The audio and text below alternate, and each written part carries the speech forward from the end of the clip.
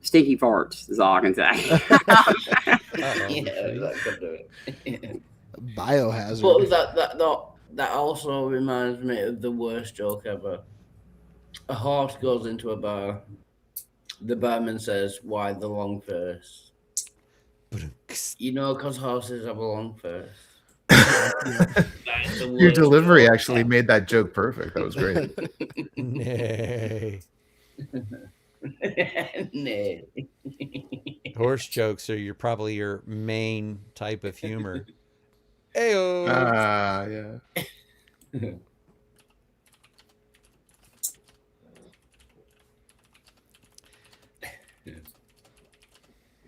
Oh yeah, and someone in the side chat says, "Don't dish hard-boiled eggs for breakfast." I actually want to go out and buy some hard-boiled eggs, then I can have one. Hey, it's Mallard. What's up, Mallard? Did we ever say hi to people? We never said hi to people. Yeah, I think we forgot to do that.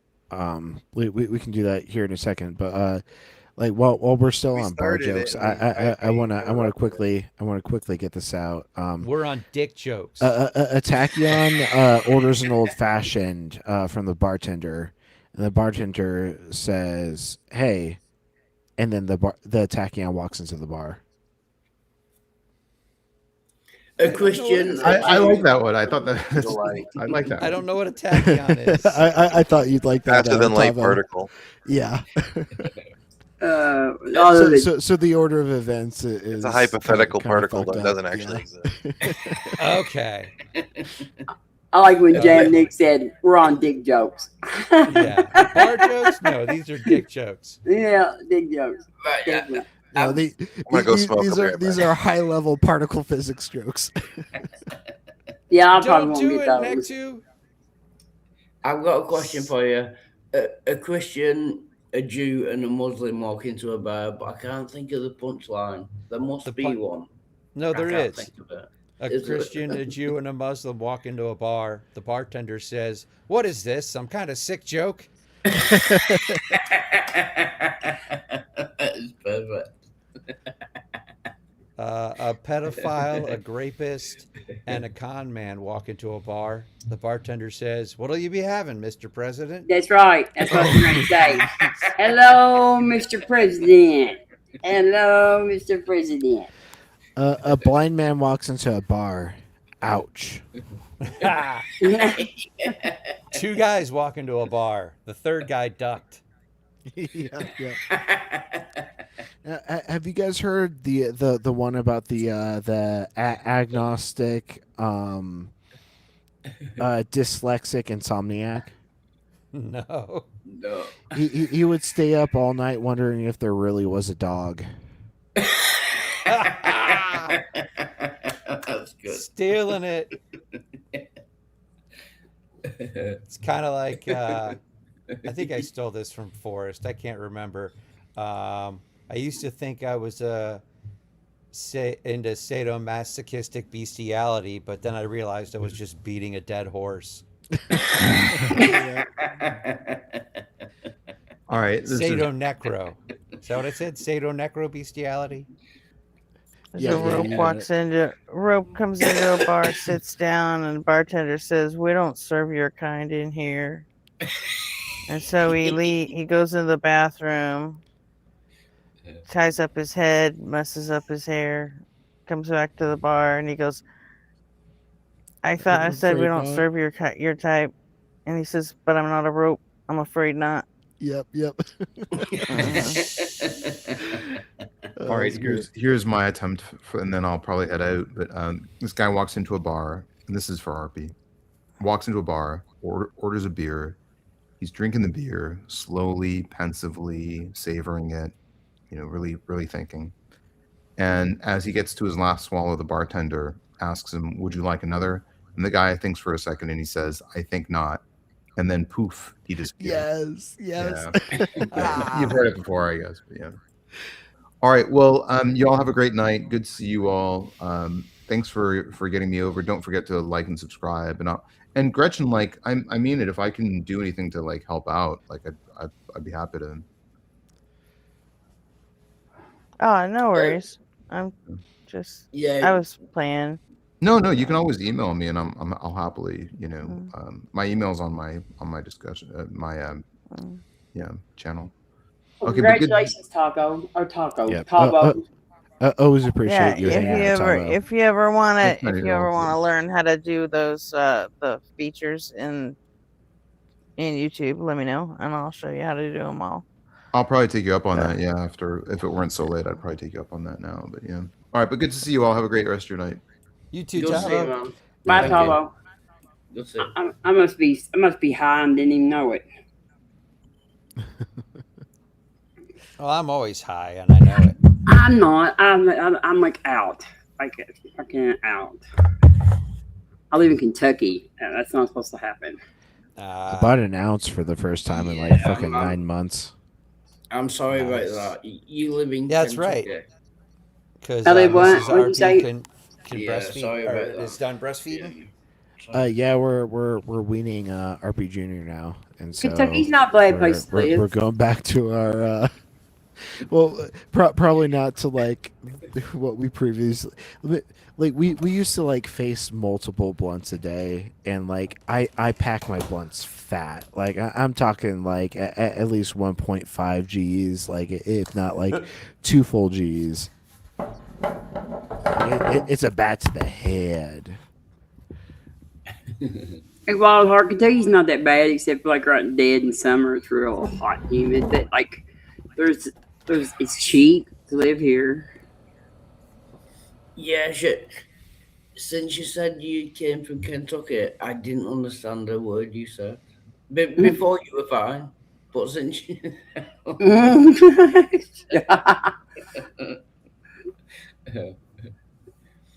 No, but There literally- once was a man from Nantucket whose member was so long he could suck it.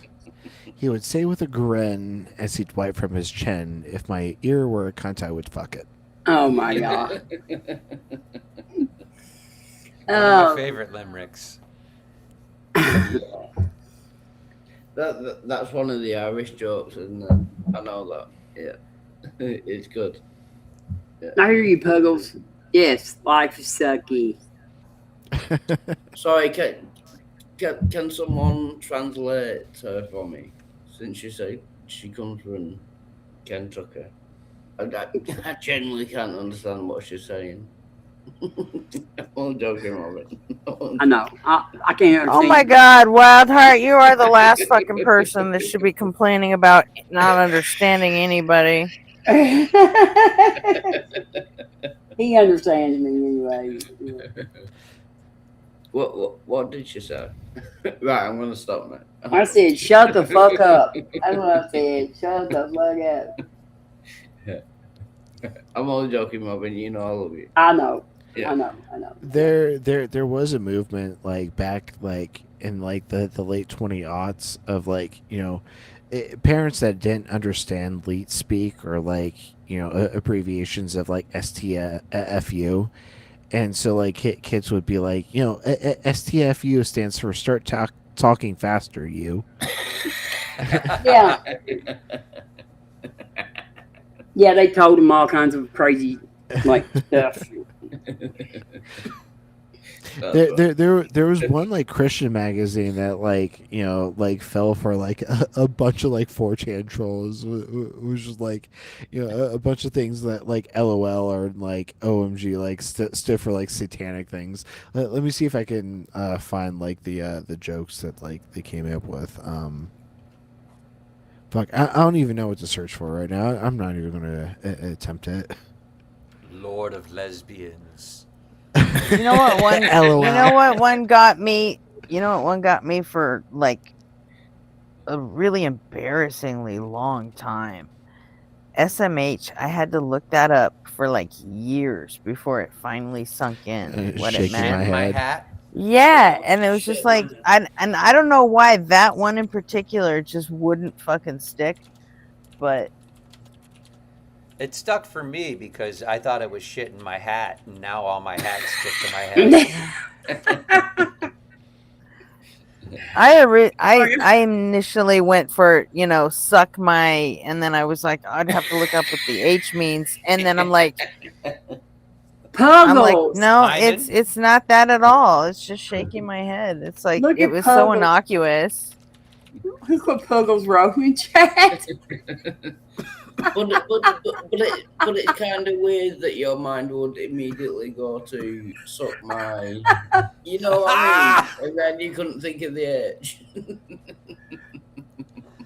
There once was a lady from Reno who spent all her money playing Keno, so she laid on her back and opened her crack, and now she owns the casino. Yeah, Puggles. Yeah, Puggles. Puggles, you won that one. Yes. Bring it. What do you mean you're not worth a song, Puggles? Come on. Puggles needs a song. Are you gonna make a Puggles song? Fucking not now. Follow me right now. I just made her one last night. Oh, I didn't know. Yeah. Want to hear it? You Yeah, soon sure.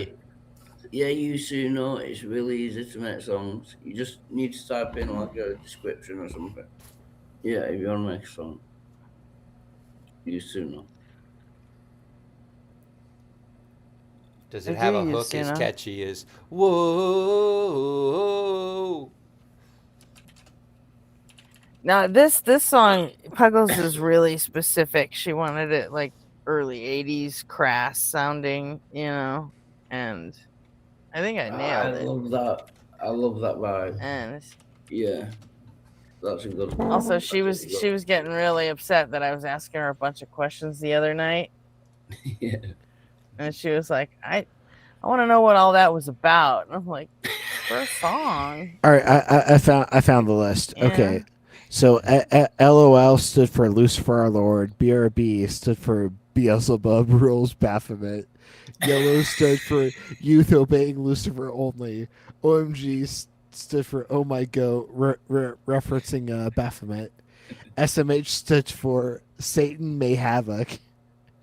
ROFL stood for Risen, Our Fallen Lucifer. TGIF stood. Thank God it's Friday. That's not really a joke. BTW, Burn the World. IDK, Idols Demanding Kneeling. IMO, in Monarch's Order. And like these abbreviations were like actually like shared in like some Christian magazine, like warning parents of like AOL speak and how it's actually satanic. Yeah, like the Satanic Panic was that in the 80s as well? 80s and 90s, yeah. Gretchen, is this going to be a binary waterfall? What? Is this going to be a binary waterfall? I don't understand what you're saying. Speaking of waterfalls, you know the difference between a chickpea and a garbanzo bean? I know. I'm not going to spoil it. The president's never paid to have a garbanzo bean on his face. Yep. It's like a waterfall, a golden shower. I try to bring the class when I'm here. Yeah, we noticed that. Yeah. Yeah, talking about someone pissing on themselves always brings a class. Yeah. Okay. Dave, nobody wants to hear about what you're squeezing. Just I'm not saying. squeezing anything. Is your name Dave? My name's Dave, yeah. Oh, really? Oh. Yeah, I was talking about Dave in chat. Oh, Tanks. right, sorry. Tanks? Indian Dave. Yeah. Yeah, he wants to squeeze in. Yeah. Little I wanna KY squeeze jelly, it. I think we can He make wants it to fit. squeeze his fam, and I want to that's squeeze it. fine, I but want to squeeze it so hard. Do not. I'm going to show you. not Nice to meet upset you, with Dave. me, I'm just Nick. frustrated when no one was getting your attention. Oh, Pugs, I love you, dear. Yeah, I just happened to not be in front of the. I was AFK at the time making some food. That's why I didn't see any of that shit in chat. So, because somebody did actually send me a Discord message, and then a bunch of people tried getting my attention in chat, and it just wasn't looking. So, Where's Frank? But Gretchen, what you're sharing is it's not going to be a binary waterfall. I don't know what that Right. means. Yeah. Okay. It means a golden shower. You know No, when. it doesn't. Okay. What does it mean? It's a type of like conversion from like specific binary format to like an audio format. Oh, sorry, I didn't know that. Sorry, we got that wrong. I didn't know that. Sorry. Yeah, that one went over my head. I didn't. So anyway, so here's Puggle's song. Everybody mute up. Oh, mute.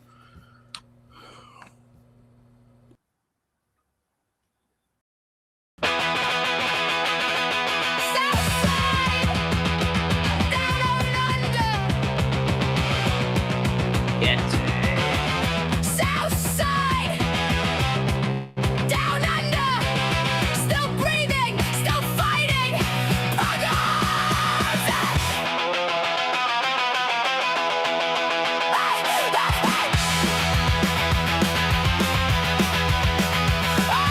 Born in the tropics, then headed down south, down gypsy roads with a punk rock mouth. Hippie communes and national parks, hardcore nights and after party larks. Fighting our way through a lifetime of pain, building little islands in the pouring rain.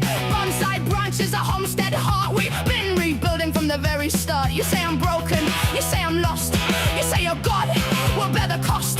But when the goddamn walls came closing in, I found my strength underneath my skin. She lives in the fierce and gritty south side, down under where the real ones ride. Heart on the line, but she's still alive. I don't need your God to survive. You bring your faith, I bring my scars. You point to heaven, I point to the stars. Unstoppable force meets an immovable wall. I don't need a God at all.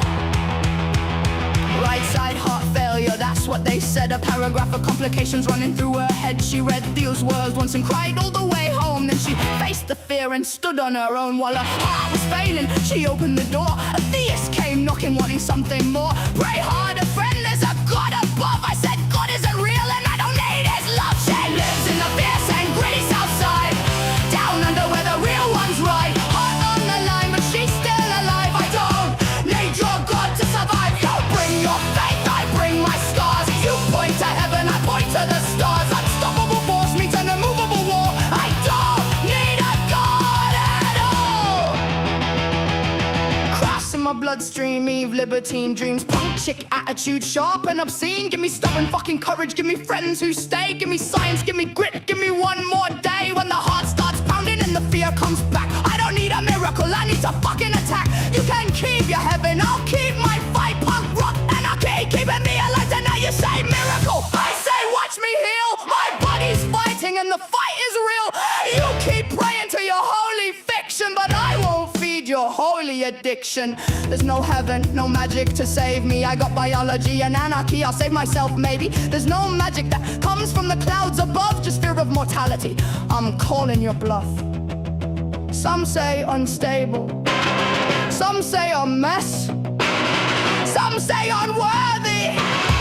I say yes. I loved, I lost, I hurt, I healed, and every scar is something real. You want an unstoppable force? You found one. No God, no Savior, no crutch. My heart's still beating. That's enough. She lives in the fierce and gritty south side, down under where the real ones ride. Hard on the line with the punk rock pride. No invisible hand is keeping her alive. Alive, unstoppable force meets an immovable object. Faith meets doubt and the argument stops dead. You can preach a heaven all goddamn day. She's fighting to live her own damn way. Scorpion punk who said I'm not worth a song. You're goddamn right. I disagree. To every friend who stood beside me, every band, every memory, every late night scream, you're worth the song. Southside, still fighting, still laughing. No God, no religion, it's just us. We're just us. From one punk to another, forever grateful to have you here.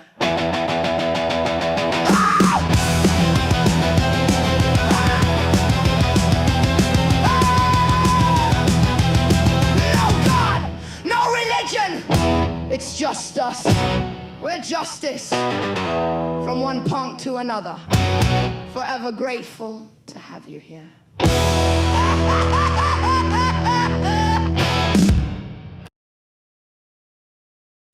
Fucking fuck yeah. Yeah, Awesome. Get it. That is the Puggle song. I like the Puggle song. You like it, Puggles? And can I Love can I you. ask a serious question? Like, what did you create that song? I really like that song. No questions allowed. Did I create it? quite- Yes. You created that. You are genius. I didn't write the music, but Yeah, I really like that. She is pretty good though. She does make the best songs. Like I write the lyrics and then I put them through Suno and with Yeah, like, but I'll ask Google to give me a breakdown of a certain band or a band's album or a band's song, and then but it's the lyrics that make it brilliant. You know what I mean? Yeah. Oh yeah, well, thanks. That's the whole point of it. So Yeah, that was really cool. Told her story in the process, which was awesome. Yeah. You know, she's a representative of what we have to do to survive when we're being told that we need some sort of higher power to do it, when we're just like, no, I'm going to trust the doctors and I'm going to let my body do what it physically, biologically can do, because that's what happens in the real world. Yeah, and Gretchen, I'm gonna leave you now. Thank you very much for having me on, but you know I'm a little bit drunk, so I don't want to ruin your stream, so I'm gonna leave. But thank you very much. I'm not upset about anything. But Wait, a little bit drunk. It's daylight there. All right. That's our wild heart. Thank you very much, Bobby. Well, that heart. Great to everyone. Thank you. Bye bye. Take care of yourself, man. later on, Wild Heart. I almost said something when he popped up. I'm like, it's daytime there? Oh, he's going to have a British accent, I bet. Ugh. I should be sleeping too. This is what a binary waterfall is. It's basically like taking like specific bits and like transferring it into like, you know, an audio signal. And so this is taking like I guess mspaint.exe and turning it into a binary waterfall. Cool.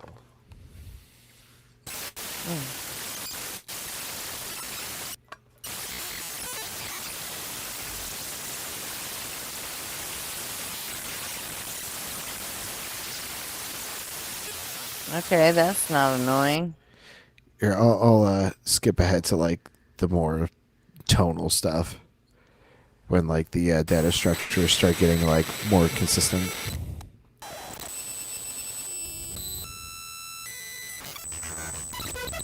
Are we connecting to AOL? Yeah.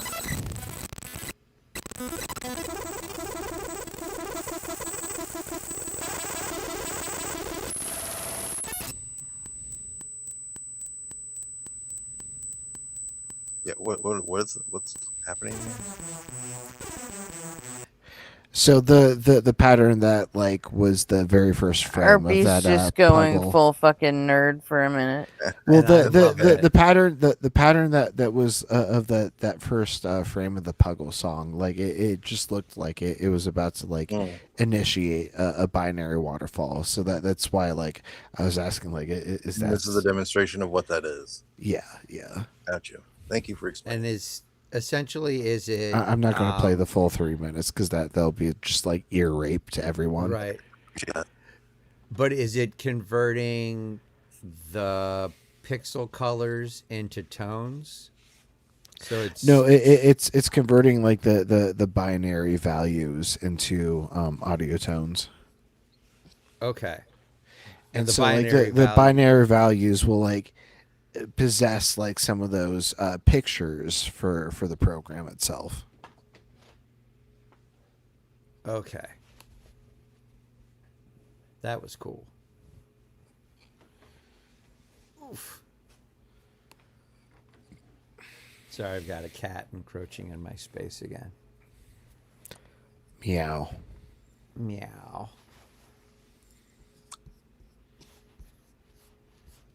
So, what are we watching? I don't know, but I'm depressed. My daughter took 2 of my cats this week. No. Took them. Yeah, she took them to college with her. So, Oh, So they'll have a good home, right? yeah, they're with my daughter, but like they're not as good as they were here with me. Because she has a dog and like snakes and lizards and all my lizards are gone. you went to college and she took a whole like zoo with her. Yes, her zoo. Yes, and so, but my other 2 cats are like none of them ever got along like really very well. But like my other 2 cats have acted so weird since those 2 disappeared. Like, but my little red cat was like one of my favorite cats, and she took I'll her. be right back. RP, right back. And I miss my little red cat. You had a red cat? Yeah, Little Red. Her name was Little Red. Mm. I don't think I've seen a red cat. You sure it wasn't a fox that you thought was a cat? No, it wasn't a fox. It was a red cat. Like, Oh. I'm finding some pictures now. Damn. I'd never looked up red cat. Yeah.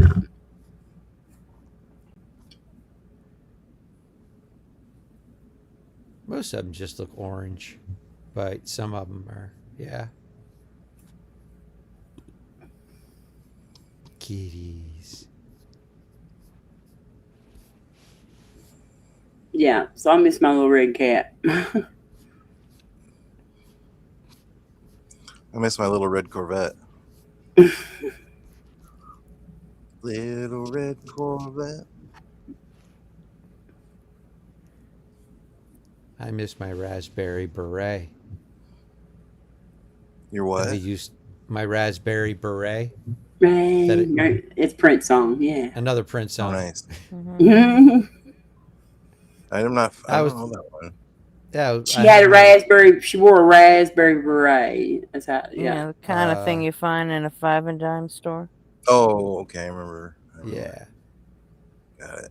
So now we need to just ask AI to create a picture of someone driving a red Corvette, wearing a raspberry beret, and the purple rain. Right. While doves are crying. Yes. With the sound of doves crying.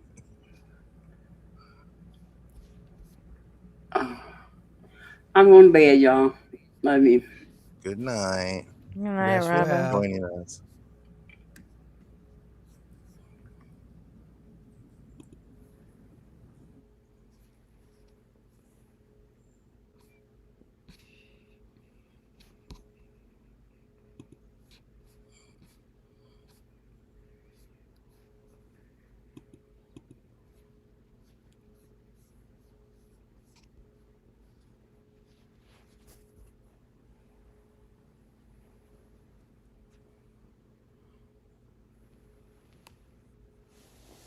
Robin took the whole party with her. I think.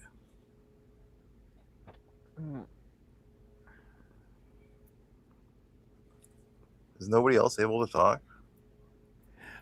I trying to get my headphone close enough so my cat purring would get picked up by the mic during the dead air, but it didn't quite work. I had Fry, my dog, on my chest earlier, and he was panting. You could hear that.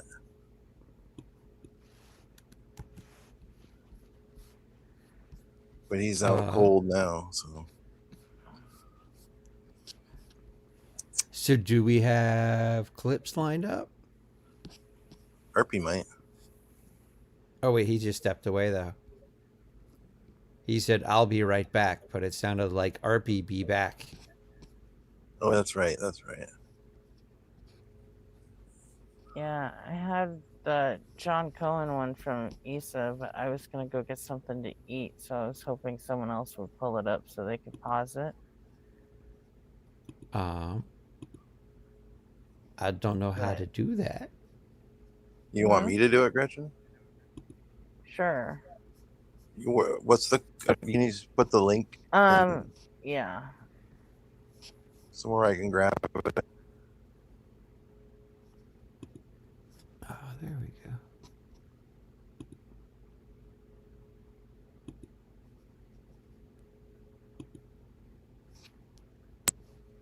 Okay. It's in the private chat. It's all queued up to the right timestamp because Issa went through and found the best call. So Thank you, Issa.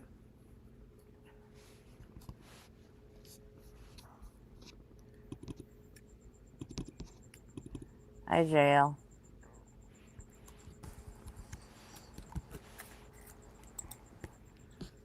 Whoops. I need to start it.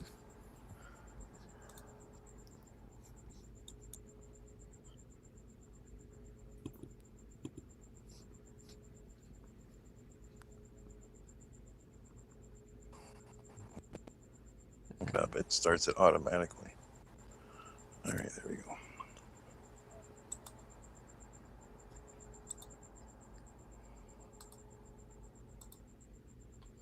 Oh All right. yeah, JL. I saw that. I'm not touching that shit with 5-10 foot poles.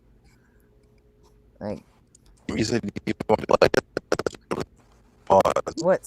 Something's going on. Is he cutting out for everybody else, or is it just me? Yeah, next to you, you just got choppy, robot-y audio. How about now? Yeah, Sound perfect. it's better now. So Oh, I need to switch mics. That's why. This mic is yeah, dead. you're doing it again. So Shit, where did I put my keys at? Oh, there it is. Yo's D's nuts in the house. I made a D's nuts joke recently yeah. on async, but we got D's nuts in chat. I'm gonna say hi to people while you get that ready. JL Warren I've got a seen- hi.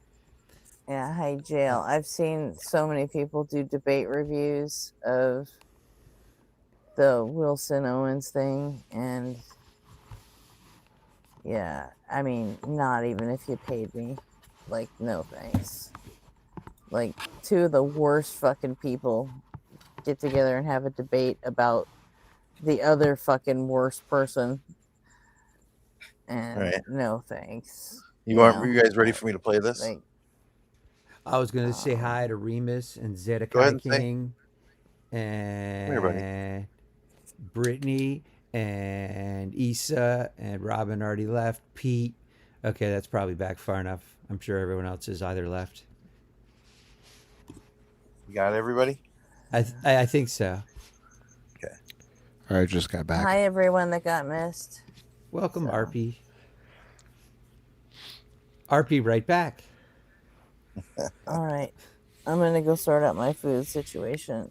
All right. We ready to Hey, dive in? Gretchen, go sort out What? your food situation. Okay, I think I'll do that. Cool. You just did It's a what hell of Jim an had told idea. you to do. I just shoved a cupcake down my throat. A calf cake? A cupcake.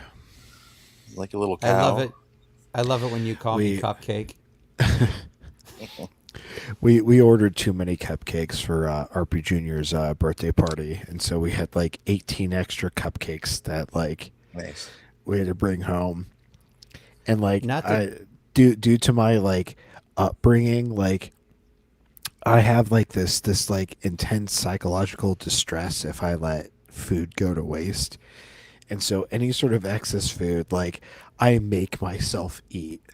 And so like I've been like eating nothing but leftovers and What's up, like John? desserts from fucking RP Junior's birthday party since Saturday. Now, Oh, he not to hasn't be a joined yet. contrarian, but I have to disagree with the statement, too many cupcakes. That is factually inerrant. There can never be too many cupcakes. What's up, John? Morning all. How's everybody? Hey, good Doing morning, dude. well. Yeah, sorry I've not been about for a little while. You've Sorry been about what? enjoying your holiday, right? Oh no, I'm back off my holiday about 9 days ago. Hey, wait a second. How did he get up there? I brought him I up. think RP brought me up. You did? Wait, Yeah. no way. Wait, How the fuck did you do that? Let I me just try clicked something. on his name. Is he gone? Yeah. So He's gone, Yeah. Yeah. and he's back. Yeah. Yeah. No way! Holy shit! so it's fucking maybe- working. Let's go! Let's Maybe go! maybe we should ease up. Maybe we should ease up on the he's gone and he's back, because the reason I've not been about for a week or so is because I spent the better part of the last week in hospital. Oh no. Oh shit! Bummer. happened? So you could have brought your own video up on screen. Who? Arby? You. Me? I did If you bring can this bring a up. guest up, you could bring your video up. I did bring the video up. No, I put it on screen. And then I was going to get something to eat. This is a But- huge win that everything's Oh, I working. see what you mean. But I didn't. But I didn't know that. let's be sympathetic to John. Oh now, no, like- it's fine. It was just it scared the shit out of me. On Thursday Okay, well, morning. now that it's working, I'm going to send your team link back to you, RP. Yeah, Nice. on Thursday morning at about 4 o'clock. I still don't know what woke to tell up. RP about getting his avatar. I don't know what that his is. Just that behaves differently than mine. Sorry, John. No, you're good. You're good. It's fine. I think we've resolved what It's went just- wrong now. I think. This time, RP, instead of like signing in with Google or whatever, just click on the sign in with YouTube link Okay. and see what it does. I'll worry about that later. But John, go ahead and. Yeah, I woke up at 4 o'clock on Thursday morning, which what I thought was just another one of those little sort of increased heart This rate. is last Thursday you're talking about, right? Yeah, You just know, gone. or I could just fucking worry about it later. Whatever. You know what? Do you? Yeah, and my I woke up with what I thought was just another one of these like slightly elevated heart rate anxiety attacks, and then all of a sudden it felt like a rubber band went snap in my chest. And You got a heart attack? not a heart attack, no. I went into AF, atrial fibrillation. So my heartbeat went up to 205 beats a minute, and it was dysregulated. It wasn't in the correct order. So I was borderline passing out. I woke my wife up, and she's a neonatal nurse. She checked my pulse and phoned the ambulance immediately. It took them 4.5 hours to get my blood pressure and my heart rate back to normal. And I spent basically the whole weekend in hospital under Jeez observation. Louise. They still don't really know what caused it. They think I might just have a predisposition to it. Yeah. But Scary yeah, stuff, it's, still. so I'm now on beta blockers and additional electrolytes and stuff like that. I'd say cut alcohol out of my life completely. Not that I drank a huge amount. No coffees. Sure. Are you on like propanolol? Propanolol, yeah, exactly. That's what I take. Let's go. Yeah, my wife takes it as well. I It's, take amateur Panadol. but yeah, it's needless to say, yeah, like my kids, like because they're off school and all the rest of it, ambulance, peels into the driveway at 5 o'clock in the morning, sirens blaring. Yeah, a It little was, concerning. Yeah, I mean, I thought I was toast for a minute there. Like I was it was taking them so long to get my heart rate and blood pressure. My blood pressure was 180 over 170. Just absolutely insane blood pressure. I know, right? They were worried I was going to stroke out. It was just they gave me, I can't remember what the beta blocker was. It's an IV beta blocker that they were giving me. They gave me 15 milligrams of it and 3 5-milligram dosages, and they pushed the last 2 5-milligram dosages as a bolus, which means they just fucking jammed it in. And that eventually worked, but they were at about the point where they were going to start giving me blood thinners, which they didn't end up having to do. But yeah, it was pretty fucked up, man. Yeah, it is. Sounds like a wild night.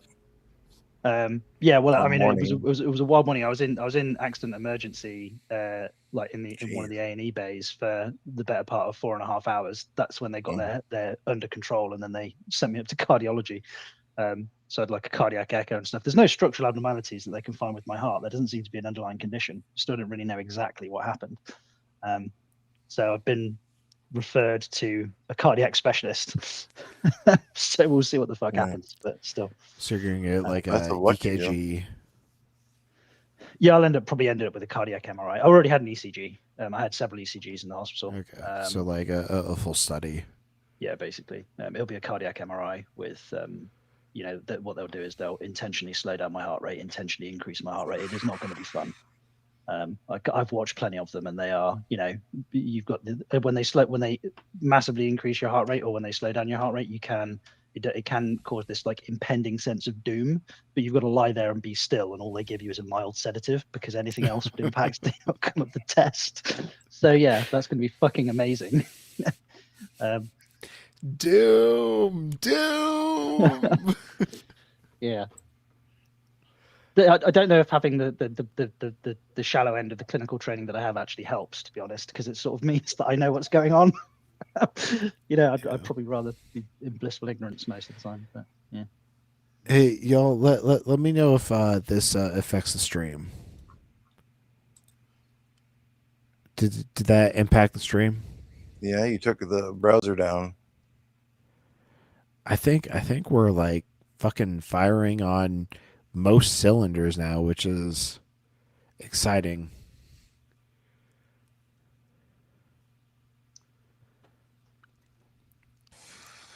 Tell me, Yeah, sorry, can you hear me when I say this? No. I don't hear anything. A B C D E F G H I J K L M N O P. Yeah. Now I hear you. Let's go. Oh my god, they fucking fixed it. Sweet. Nice. That solves a lot of problems. It really does. Right? I don't know. I just saw John was there. I saw him and I clicked on his face, and then I said hi to him, and then he said hi back.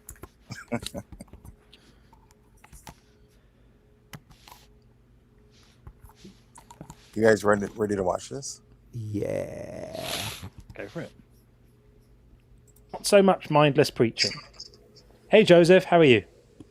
I'm doing all right. How are you? Just woke up. What? Good. What's going on? I'm glad you're awake. I'll get your name, Tad Lock, as well. Get your name up on the screen like that. Welcome in. Right, we're saying God is evil and silly. And people are saying, well, look at all the wonderful stuff Jesus did.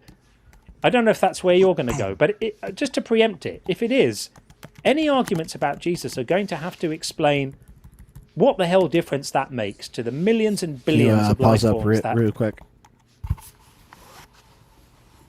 Jam, if you're doing a lot of typing, can you mute up for a moment? Sure. Cool. Appreciate it. All right. Good. Get back to it, Act 2. Thanks. Lived and suffered and died before Jesus came along. Right. So I'll touch on that briefly, but I've heard y'all debate this for like the last 5 minutes. Yeah. Jesus never once did he say, we're not going to suffer. Never once did he say that. He said, we are going to win.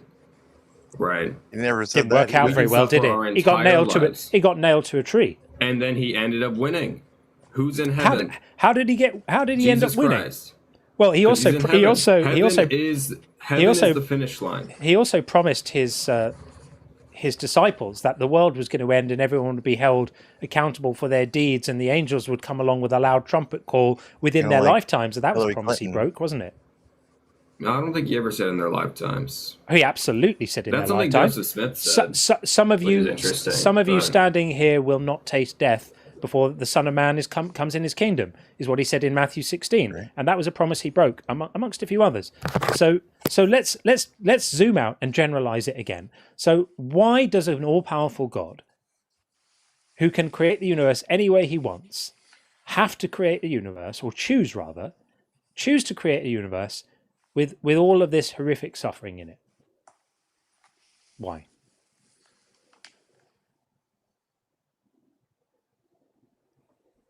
Oh, He's teacupped. You seem to be teacupped.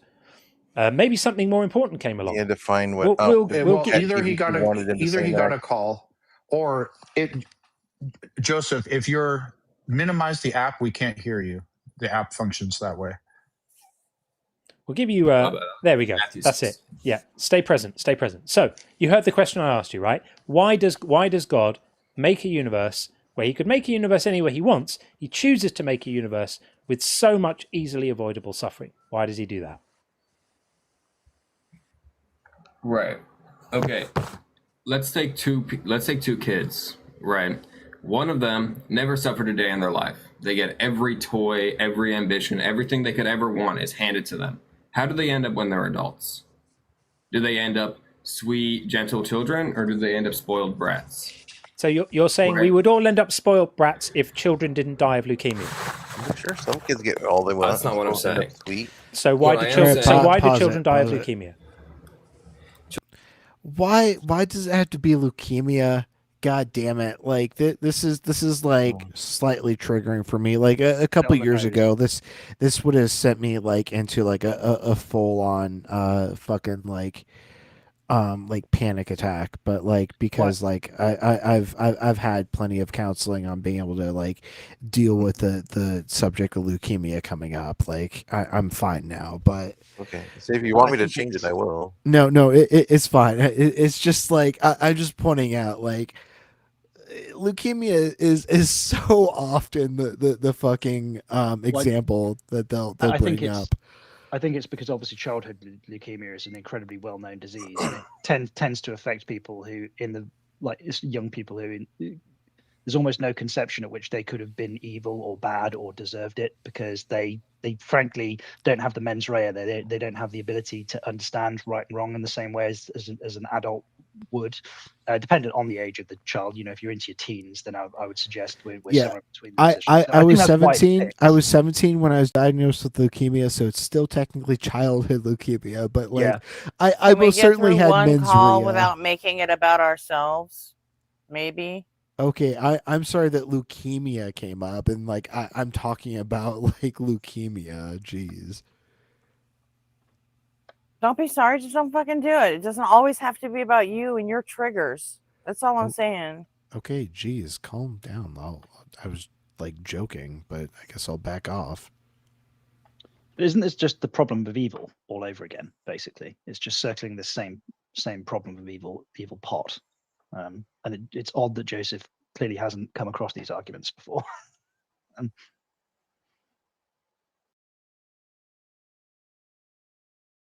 Children die of leukemia. I can't tell you that. I'm not God. I can't tell you why kids get sick. So but could God stop the children dying of leukemia? Theoretically, I'm sure he could. He could do anything. But he chooses not to. Anything logical. But he chooses not to. So, right. So I'm suggesting that a God who imposes. I'm not saying that God needs to give us the perfect life with absolutely everything all wonderful. And by the way, an all-powerful God could give us the perfect life with everything all wonderful and ensure that we all turn out to be model citizens too. But even if we indulge in, and then we broke his law. Well, we didn't, because it wasn't perfect, was it? Because otherwise it wouldn't have gone so catastrophically wrong, and he wouldn't have been, forced or persuaded to mess everything up as badly as he did. But you've said God could prevent the children getting leukemia, but he chooses not to, and you don't know why. Well, I'm going to posit to you that a God who chooses to give children leukemia and then die and have their parents bury them in boxes is not all good. Is not even remotely good. I think it's pretty disgusting. Right. A God who could avoid it, who could make the universe exactly as it is, but just without the leukemia, but chooses I'm going to have the leukemia anyway, is pretty evil, don't you think? I think you're misinterpreting what this life is. This life is not the end-all, be-all. This life is the prequel. Right. Okay, we are in constant pursuit of eternal life, not this life. Yes. This is just this is worldly desires, worldly needs. None of this will matter when we're dead. Joseph, if if I punch you in the nose, and I'm not threatening to, I'm not a violent person. If I punch you in the nose and then later on I give you $50,000, yeah, so yes, you got punched in the nose, but to me, I can't speak for you. That would be well worth it. I'll let someone, maybe not someone like Mike Tyson, but I'll let someone punch me in the nose for 50 grand.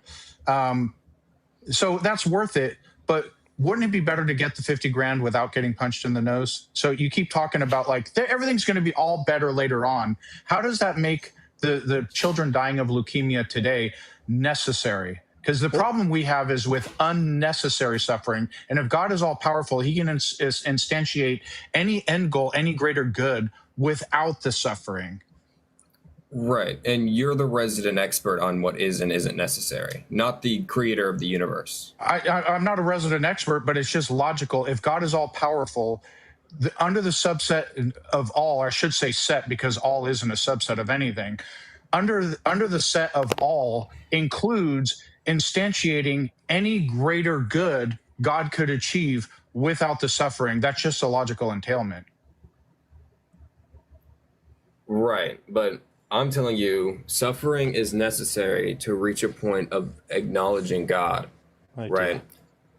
No. Do angels acknowledge? Do angels? Two questions. One, do angels suffer? Two, do angels acknowledge that God exists? Acknowledging that God exists and having faith in God. Please are two answer. very different things. Please answer. You just said acknowledge God. So why are you bringing up faith now? You're kind of changing the goalpost here. Okay. Well, so you said suffering is necessary. I misspoke. That is my bad. Go ahead. Okay. So go. So what's your argument? God. Okay. Well, as far as angels go, I can't really speak on angels. I haven't read the Book of Enoch. I'm not very familiar with angels. But why does God have to arrange things in such a ridiculous way that people have to suffer in order to acknowledge him? Why not just we are told that we will understand that in eternal life. But this is just a cope. This is just you're asking difficult questions. I can't answer them. We'll understand it later. I'm telling you that this stuff makes absolute.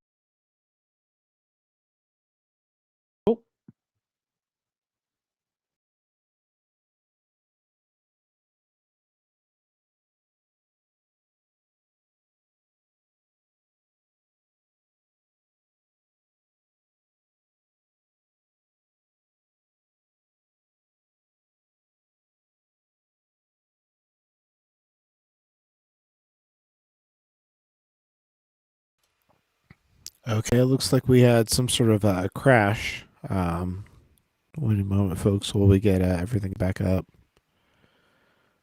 What happened? Some sort of crash. I don't know.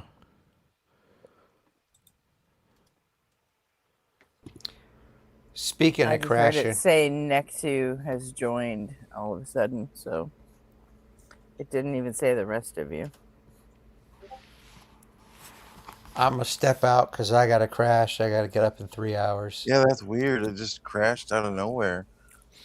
So okay, Jamnik. Have a good night. Thanks for joining us. My pleasure. Maybe I'll see you in the morning. Yeah, it's always good to have you. I don't know if it's relevant to the crash, but on my end at least, the audio wasn't synced up to the video. Like I heard a glitch, an audio glitch, and then I looked. I was like, I think it was a connection issue with Nectu. Yeah, I agree. But why would it kick all of us? It makes no sense. I didn't see it did kick all of us. I only saw it kicking Nectu and the screen he was sharing. It kicked me. Yeah, it kicked me as well. I just got an empty. Well, this isn't StreamYard anymore, is it? It's whatever you're using now, Talk Studio. Anyways, Arby, will you bring up your browser so we don't have this issue again? It's at the 3 hour and 50-minute mark on that video. 3:52:35. Okay. And it's in the back chat. Yeah. Thank you. 3:52.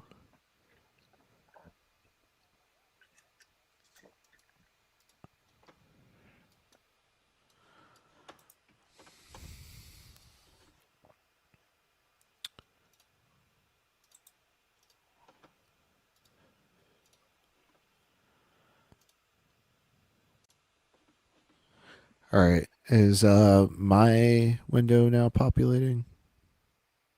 Or no, it's no longer. What? All right. Is this my window now? Yeah, I took mine away. Okay.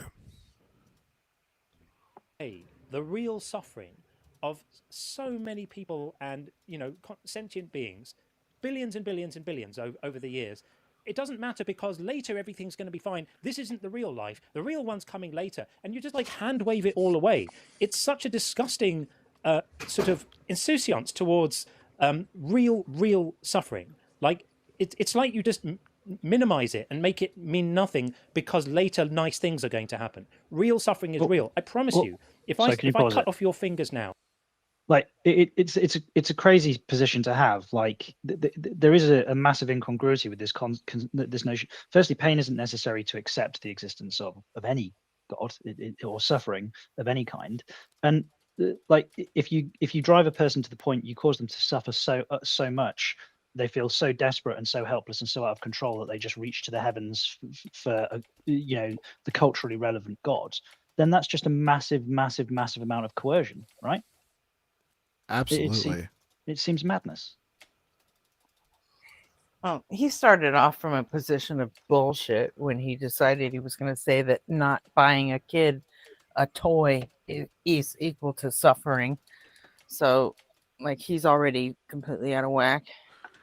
But it's exactly that. It's like saying to a kid, "Hey, if you don't behave, I'm going to take that toy of yours and I'm going to burn it." Well, the kid obviously doesn't want the toy, and they might behave, but it's not because you've explained to the reason why they should be doing what they should be doing. You've just given them a consequence that they don't want.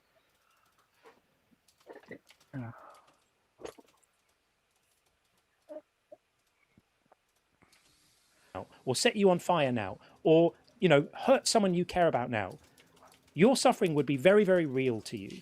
And it wouldn't become irrelevant because one day later in some other place, some imagined realm somewhere, something nice might happen and God might give you a pretty balloon and some cake. It's such a disgusting, dehumanizing way of looking at the world. And part of the reason I hate religion so much is that it disconnects people with the reality of human suffering. And we are actually better humans when we engage with it authentically, which is to acknowledge its significance, not minimize its significance by going, oh, well, it doesn't really matter. All the bereavements and the pain and the agony and the suffering, they don't really matter because this life isn't the real one. The real one starts later. That's not living an authentic human life. And it's to minimize so much, which is important. Can you take that on board as a perspective? I can understand that, but I'm not saying suffering doesn't matter. I'm saying it's for perspective.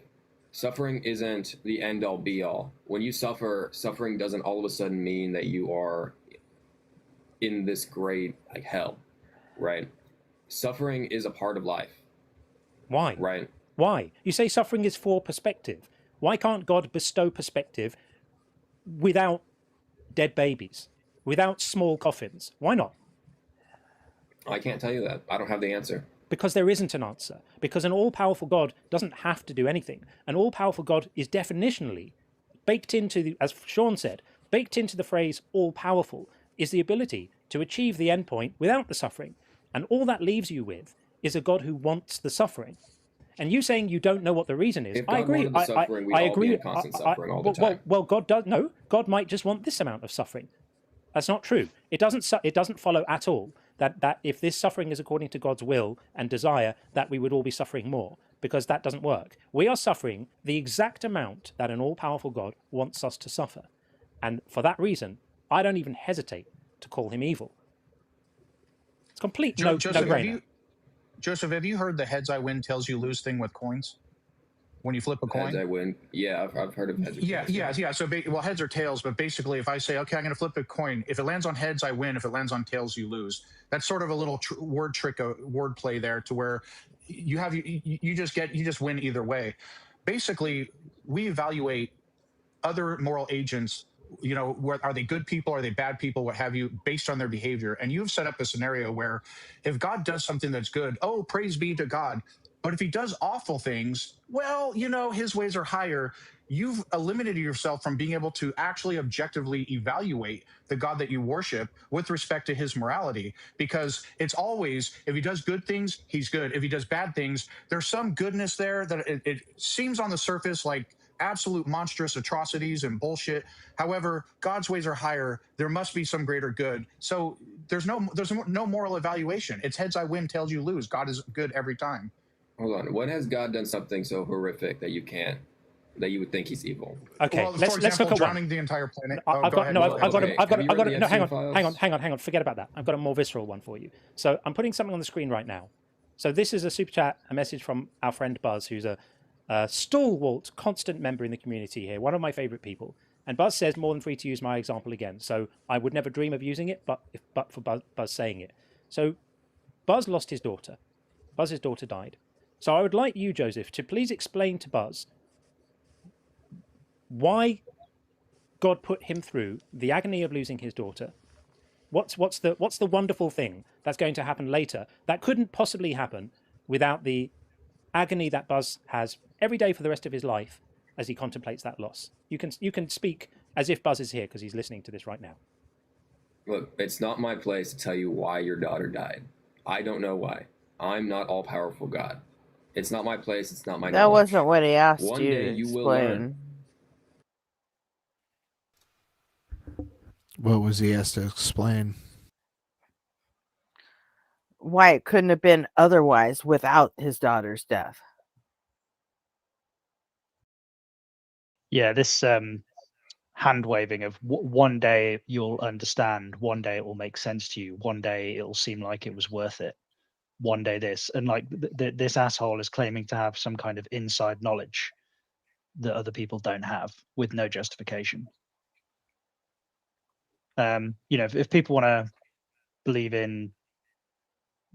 that they've been through some unbelievable suffering that's just been doled out by the universe for no seemingly good reason, and that has some kind of meaning and that gets them through the day, then fine. But you don't get to rock up on somebody else's doorstep and make that claim for their loss, It's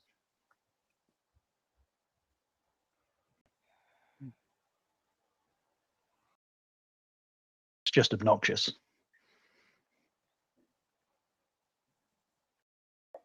And that's all you can take comfort in. But you can pray about it. You can ask about it. It's pathetic. I'm so sorry. Because you have to grapple with the fact that your all-powerful God could have achieved that one day without Buzz losing his daughter. Explain that.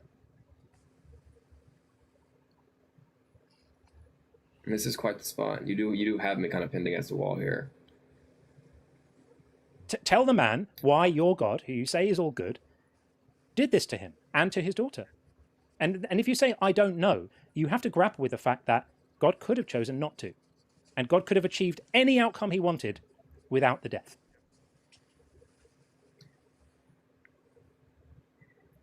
This goes back to you believing that death is the finale. No. Death is not the finale. Death is the beginning. Whether it's the finale or not. Where is his daughter now? His daughter is in God's arms. Please don't tell my friend Buzz that his daughter's death was not the finale, because that's very insulting. That's not insulting. That's one of the great. That is the greatest blessing, is to be. No, it's actually horrific. Into God's arms. And Buzz is Don't say that. But Buzz is saying that wasn't a fucking answer, man. And I don't blame him for saying that, because it's like a greetings card. Death is not the finale. It's like a greetings card. Joseph, you literally just called it a blessing. That's to reach eternal life. Yes, that is a blessing. Okay, I think that's enough. I can't. Fucking that's cope. too disgusting. Sorry, man. You have to go away and think about that. You have to dwell on that one, because that's too much. I can't. I'm not going to put my friend through hearing someone describe his tragedy as a blessing. That is actually depraved. Fuck that. People. This is a common thing with Christians, and even if they mean well, listen, Christians, if you have a friend you don't know, if they're a fellow Christian, different, but if you don't know their theology, or they're secular or atheist or what have you, and they lose a loved one, don't ever tell them your loved one is in a better place. Don't ever call it a blessing, anything like that, because that's one of the most insulting things you can possibly say to them, even if you don't intend it to be so. So please don't do that. And Tim quite rightly says she should be in his arms. Absolutely right, Tim. It's completely depraved. Now, I appreciate we put Joseph on the spot there. That was hard to listen to. The reason I ended the call was I wanted that moment to be the I like the way finale. I John wanted that handles to be it, the though. final thing. I didn't want that moment to be lost in a broader conversation where it just became a detail of the conversation and not the focus point of it. And if Buzz gives me his permission, I'm going to clip this because I think it's going to be a powerful point to make. I think it's horrendous. And it's just so easy to dismiss human suffering with a casual wave of the hand.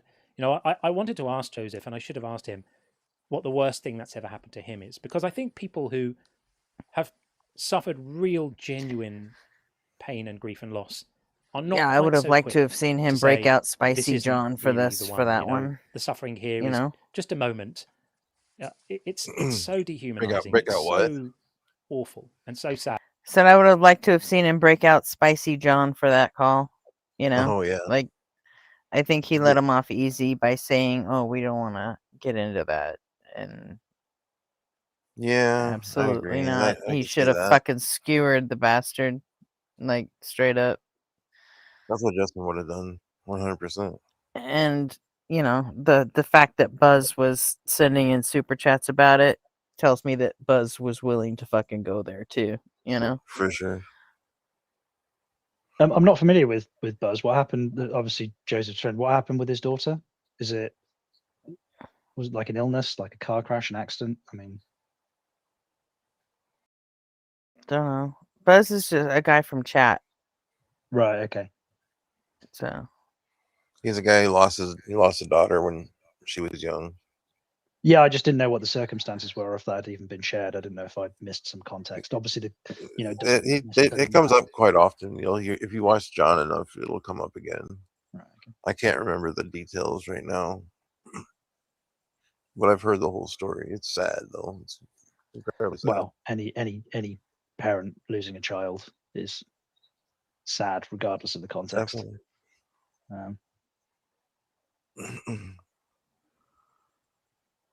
The only reason Buzz, I'm really oh, sorry, go on. No, sorry. What I was going to say wasn't that important. It's fine.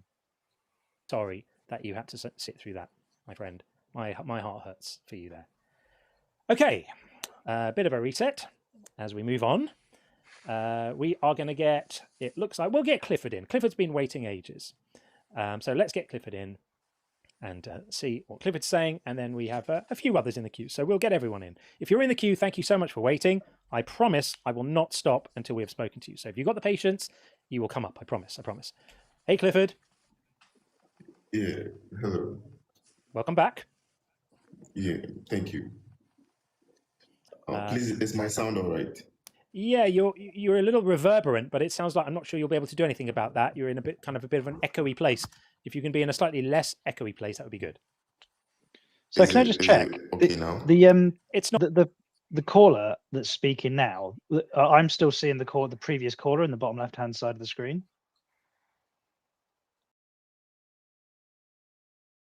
Is anybody else seeing that? Like this guy called Sean James P. Oh, I was muted. Yeah, no, that's Sean. He's a partner, not Is the he? caller.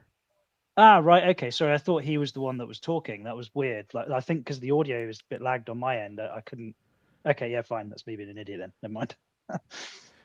No, it's not you being. It's just you being unaware of like the structure of John Cohen's show. So like, Sean is kind of Sean's like his co-host. the co-host. Yeah, exactly. Right. Okay. Got you. Not great, but we'll manage with it. It's okay. We can hear you. Okay, We can hear you. So I don't want to start from where the other gentleman ended. I want to start afresh. I have two questions. For asking those questions, I have to congratulate you guys. You guys do so well. The amount of hours you spend answering that question, I think that you guys deserve an applause. But I have questions. I don't know how my first question relates to the topic, but I would want you to answer. You're breaking up, Clifford. Start So from my first question like is 10 seconds ago. Go ahead. You're good. All right, I want you to answer my question in just a yes or a. First question is. We'd be delighted to answer your question if we can hear it, but sadly you're cutting out quite a lot, Clifford. We can't hear what you're saying. The same. Clifford, can you get better signal? Please. Yeah, I think it's better now. Yeah, can you hear me now? Yeah, go ahead. Yeah. Ask your first question. Hello? Yeah, ask your first question, Clifford. So my first question is, just answer yes or no. Yes, sir. Just think about it and just answer me in a yes or no.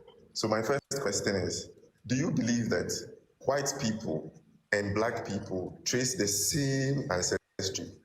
Yeah. So that's my first question. Of course. Yes. All people do, and not just people. All mammals do, and not just mammals. All life does. Every single living thing on Earth eventually derives from the same ancestry. Okay. So my second question is, do you believe in Jesus Christ, not as the spiritual being, but as the human being who has a DNA that he actually lived on this planet? Do you believe it's true, or historically it's not true? I think it's more likely true than not. I'm not solidly strong on that, but I'm yes or no. Freely, yes or no. I am answering your question. There are degrees of belief. I'm saying I have a mild degree of belief that it is true. So you are saying no? No, that's a yes. It's a gentle yes. It's a yes, but not too confident. So I would say yes, maybe a 60% likelihood. Fine. So you are saying that there was a man named Jesus Christ who actually is recorded that he actually walked on this planet. You say it's 60% true, right? Yeah. I think the chances are that all of these stories are probably based on someone who existed. I wouldn't even go to he was called Jesus Christ. I wouldn't even go extend to that. I think that the stories of this Jesus figure are probably based on someone who existed. That's as much as I would give you. No, you are trying to lie. Please, no. Just say the truth.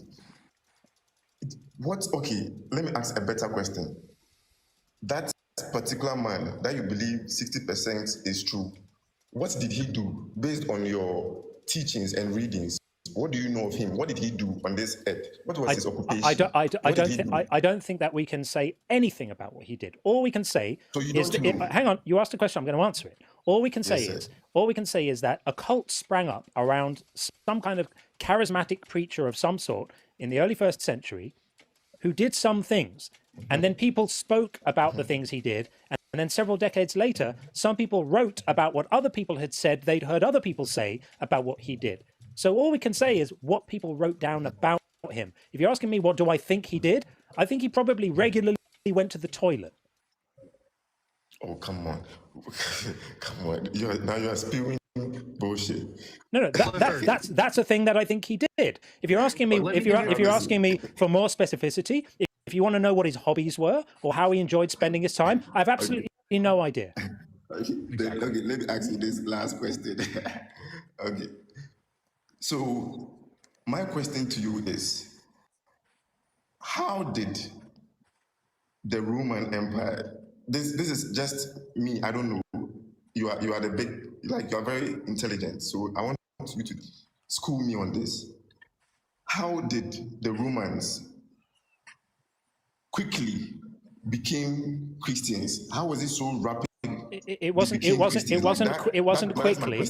It wasn't quickly. It was a fringe cult for about 400 years.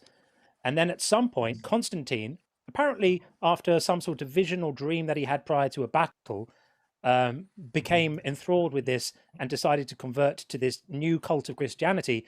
And at that point, it became the official religion of the Roman Empire. And at that point, it spread by violence.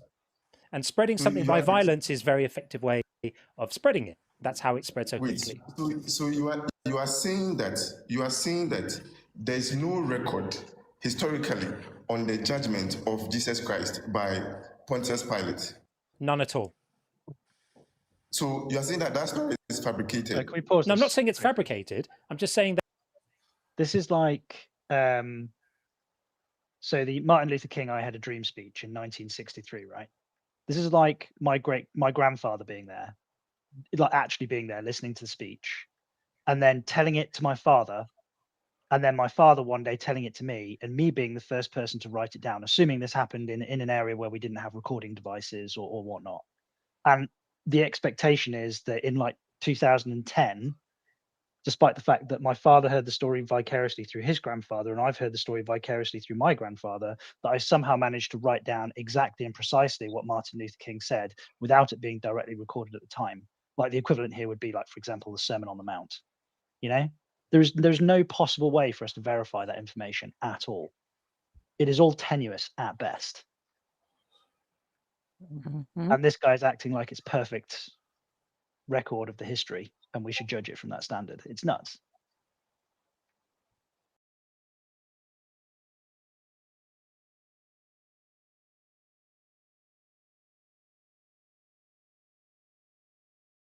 That it's in the Bible, and there are allusions to it in other writings, but there's no contemporaneous historical evidence that it happened.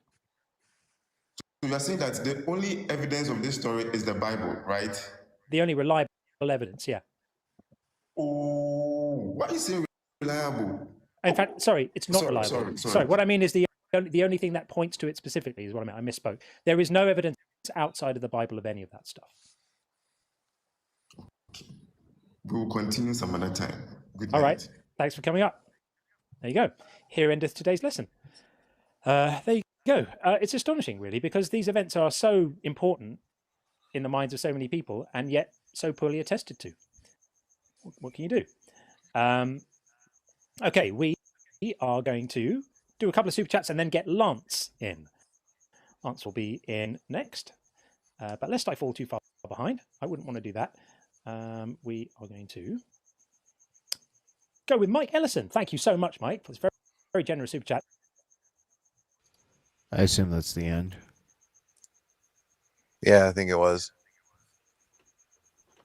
All right.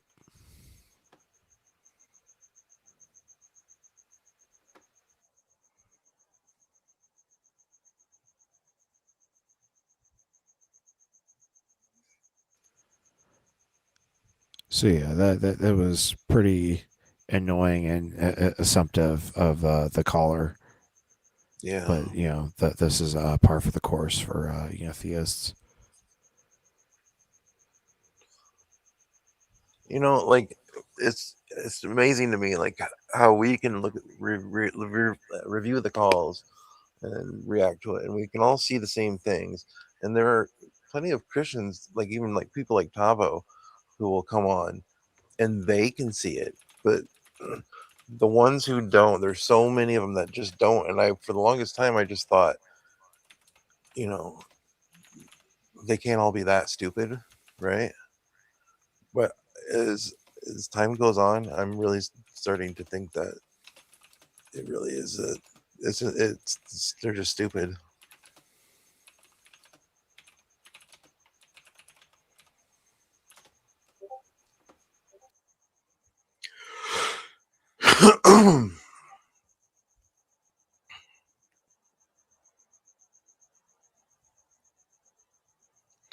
It's getting late. I'm getting tired. I'm having a hard time keeping my train of thought. I should. No, I don't want to stop yet though. But maybe I'll go smoke again. Wake myself up a little bit. Come back for another video. You want to find something for us, RP, while I go smoke Yeah, and wake I'll up? look around. Okay. I'll make it quick.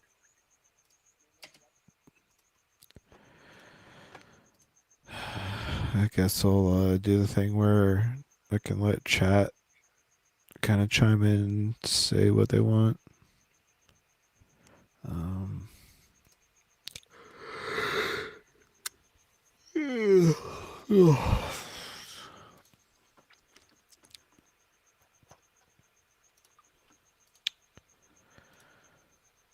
right.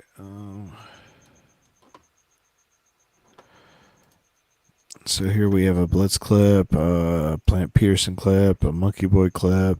I guess we can wait on Sean Cohen since we just did him. An unapologetic clip, since unapologetic has started posting clips, which is fucking exciting. Let's go. And then an Ian clip. So the Blitz clip is MAGA crashes out over climate change. The Planet Peterson is All of those look good. Guest is firmly committed to believing nothing. Monkey Boy Muslim defeats himself, claiming nothing can't come from nothing. What I do mean, you want to watch, Gretchen? Are you still with us? I don't care. Gretchen wants I'm to here. watch Monkey Boy for sure. Well, we should watch. Another thing is, I don't since I don't watch kidding. Mezzo as much as the other guys. Like I would watch Mezzo more. It's just I don't catch as many of his streams because of the times that he streams. But if you guys ever want to watch Mezzo clips, I'm down for that too. Well, Mezzo doesn't really clip very much. Like he Well, you just know how kind we of can find does a the call stream. Yeah. in a stream or whatever. We can do that too. Is all I'm saying. He's been posting a lot of shorts lately. I didn't realize that. I don't think I've ever seen a short from him. Should Yeah, check him out. like fine pruning or whatever. He's There's like one right fingering there. this guy's That mouth. was from this morning's stream. Nice.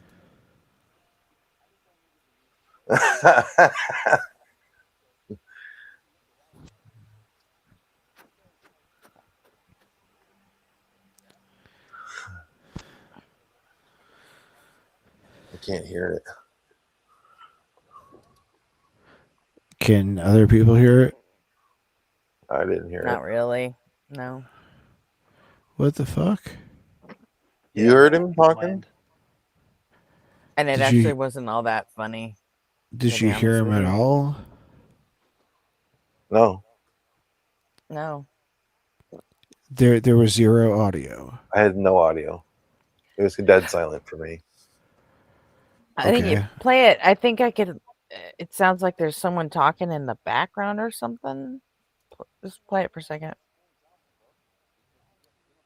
No, there's zero audio. Zero audio. What the fuck?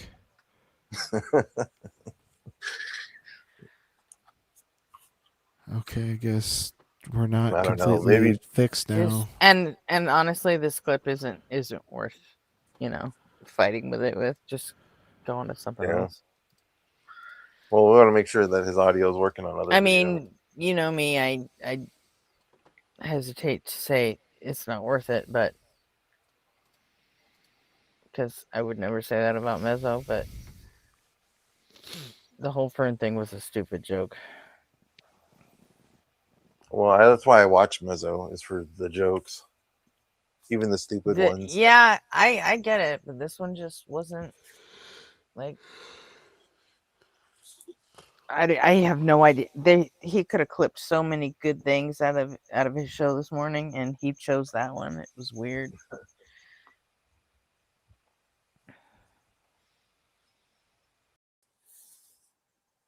All right, I'm gonna go have a smoke. I'll be right back.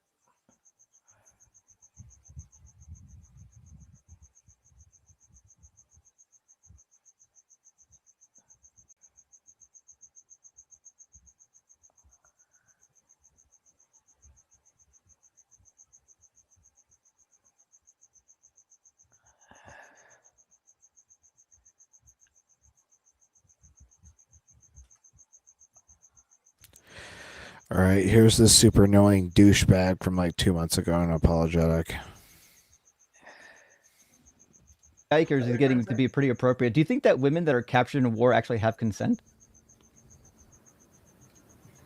I'm telling you that Paul says I'm asking for a yes or no to my fucking question. Do you think women captured in war have consent? And you're a fucking idiot. How about that? I need the answer to the question. Good answer. Yeah. You know what? Let's debate on the atheist experience. We'll see. I would run the Do you fuck think away you're from gonna this do one better? too. Can't blame you. That checks out. Yeah. Okay. I'm not running away. Dude, It certainly looks like you're running away. It looks like we are going to make some extra time for one other guest, Yo, who has been waiting patiently with his probably audio and camera turned on. So welcome in, Yo. Yeah, you guys can hear me? Yep. Yeah, you guys can hear me? Nice. All right. Yeah. Well, this is Yeah. the first for me. Yeah, Welcome. sure. Are you at least 18 and do you believe in God? Yeah, I'm 20. And what God do you And, believe in? I do believe in the triune God, yes. Sure. So, like the God of the Bible. Didn't we cover this asshole on our Yeah, that would be UA analysis one day? I don't remember that. I could just be mashing everything up. It all kind of You look- blurs into. He honestly over each looks like other. he's on fucking coke from like the like fucking like head like jerks and shit. Yeah. Like I've been around plenty of people on coke, and like this guy is giving me like coke vibes for sure, 100%. Maybe he's got a window open and there's gusts of wind that just touch his hair like hairdo. I remember he seems like the white suburban version of Minar. Yeah, that's probably fair. That's what he. Yeah, he too has lost the sleeves to his shirt. Yeah. One. Okay, sure. And I'm assuming you guys are atheists? Yes. You got us right. All right, good. Yeah. What makes you think that God is real? Well, it's due to more than a couple of reasons, but one of them would be the absurdity of the view that God isn't real. So the moral argument. Okay, so starting right off the bat with an argument from personal incredulity. Very, very strong. Mm. There's also the tag argument. Oh fuck, we're cooked now. He almost tried to call tag the teleological argument, showing that he doesn't actually know what these fucking words mean. Not tag. You're cooked, yeah. Teleological argument. The Wait, see, he literally just went on to like confuse the two, like I was making fun of him for. So yeah, this guy is obviously a know nothing dumb fuck.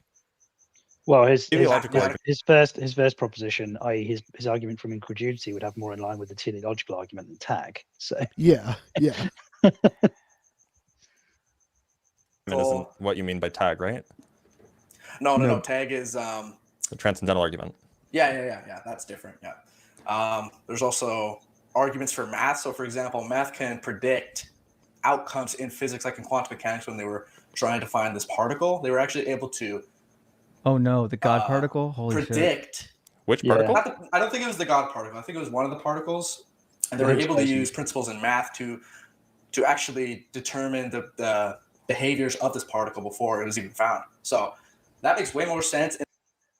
That's like all of science. Like the success of science is its predictive power, and that's how we're able to like confirm that science works. Is like we create this model and it has predictive power, and then like through like experimentation down the line, like we actually find and confirm the prediction. That has nothing to do with God. It's actually like hundreds of points, if not like thousands of points, like in the column of fucking naturalism. Yeah, basically, Hairdo here heard some science popularizer talk about it in terms of the God particle and went, "Aha! I don't need to investigate this anymore. I win," Right. and then just moved on. Yeah. Goddamn, fucking goddamn. In a teleological view of God than it does in an atheistic view. Also, the fact that you can't really ground morality as a subjectivist, relativist. Ian is going to fucking eat this kid's lunch on that topic. Like, I 100% guarantee that. You could just ask him to just name the principle and ask him to give you like a colloquial or a rudimentary explanation of it, and he'd fall to bits. It'd be like watching an ice cube melt on a hot stove. He just disappear.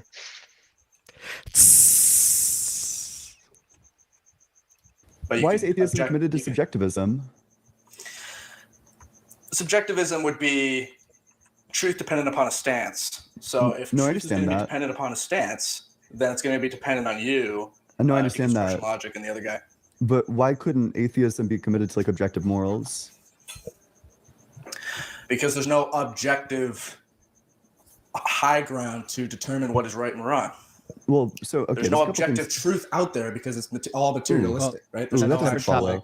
Transcendental categories. That like super doesn't follow. So first of all, not all atheists are materialists. That's number one. The second thing is that the laws of logic exist. Whoa, let's just calm down there. The second thing specifically is that the laws of logic are objective. So presumably an atheist could just ground morals in the laws of logic. No, you couldn't. You couldn't No. because they're Oh, transcendental. fuck.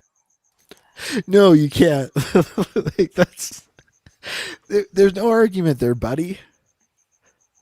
Just no, you can't. Have you I didn't considered consider nuh-uh? that. I didn't consider sorry. no. I just said they're transcendental categories. So in order to ground those, you need an objective. You need a God to ground those, because without it, how do you have a way of grounding those? Yeah, laws of logic are grounded in difference knowledge? itself. So you're saying they're axiomatic truths? No. I said they're grounded in difference. The fact that some things are not other things necessitates the laws of logic. Well, then we see in physics that, like for example, move past that quickly. What was that? Yeah, just move past that one quickly. Well, I'm giving you an example to show you how you can't really ground that. Sure. First of all, you can't even know that. You can't even ground epistemology without a God, because I mean, how can you ground epistemology? So we completely abandoned the moral claim. So you tried to run the moral argument, it collapsed immediately. Where do you like to? Where would you like to pivot to now? No, wait. How are you not? Well, now we're doing epistemology clearly. I'm sorry. How are we? Go ahead. Yeah. What was your question? How are you not a subjectivist if you're an atheist? I'm a moral realist. You can't realist. derive an ought from an is. Yeah, you can. Yeah, there's going to be oughts that are intrinsic to agency itself. So there is no is-ought gap.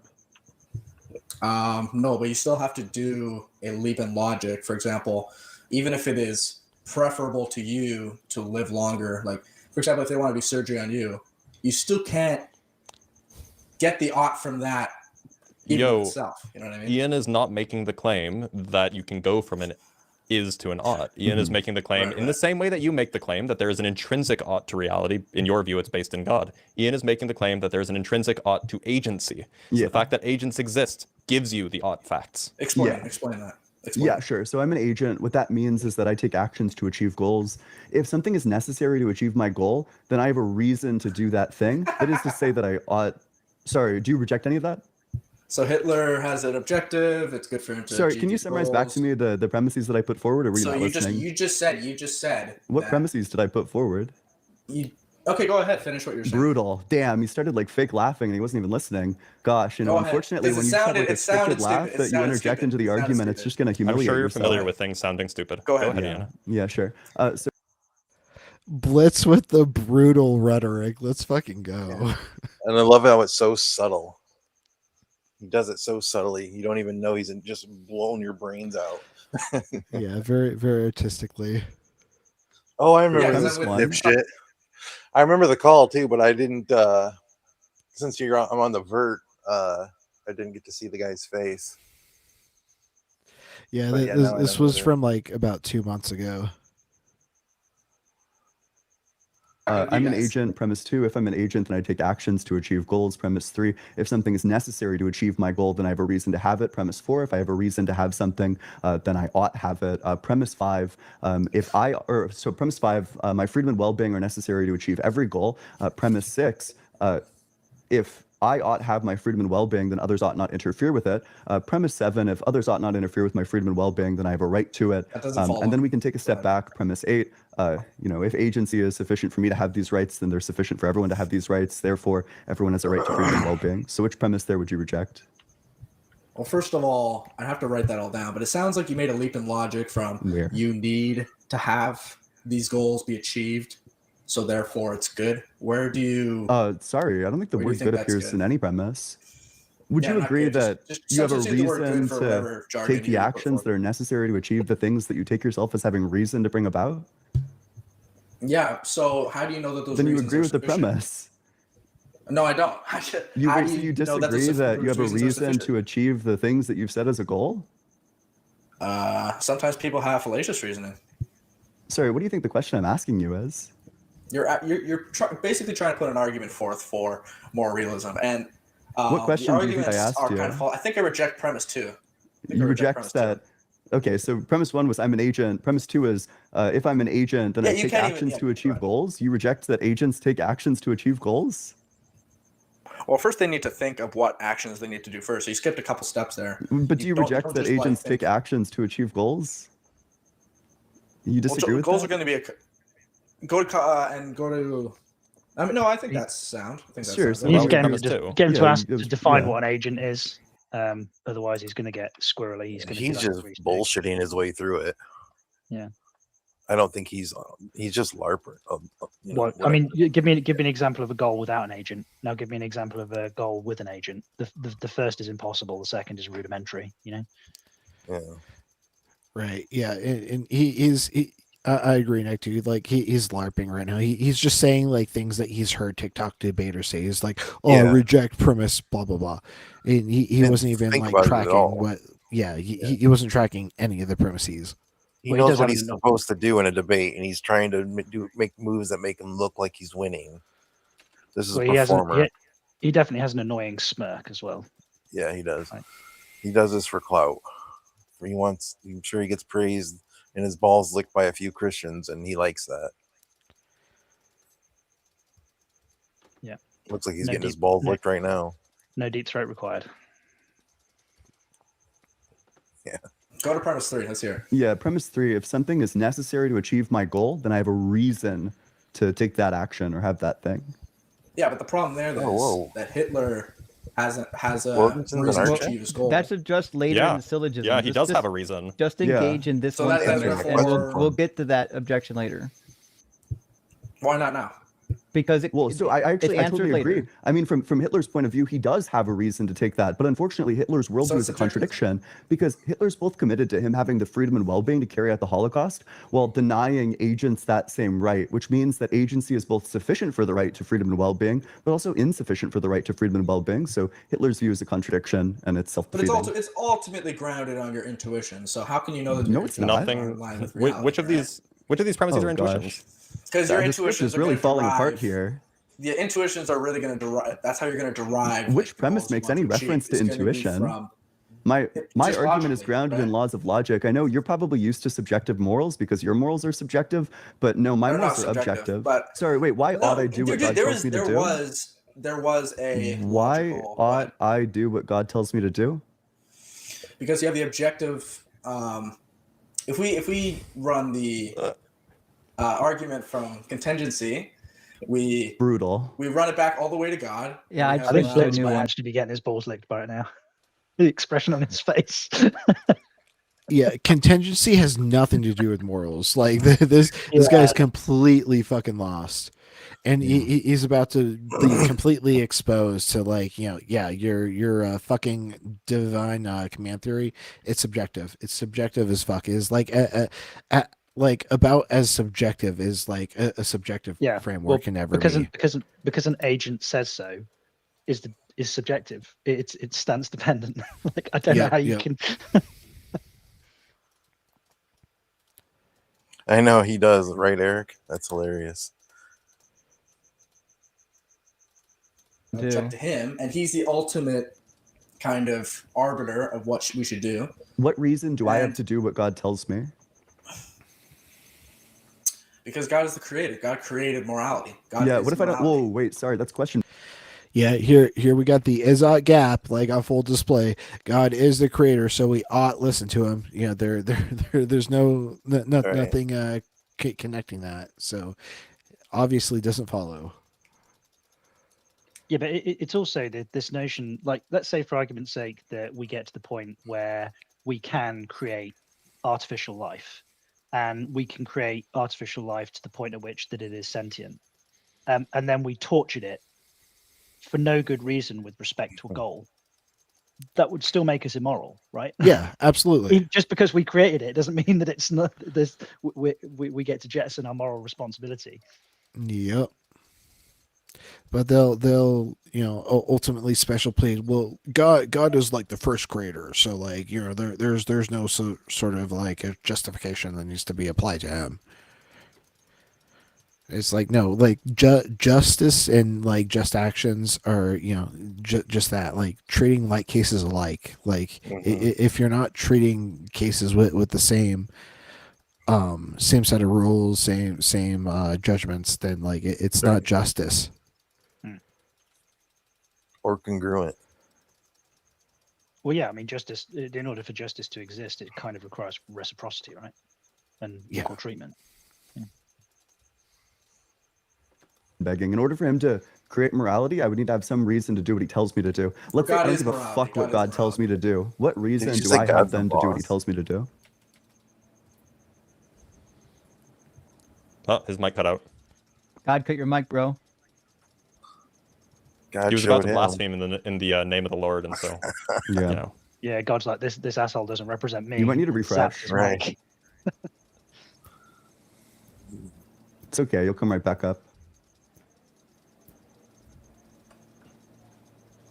Sure, his I do parents love gave him all that the gear. overconfidence.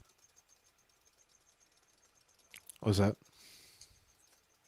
I was just making a lame joke about the collar. I just said I was saying I thought his parents bought him all his gear, like his computer and his microphone, and so he can be a Christian streamer. Oh yeah, this guy definitely screams, "Mommy and Daddy pay my rent." He kind of does. There's He something might not be, intrinsically but satisfying. You know, can you think of like, I feel like it's like an independent I was a argument for betting man. for God's existence, like the intrinsic goodness and satisfaction that comes out of absolutely stomping people who run the transcendental argument. You know, there's like a qualitative experience there that's like really quite profound.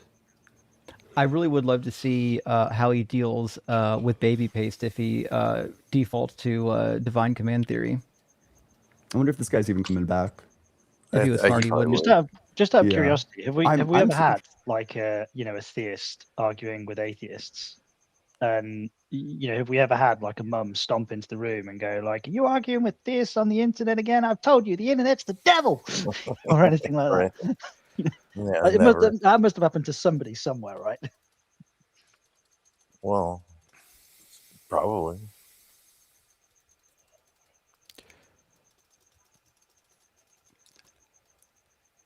Oops. Curious about that. Yeah, I've been reading up on I guess I'll like fill to prevent like dead air while we wait for this guy to return. I've been reading up on 1 Samuel 15. I'm convinced that this is completely unsolvable, and in fact, I think I might start reading. I read one like academic article on like the interpretations of the word harem, and I'm reading more. I'm looking forward to reading more about it. It looks I've interesting. got lots of literature on harem. If you need any, it's They mean basically it's haram. killing for God. How like is that just a pronunciation thing or is it a different word? Harem? I'm not sure what the word is. It's not familiar to me. But Well, they're talking about the slaughter of the Amalekites. So like go and utterly destroy Amalekite or the people of Amalek. Destroy men, it's not women, a harem, though, right? No, haram is if something's haram in children, and Islam, babies. it's prohibited. So, for example, bacon in Islam is haram. Yeah. So, but it's still Oh, it's one R. I found it. Okay, I'm just wanted to learn about it. Haram is an Arabic term that means forbidden or prohibited. It refers to any action, behavior, food, or practice that goes against the rules of Islamic law, doing a harm. Yeah, it sounded A so haram similar is to an act of what they've said in this. They were. I don't know if it was same or if it was different. Like if it was a pronunciation thing. It's like committing They- sin. They were pronouncing it harem, so I don't know if it's a different word or the same word. So yeah, here's 1 Samuel 15:3 from the NRSVUE. Now go and attack Amalek, utterly destroy all that they have. Do not spare them, but kill both man and woman, child and infant, ox and sheep, camel and donkey. Okay, so like you can maybe like apologize away the man and woman, but like the child and infant, like indefensible, absolutely indefensible. Like what have child and infant done that deserves like any sort of What would the justification for the man and woman like? Because they would have like sort of known freedom previously, and you're inviting guerrilla warfare and stuff like that. So you're just cutting the legs out from that. Whereas like infants who don't remember their parents, like you could indoctrinate them into your culture, and then there would be no threat. Exactly. Yeah. And then ox and sheep, camel and donkey, like that's livestock. Like livestock's not gonna fucking fight you over like who owns you. Like it just craziness. Just absolutely indefensible. Yeah, that seems like the livestock at least seems like just a self-own. Like why wouldn't you just take them and and it just makes sense at all, does it? All right, looks like Yo is now back as Yikers, which is probably fitting. So back to it. God, dedicated to absolutely. God, like set apart. Okay, I'm back. Yep. Welcome back. Okay, the question that we were previously at, let's say I don't give a fuck what God tells me to do. I don't care. What reason then do I have to do what God tells me to do? Because morality is going to be subject to God. Oh, so it's And subjective? You are. No. It's going to be subject to. So you're using an equivocation fallacy, so it's subject in a different. You're equivocating on the term. No, I'm using it in the No, it's like this is not an equivocation. Like subject, subjective. That's literally equal terms. There's no equivocation going on there. Right.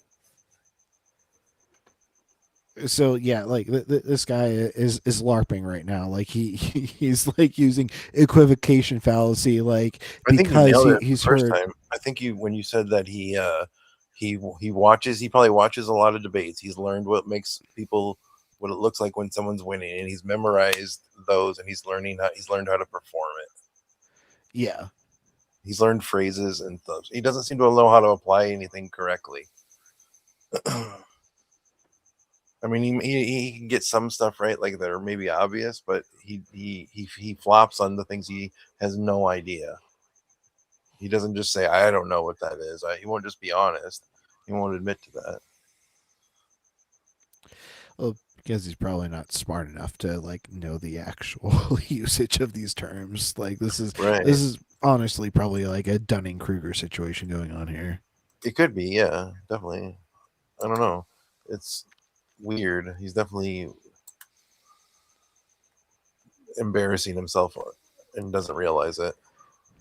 Like you see that mirror there. Like he probably spends like upwards of like half an hour to an hour a day, like fucking flexing in front of him. Like, oh fuck, I look so good.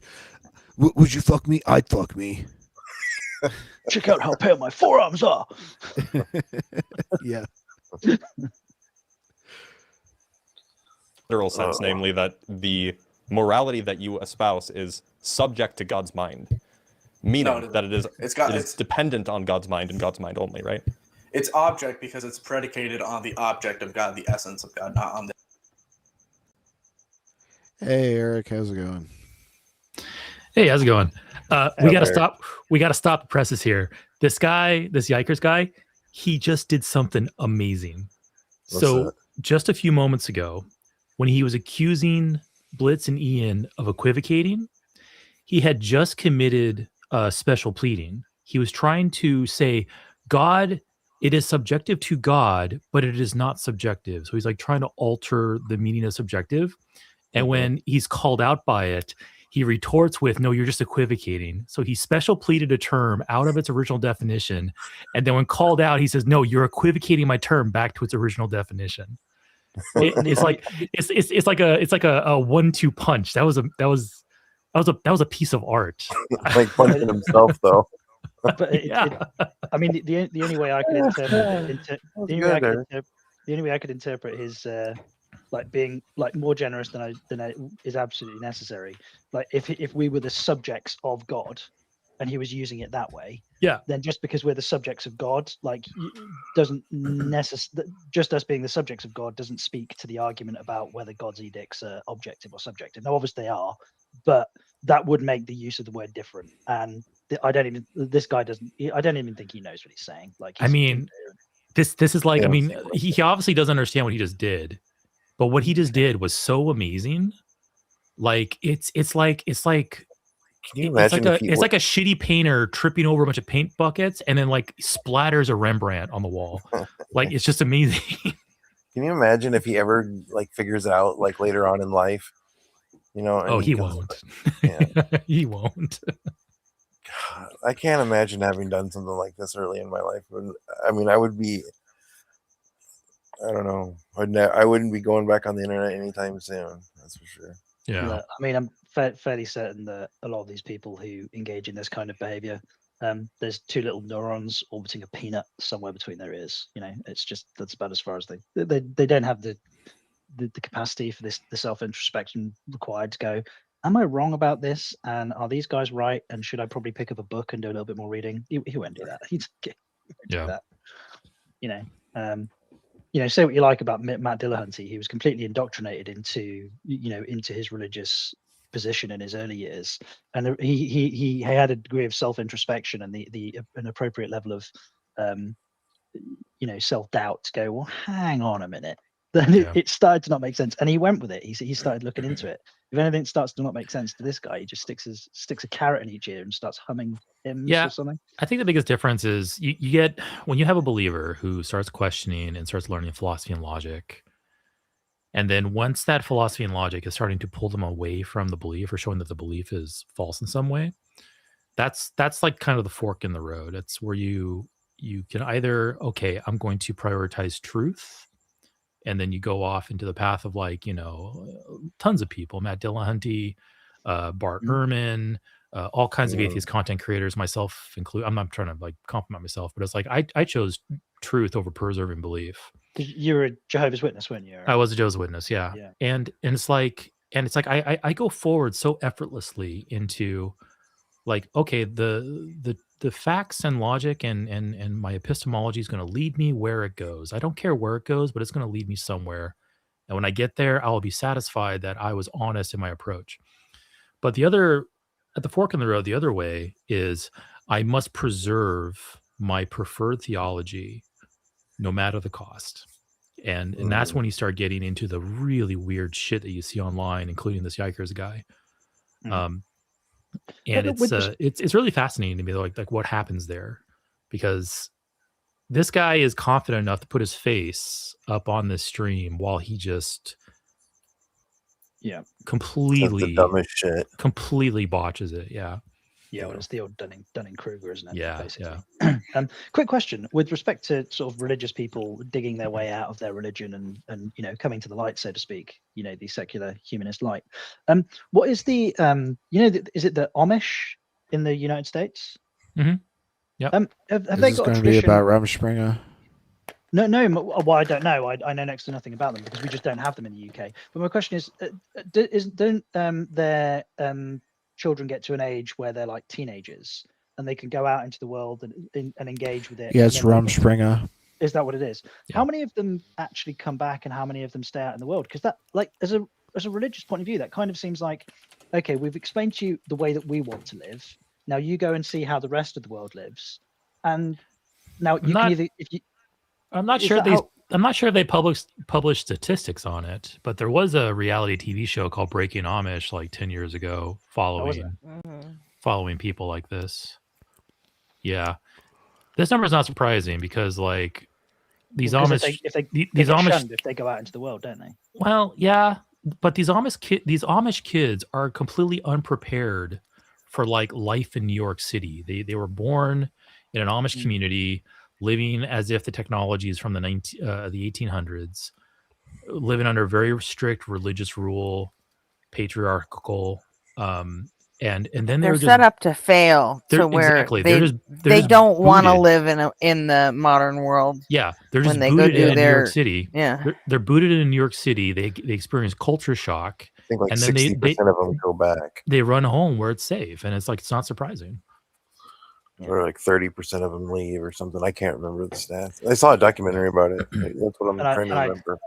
And I suppose based on that, the Amish then go, "Hey, look, see, they want to be here. They want to live this way. Yeah. We let them go and have a look." Right. Oh, the number. And then there's another category of them that kind of find the Mennonite community, which is sort of like a.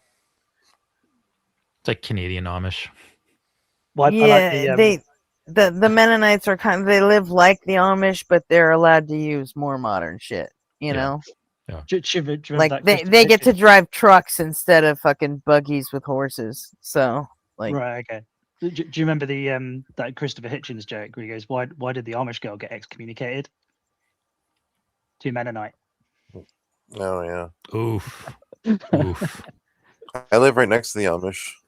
The Amana colonies are literally 40 minutes from me. The Amana colonies have the best fucking fruit preserves that you can fucking find in the Midwest. Food. Well, there'll be no pesticides, no nothing, right? It'll all be. Yeah, the apple butter spread that they make is fucking phenomenal.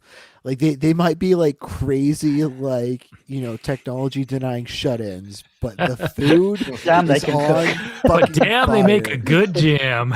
Yeah. Right. They've They been do. they've been getting caught at a lot of like farmers markets, like putting like store bought product into their packaging. Oh yeah. Oh dear. Well, I can imagine an issue with that will be because they don't have any of the modern technology producing the volumes required to make it economically viable, and also like Correct, any kind yeah. of pesticide comes along and wipes out a crop, they're fucked, aren't they? So, Mhm.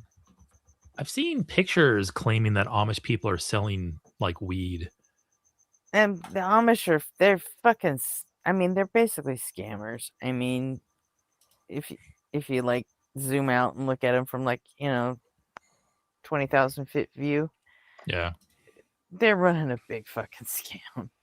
A local boy Yeah. kicked me in the butt last week. I just smiled at him and I turned the other cheek.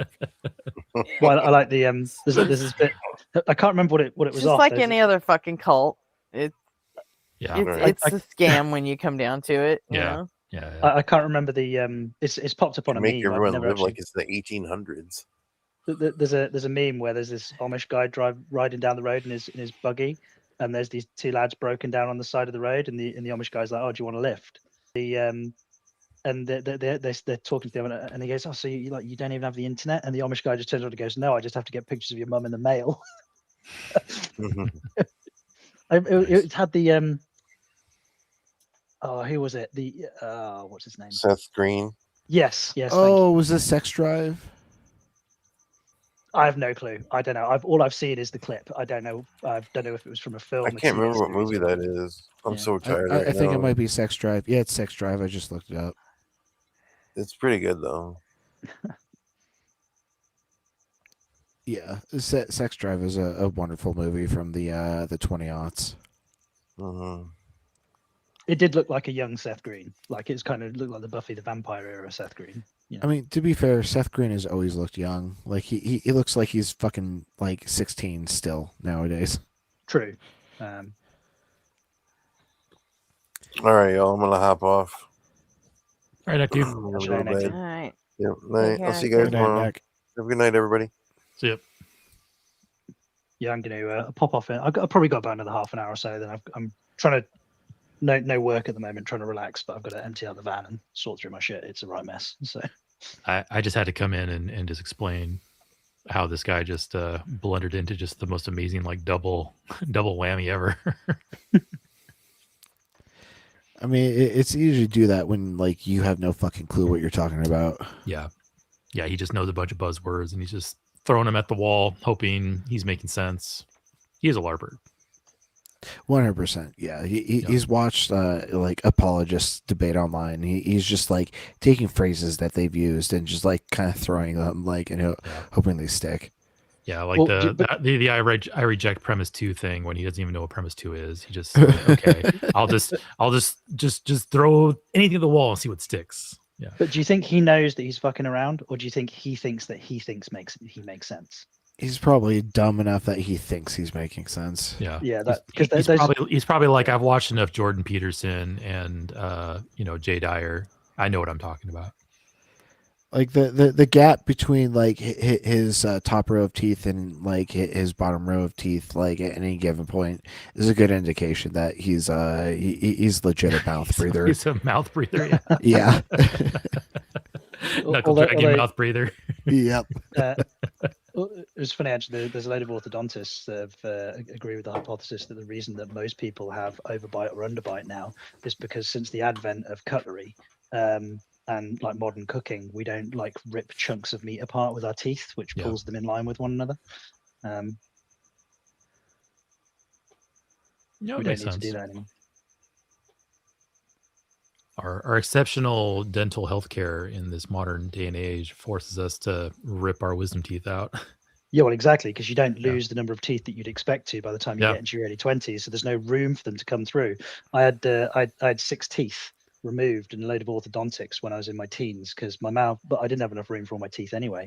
And then my wisdom teeth came through and blew it all to fucking bits anyway. It was a total waste of time. Yikes. I know. I have My wisdom teeth came in a very weird configuration, and I remember I dealt with it for about a year before I had them removed.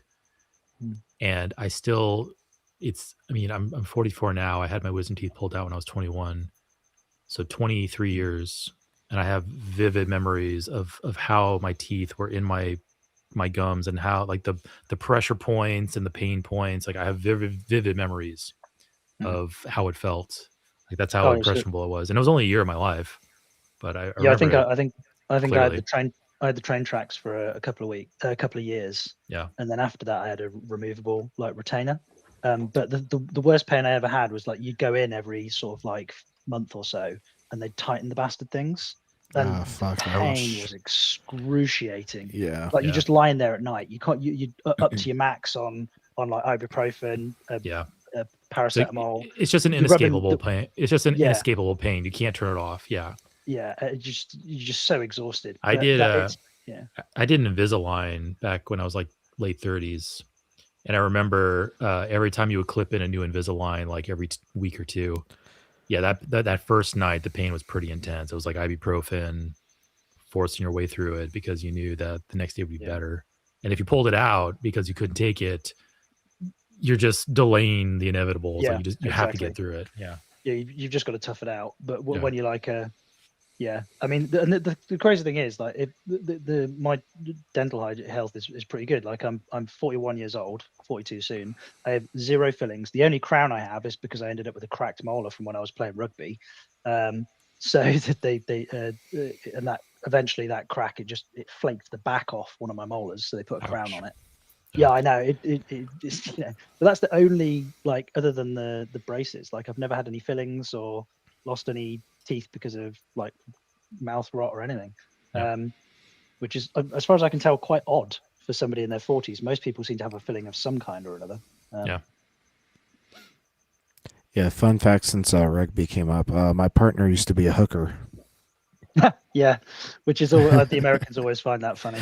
So for context, a hooker is usually one of the shortest but quite stocky players, and typically their position is when you have a scrum, a contested scrum, and when the scrum engages, the hooker is the side that's been awarded the ball, posts the rugby ball into the back of the scrum, into the side of the scrum, and then the scrum half posts the rugby ball into the side of the scrum, and then the two opposing hookers, their job is to try and hook the ball out of the scrum with their feet, and then the scrum half runs round to the back of the scrum to receive the ball and then passes it out down the line, at which point the scrum breaks up and everybody tries to charge up the field. So the hooker is the person who tries to hook the ball out of the scrum. But the joke's done to death, like especially you can imagine the rugby players, it's become like a very tired joke, but I can understand why Americans would still enjoy it. It's not familiar to you guys. Yeah, rugby is not a very popular sport over here. No, but brutal, like an absolutely brutal game. She had to retire from her rugby club because she tore her meniscus and suffered a concussion. So yeah. That sucks. Yeah, I mean, concussions aren't actually as common as they used to be on the rugby field, because they've introduced a lot more. There's like a lot of knee injuries. Also, with tackling, you're not allowed to clothesline people. It's not like American football where you can just sort of like pretty much do what you like, as far as I can tell. But there's other stuff, like if somebody's coming in to tackle you, you're not allowed to jump knees up into the tackle. That was a rule that was introduced, because obviously if somebody's coming in to tackle you around knee height and you jump and bend your knees up, then you're going to make contact with their head, and that's a pretty catastrophic injury just waiting to happen. That'll get you sin binned if you do that. American football, they do have some rules against certain types of tackles, but it's still a very like dangerous sport, and lots of NFL athletes come out with like just their bodies are wrecked, chronic pain, concussions, brain damage. It's still really bad despite the rules that are in place. Oh yeah, it's the same. It is the same in rugby. Just because they're not as frequent as they used to be doesn't mean they never happened. And there's plenty of examples of rugby players, especially like the legacy players, who have got pretty bad TMIs. Yeah, there's quite a lot of them that have anger management issues and personality changes, and yeah, absolutely.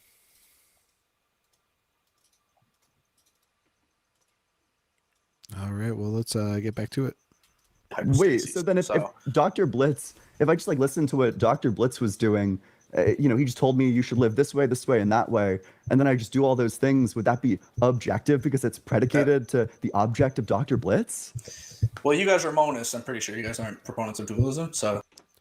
What a wild pivot that has nothing to do with anything. Yeah. Holy shit. Ignore question, move on to next talking point. Right.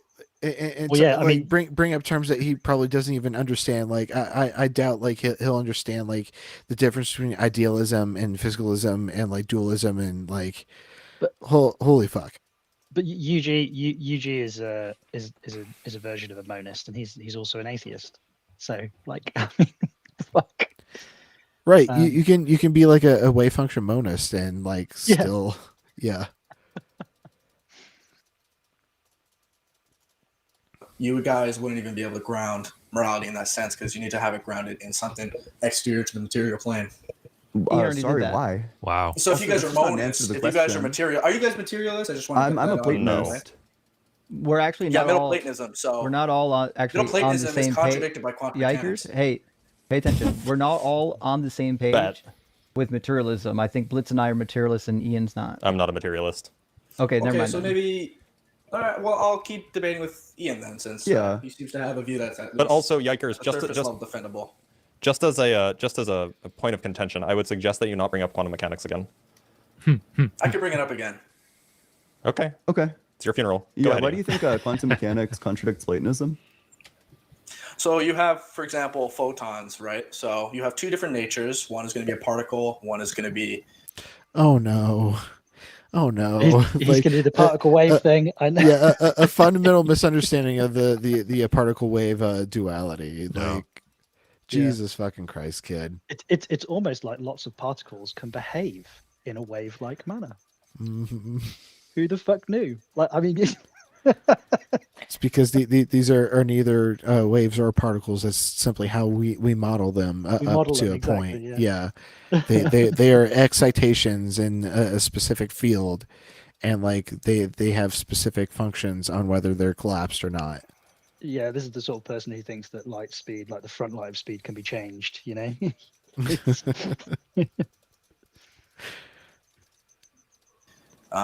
Yeah, wave particle duality, right? So Oh, yeah, that's usually false. particles have.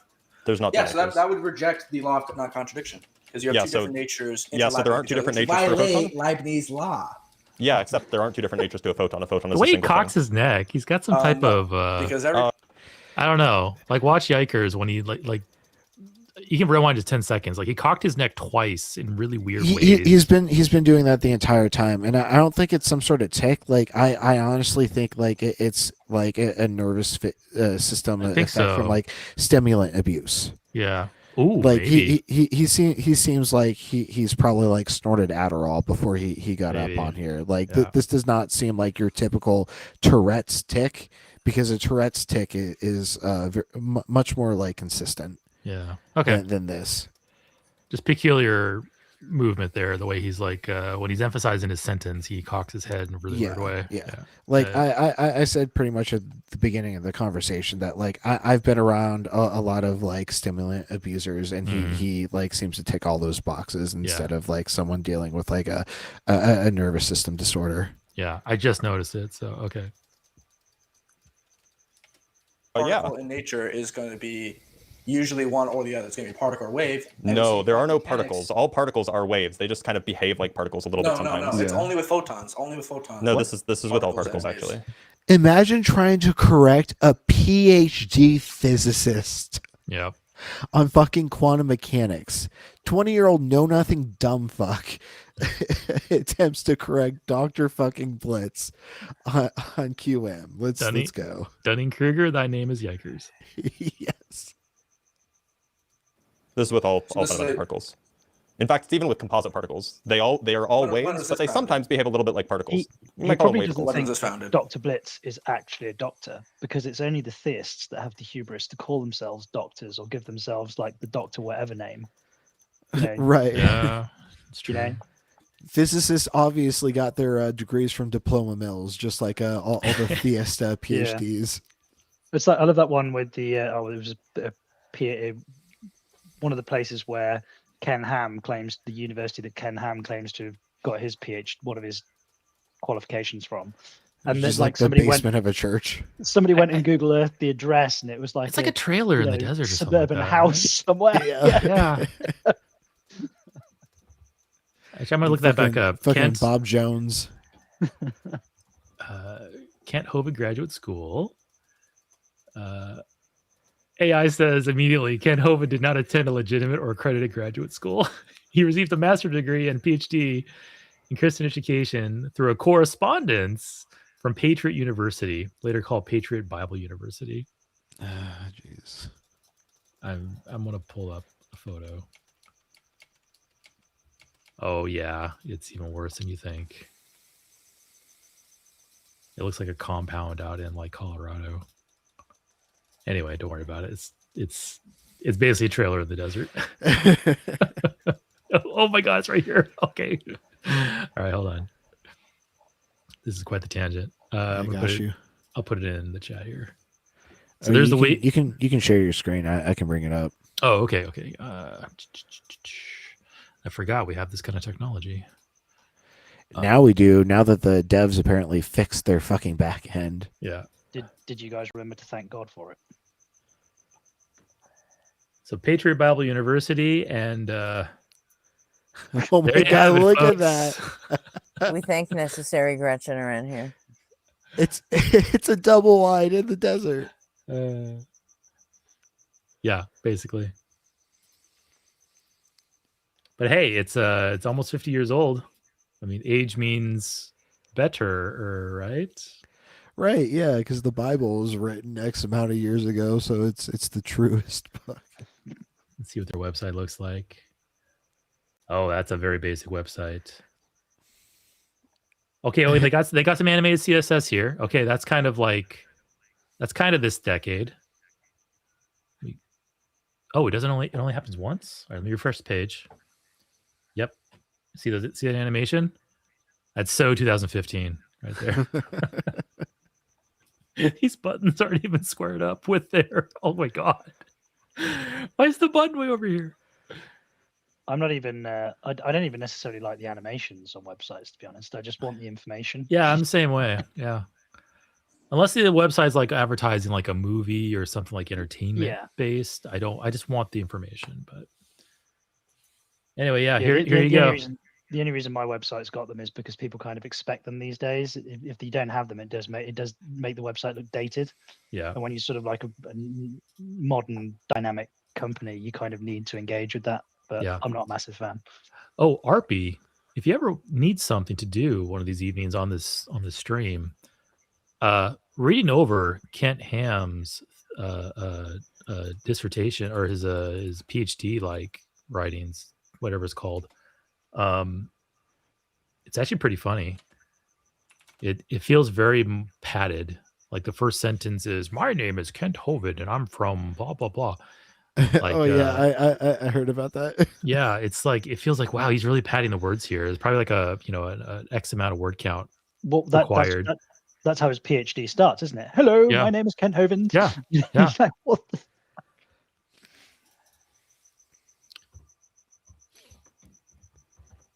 I think Blitz even mentioned that in the past week.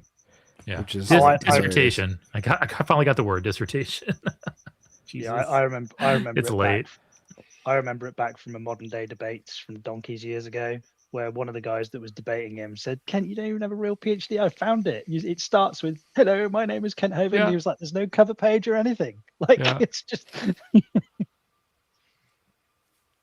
I mean, Jesus, a PhD takes what, 5 or 6 years at a minimum? Mm-hmm. Jesus, the hubris of it is fucking outrageous. But it might be fun one day to review a PhD dissertation. Yeah, I'm using that very would be a heavy good quotes time. around that. My name's Kent Hovind, and I'm here to say I'm going to get my PhD some other way.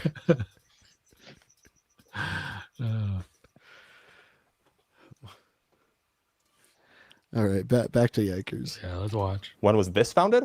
Like 1925, 1926? My understanding was that particles, like photons specifically, have the particle wave duality. whereas Your regular understanding is particles incorrect. just- Then I don't know where you learned that, but it's strictly false. Well, can you give me the argument? Like, show me how they're both wave and particle. Yeah. So photons are a particular excitation of the electromagnetic field, in particular the quantized electromagnetic field. They obey a wave equation, therefore they are waves. That's what it means to be a wave. They behave. They give off wave. Like wave. It's expelled in a wave faction or in a wave form, but photons actually have both elements of. The fuck is a wave particles and faction? waves together at once. At least that's what I've heard. gonna ask the same question. It's a faction that it's a faction of a wave, obviously. This kid did like some rudimentary sort of pre college physics where they may have done like the double slit experiment, and they were told like the convenient lie that, you know, we don't know if light is a particle or a wave, because, you know, that kind of teaching in schools is like 25 or 30 years behind like modern physics, just because it is. It's a way of like starting to get young kids to try and understand, because if you jump straight to the end, they wouldn't have the prerequisites to understand it. And he thinks because he's been told that, he knows how it works. It just I think the other half of the problem here is that he will read only as far as he needs to cram it into his apologetics. True. Yeah. Yeah. It's like Sounds like some flat Earth bullshit.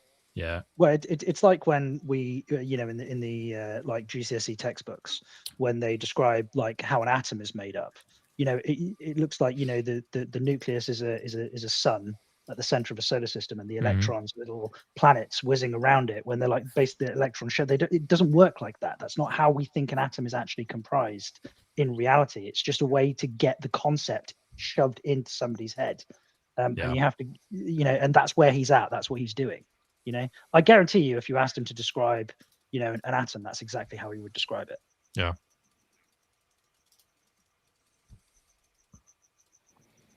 All right. Well, I mean, like strictly speaking, like photons are waves by construction. They're solutions to the wave equation. They have some properties that sometimes they sometimes have some properties that look like what we would call classical particles, meaning that they can be localized in space, but it doesn't stop them from being waves. Fair enough. But I still refute classical laws of logic. So the three laws Are of they logic factions of waves? Wait, he refutes classical laws of logic. He thinks the law of identity, law of non-contradiction, and law of excluded middle don't necessarily apply. I would love him to just define what the laws actually are. Oh, this is going to be a fucking treat. Like, fucking Halloween is coming early. Trick or treat, motherfuckers. Okay. So you for reject example, the law of non-contradiction? Jesus. I do. Okay. That's Listen crazy. here, You think some contradiction? If I say, wait, hold on. If I say this sentence is false, just that, right? That's the liar's paradox, and it's well understood. Like he's done literally nothing to like look into this thing. Like again, this is just LARPer status shit.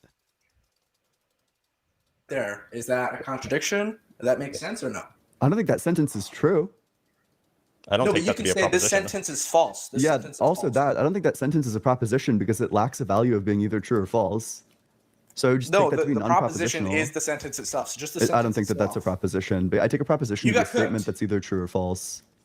Yeah, it's so if I And say it's this neither statement true is or false, so it's if I say it's this, not that. no, if I say this statement is false, is it true that the statement is false, or is It's it not a false that the statement is proposition. false? It is. You're just It's neither true nor false. It's not a proposition. Yeah, without there Dude, being go a to this- proposition, without there being propositional content, then it's like asking what the color green tastes like. It's Right. It's a contentless sentence. It's a contentless sentence, which means it can't be true or false. That doesn't even begin to make sense. Stanford Encyclopedia of Philosophy, and you'll know what I'm talking about. Like Yeah, people keep like going in modal better. logic, they talk about this, dude. They talk about this. I love it. He's gonna go and get it get off his shelf. Baby isn't he? apologist first attempt. This is really. Oh yeah, Ian's got books on books.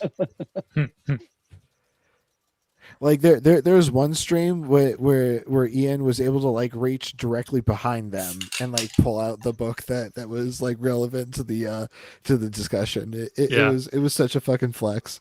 I'd like to see Ian pull the Stanford what?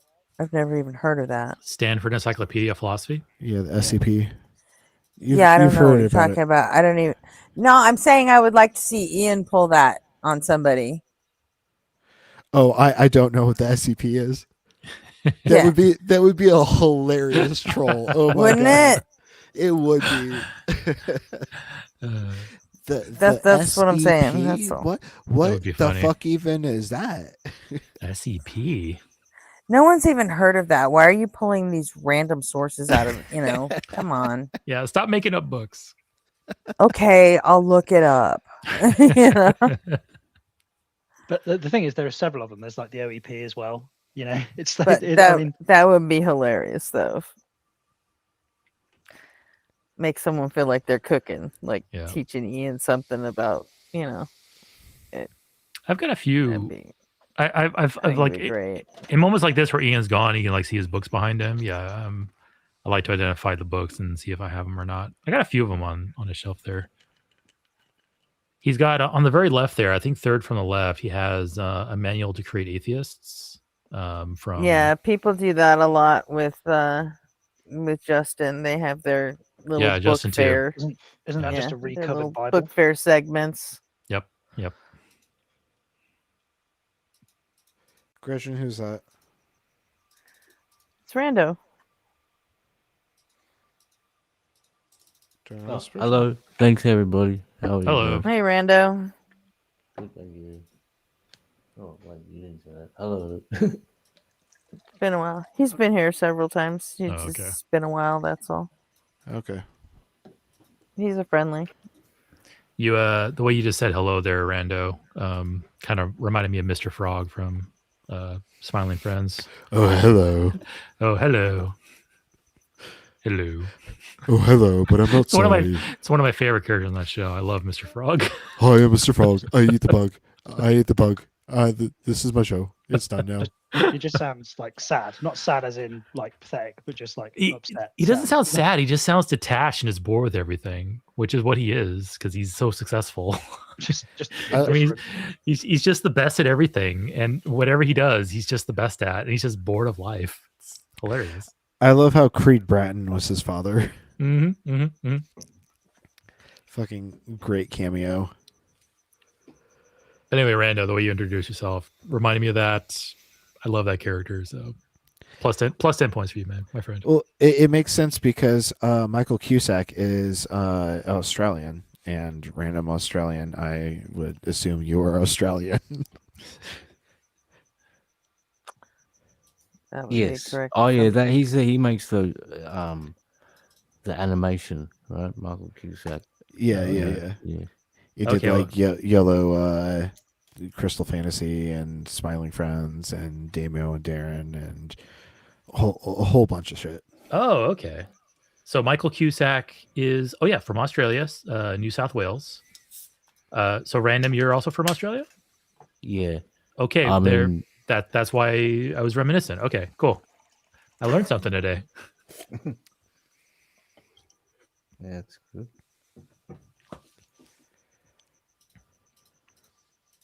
I'm in a different state though. Okay. He's in New South Wales. I'm in South Australia at the moment. Oh, okay. I'm hoping to visit Australia here in the next year. There's another atheist content creator. His name's oh my god, Matt Reed. Mark Reed. Mark Yeah, Mark Reed. sorry.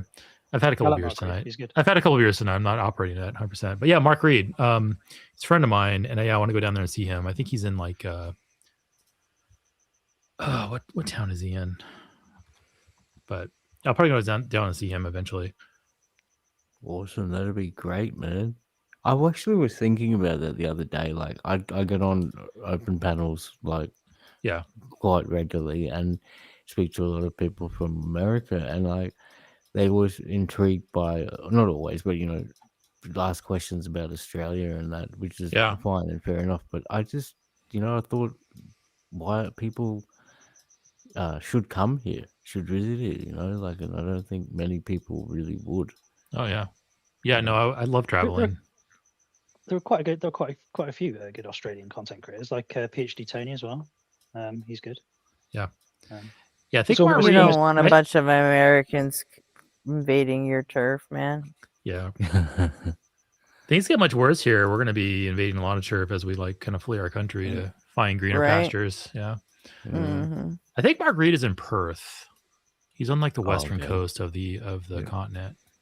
But yeah, no, I'd love to see Australia. I've been to Japan a couple times, and I'm wanting to like branch out and start visiting like the islands, going down south, and eventually Australia, New Zealand. Wow. Yeah. Do it, bro. I hope you get there. Yeah, thanks. Sooner rather than later. Yeah, hopefully. Japan's kind of a culture of extremes as well, isn't it? In its own kind of special way, you know. I mean, I guess. I would live in Japan in a heartbeat because I'm a big fan of the culture and the food, and I know I'm terrible at speaking Japanese, but I have a pretty good vocabulary. So, like, if you want to like know what a word is, I can tell you, but I just don't really know how to string them together. You'd probably have to stick to like the like metro areas versus the rural areas because there is strong nationalism. Oh yeah. Yeah, really strong. Yeah, and I also hear they're like tightening up the controls to for immigrants. But yeah, I'm working on. I've probably pretty much abandoned my hopes for that. I had pretty strong desire to move there a few years ago, but now I'm probably going to start going. I'm starting to look at like Slovakia, Czech Republic, because my grandfather is from the former Czechoslovakia. So are my ancestors. Oh, nice. Oh, yeah, that's right. We said this the other night. Like we're both. I like, forgot about that. Yeah, we both have some Eastern European roots. Yep. So yeah. Would So you I know want any to. of- I was going to say sorry. Would you know any of your family in Czechoslovakia or former? You know, I wouldn't. I never met my grandfather. I never met either of my grandfathers actually, but I know that he's from Czechoslovakia, which split into Czech Republic and Slovakia. And so, and they both have like a grandfather citizenship program where I can like show them that yes, my grandfather's from here, and I'll get citizenship. So that's probably my entry into the EU. But no, I would love to probably see meet some distant relatives over there. That'd be a kind of a fun maybe like a year-long travel project to do. Just go and just meet people and go, oh hey, I'm your third cousin, or oh hey, I'm your first cousin twice removed, or whatever. That'd be a fun little thing to do, I think. Yeah, my aunties visited our family's homeland, and there's still like a horse stable like with our family name engraved. So wow, we know that's exactly cool. where the fuck we came from. That's cool. Yeah, you have like some physical evidence, like I'm linked to this place. Yeah, that's pretty neat. It's funny. There's not related to any of this, but just related to Czechoslovakia. There's a guy. We had a TV show called The Antiques Roadshow. And a guy turned up with a violin, claiming that it was a Stradivarius violin. Claiming that it was signed by him. Mm-hmm. And the lady who was examining the instrument said, "Oh yeah, this definitely isn't a Stradivarius." And the guy was insistent that it was because he inherited it from his father, and his father had told him that it was a Stradivarius. Mm-hmm. And she said, "The reason I know it's definitely not a Stradivarius is because next to his signature it says made in Czechoslovakia." Just like a 200-year gap between where Stradivarius lived and like Czechoslovakia coming into existence. I don't think Czechoslovakia lasted a century as a country. Yep. There's another famous one where there's a BBC reporter doing an interview with some guy that lived in like the region around Czechoslovakia. And he goes, "Oh, I mean, I've moved. I've had 3 different passports over the course of my life." And the report goes, "Oh no, you must have moved around quite a bit then." She goes, "No, I was born in this house." Just because the borders moved around him. That's crazy.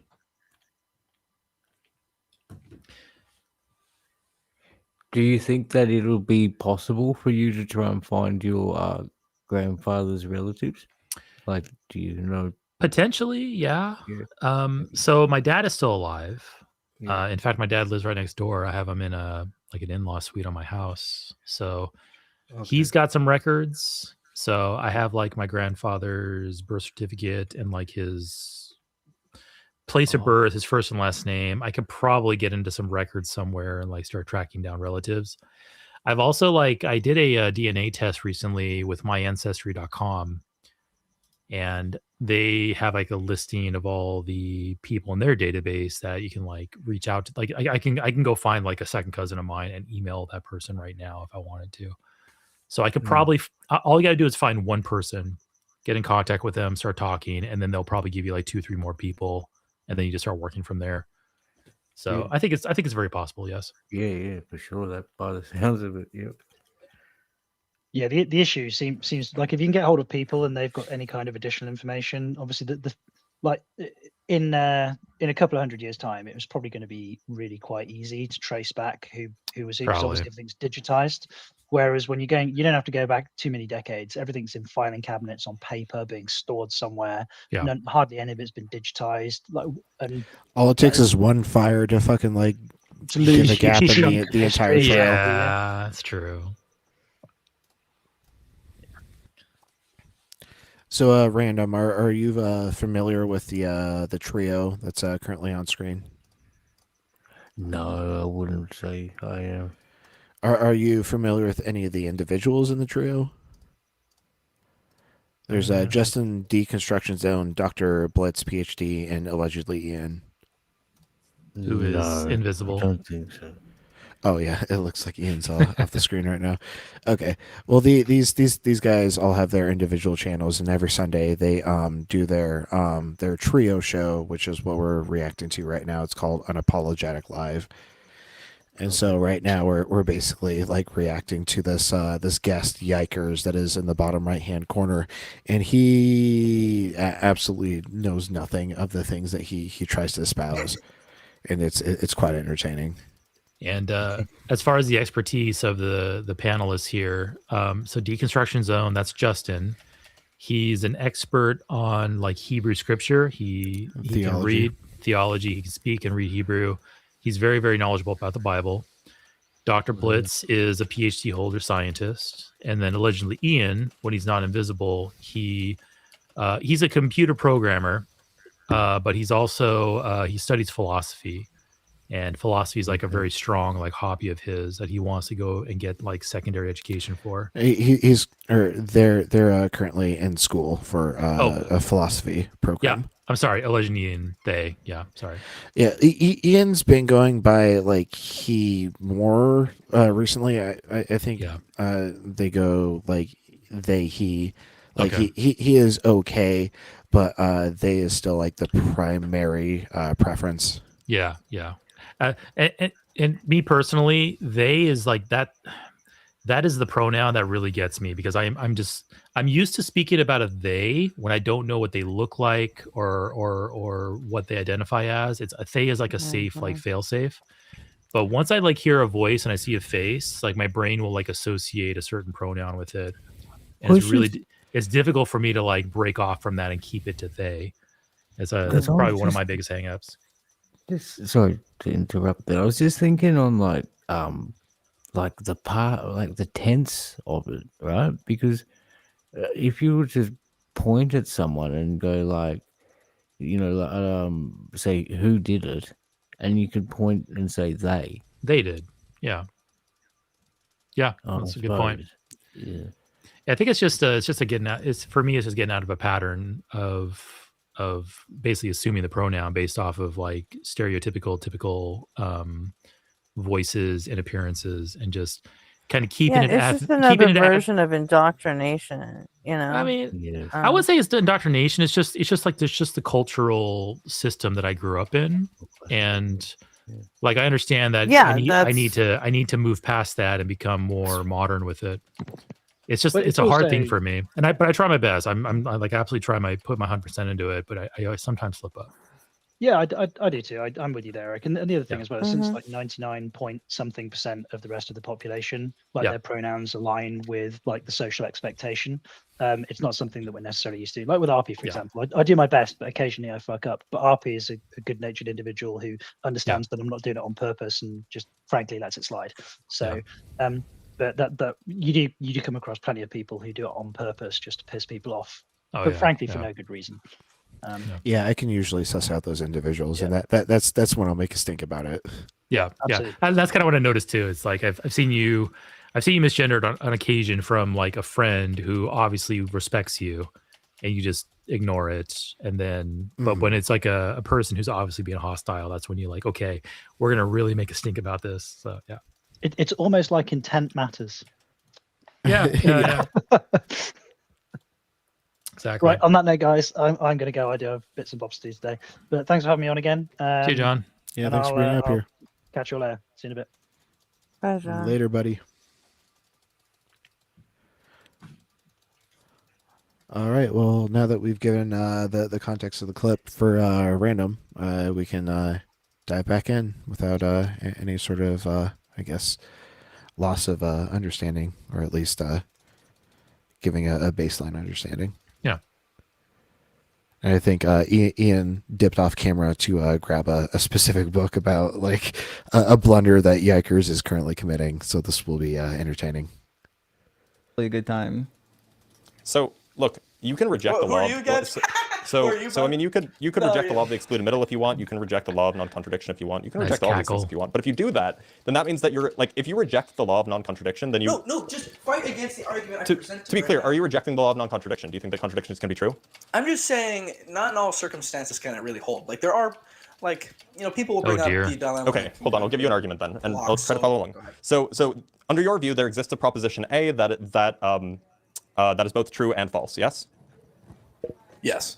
Okay, so if A is That's so okay, sad. so there exists some proposition. Again, I'm adopting your worldview. We're doing an internal critique. There exists some proposition that is true, and let's call that proposition A. A is true and A is false. So in particular, what that means is that A is true or unicorns are real, because if you do a disjunction, then it's true if at least one of the subparts is true. So you've asserted that A is true. So that means that the proposition A is true or unicorns are real is true. However, you've also asserted that A is false. And because the disjunction A is true or unicorns are real is true, but A is false, it therefore follows that unicorns are real. Because the disjunction is true. Because they're two different subjects in a different sense. That's actually a great way to show how contradictions are absurd. Well, and Ian pointed out that Dr. Bliss was rendering the principle of explosion, which is a fucking phenomenal read. I haven't. This is the first time I've heard of this. I want to pull this up. Principle of explosion. Yeah. So if you affirm contradictions, then any proposition can be affirmed. Yeah, and then that totally follows. But the way Blitz put it was like, "Oh, I see it." I doubt Yikers sees it, but I see it. Yeah, that's awesome. Okay, I'm gonna look that up. Yeah, so if you believe that God can affirm contradictions, that means that you can start automatically attacking the interlocutor as like, oh, so you approve pedophilia, right? Like if you disapprove of pedophilia, that also means you approve of pedophilia. Yeah. Like it's an instant lose. That's great. Yeah, that's a great way to approach it. And like the last it wasn't with Ian, it was with it was earlier the day with Jovan. But one of our callers literally like within the first 2 minutes of the call affirmed contradictions. And I directly asked them, "Are you affirming contradictions?" And they said basically yes. And it was like, I don't see how we can have a conversation if you're going to sit here and say that you believe contradictions can be true. So wait, you both affirm and don't affirm contradictions. Yeah, that would have been a good way to like twist it. But yeah, I mean, this happened recently where this would have been really useful. So I'm gonna look this up. So that's why I love these streams. Is like there's always like new subjects for people to learn about and look up. Like I like learn about like at least like 3 to 5 new phrases every single stream. Yeah. Especially when Nobody on Fire is up here. Like I love when nobody's on the panel because like I get a whole bunch of new like philosophical rabbit holes to like read about on the SEP the next day. And like I'm like trying to catch up to like nobody's pace on philosophy, but like he's probably like the person that like I'm trying to like set my pace like to follow because like he's really deep into it right now and like still learning. I've been consuming this kind of content here for Good 17 years now. I've been consuming this kind of content for 17 years. I have been producing this kind of content for 3 years, and I learn stuff almost every day from just random listens like this. Still, I was thinking, I mean, I guess I'm just, what's the word? Speaking out loud and brainstorming. But when when he said, you agree or you think a contradiction is true, it made me think, well, are you saying, or we could say that not necessarily the context of the contradiction is true, but the fact that the person contradicted themselves is true. So the contradiction is an actuality and is true. You know what I mean? But not in the sense of what they were talking about. They might have opposed themselves in that manner, but the fact that they did it is the contradiction. Yeah, it can be held as both. Like the person is conceding that they are contradicting themselves, but they're also trying to posit that, like, even though they are contradicting themselves, they are still in line with like some sort of like logical framework. And that's why, like, we're on this right now, as Yakers was attacking the quote unquote laws of classical logic. And like when Ian like was kind of probing that, they're like, okay, so you think contradictions can be true, and that's why Ian like disappeared off screen to grab a book, and like what's kind of brought us to this part of the conversation now. So let's go ahead and see how the rest of it plays out. They're two different subjects in different sense. So, for example, you would have to use A, and then B. You couldn't just jump over to. It's the same proposition. Claim. That's both true and false, correct? Because that's a metaphysical claim. One is a logical claim, right? What the fuck? Wait. He's invoking modality. He probably doesn't even understand like what like modality is. But like, you know, a contradiction isn't like A equals B, because like A could be equated to B, and so like A absolutely could equal B. What a contradiction is you know, a proposition and its specific negation. Yeah. And so A and then not A. This is similar to what that one caller who was it that caller? No, hold on. It wasn't that caller that affirmed contradictions immediately. There was a different caller who got to a point of a contradiction and we pointed it out, but then he jumped to metaphysics. And it was that was with me and Owen previously, like a few weeks ago. So this is kind of similar pattern. I wonder if they both consumed like the same apologist creator content on YouTube when jumping to metaphysics, when like trying to like say, hey, contradictions can be acceptable at some point. I'm looking for a specific notepad. Maybe I deleted it. It wasn't the woo woo person that reminded you of like the woo woo grandma that we were reacting to on Ian's live, was it? I don't think so. No. Okay, because that was another call that you and Owen took from a couple of weeks ago. Yeah, it wasn't her. It was a dude. Okay. Yeah. But he basically just I mean, he literally just called me and Owen noobs and left. Once we identified the contradiction, he basically said like, you know, oh, contradictions are permissible when talking about metaphysics, which we weren't talking about metaphysics. And then we're like, you know, and we're like, we have no idea about that. We're not philosophers. And he's like, oh, you're both noobs. And he's like noped out. So it was yeah. That would have been devastating if you were playing Dota on Warcraft 3, like back in like the 20-aughts. But like, oh no, you called me a noob. Oh no. Scurried off back to his Discord server. To be clear, you're asserting that there is a proposition that is both true and false, yes? Well, just with the sentence that I gave you just now, yeah.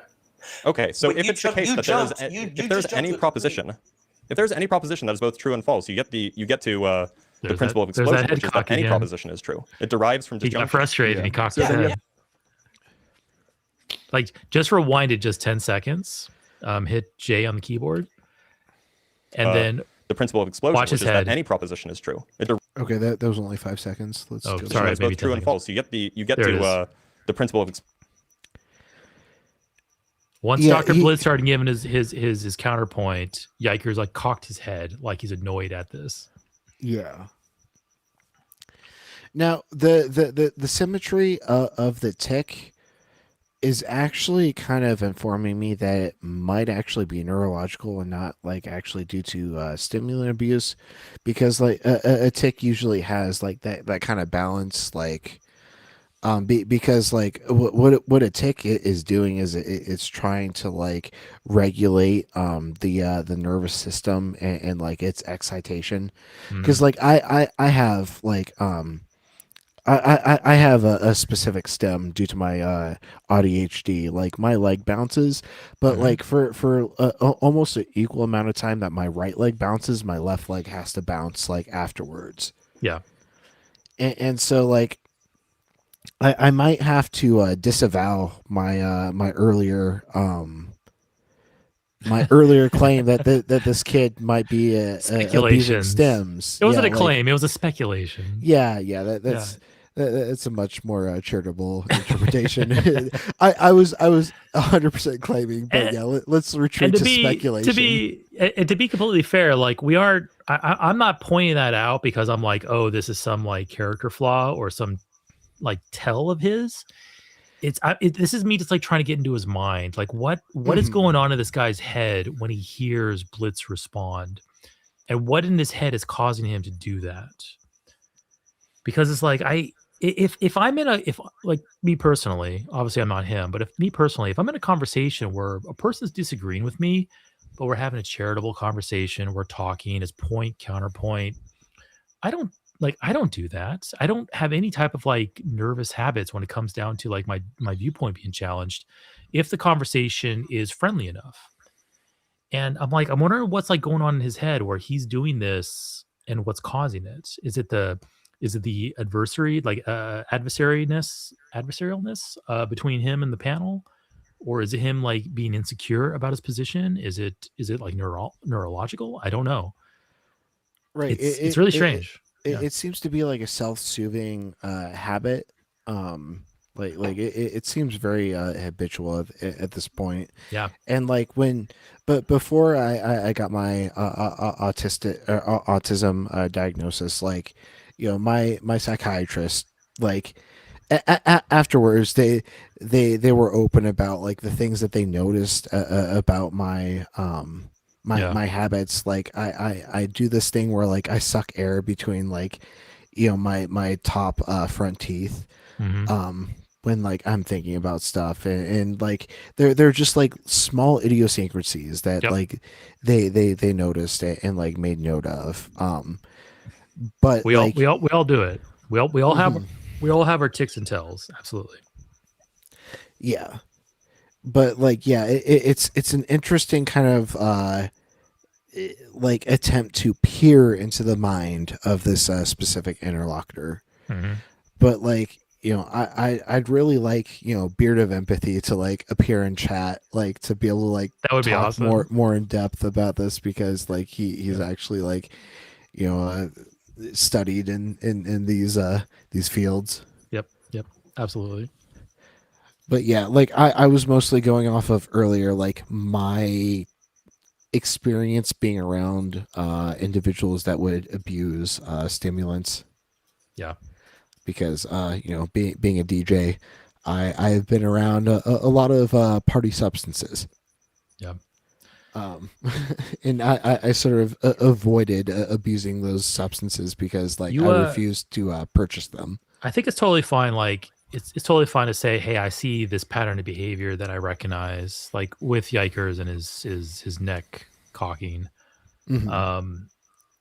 It's okay to say, hey, you know what, I've seen this behavior before. Like to put into like to give my side of the story on that. I've had a lot of alcoholics in my family. Like my mother was a monstrous alcoholic. My older brother was a pretty bad alcoholic, not as nearly bad as my mom. I'm sorry, can I jump in here? Is that like pretty prevalent within Jehovah's Witnesses? You know, if it is, it's very well hidden, but I do know it happens. Okay. But with my family in particular, thank you for answering that. yeah, absolutely. It's witnesses are very good at hiding their problems because witnesses are all about the public aesthetic. Like, how is the public perceiving us? Are we reflecting well on Jehovah's name? Are we being good representatives of Jehovah? So they will hide and pretend that a lot of these problems don't exist because they want to maintain that good outward appearance to the public. But no, it is probably it is common. I've known a few alcoholics that are not in my family within the witnesses, and definitely alcoholics in my family. And the pressure we had on us growing up to basically conceal it and make sure it's not publicly known. But anyway, with my family, I've been around. I would say probably I have three major alcoholics in my family. My mother was the worst. My older brother is the second worst, and then my younger brother is probably the third worst. And you start after being around this for years and years and years, and eventually decades, you do start noticing commonalities in behavior, tics, nuances, even smells, and just like audible cues from certain individuals. And you start becoming, I don't want to say I'm an expert on detecting like when a person's drunk, but I can like, there are times when I'm looking at a person and I'm listening to what they're saying and I'm like, has this person been drinking? And it's like, I don't know. You start to like kind of get like a sixth sense about it. So I don't think there's anything wrong with saying, hey, I've been around this behavior before and I'm starting to recognize it in this person. It's not a guarantee that that person's engaging in the behavior that you think they're doing, but you have experience and your experience is telling you something. So it's okay to kind of lean into that and go, okay, maybe this is going on here or not. I don't know. But anyway, that's kind of my little spiel on that. Right. Maybe a more charitable characterization would be like I am getting God, how do I characterize this? I am getting hints of this kind of behavior. Yeah. Hints, little intuitions, I guess. Vibes, I guess. Maybe it might be a good way to put it. Yeah, like I hate intuition and vibes because like I constantly make the argument that like intuition is not a reliable pathway to truth, but it is like a valid starting point as long as you're able to like apply a solid epistemology to evaluate along the way. The way I kind of look at it is like hints and vibes and intuition cannot be used in an argument that the person's engaging in those things, but it probably indicates to you that there's something worth investigating here. And then you can start building a case using kind of more robust, structured and reliable means. The intuition gets you started, and then to get to the finish line, you need to use something else other than intuition. I like how you phrase that. Worth investigating. That's that's definitely valid. Yeah.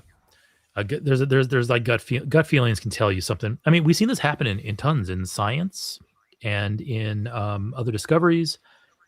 It's like, okay, you can have an intuition. There's something in your brain saying, hey, there's something here.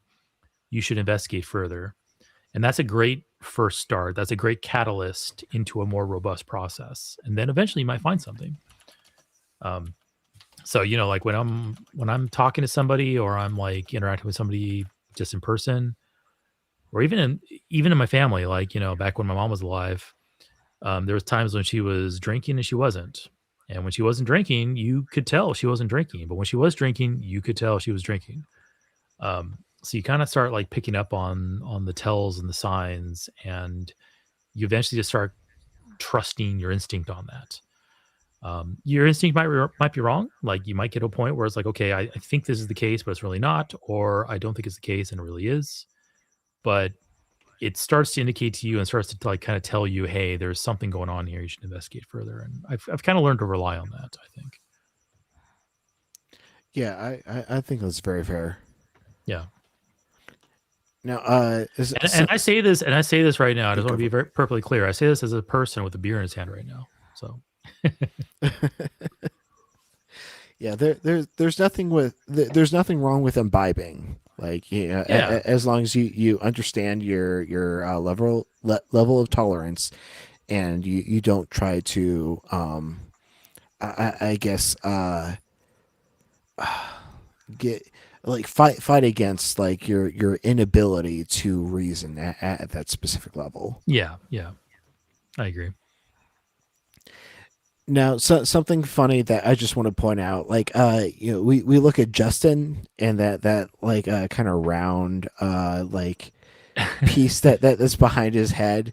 It's very much like the Catholic. Oh yeah, he's holy. Yeah, it's a halo. I'm going to bring it up. It's a taco. Like this shit. Like this shit. yeah. I think that's a taco behind him. Oh, well, fuck. Now I got to go to this. Now I have to go to Midjourney and I have to say, hey, generate me an image of Justin from Deconstruction Zone with a taco halo behind his head. I'm doing that. I'm doing it right now. Do it, and if you want to share your screen or Absolutely. just like send me the image in Discord, I'll 100% He used to put have that a up. stuffed taco plushie on the bookshelf behind his head. Yeah, I think that's what that exactly is. That was meant the taco behind him. That is a taco. It was actually meant to be. That was somehow supposed to signal to us that he was dating Carnage.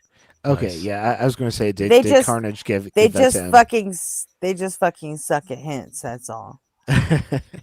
Like they thought that was gonna do it. And I gotta say, like Justin and Carnage, they have such a cute relationship. Like I'm so happy for them.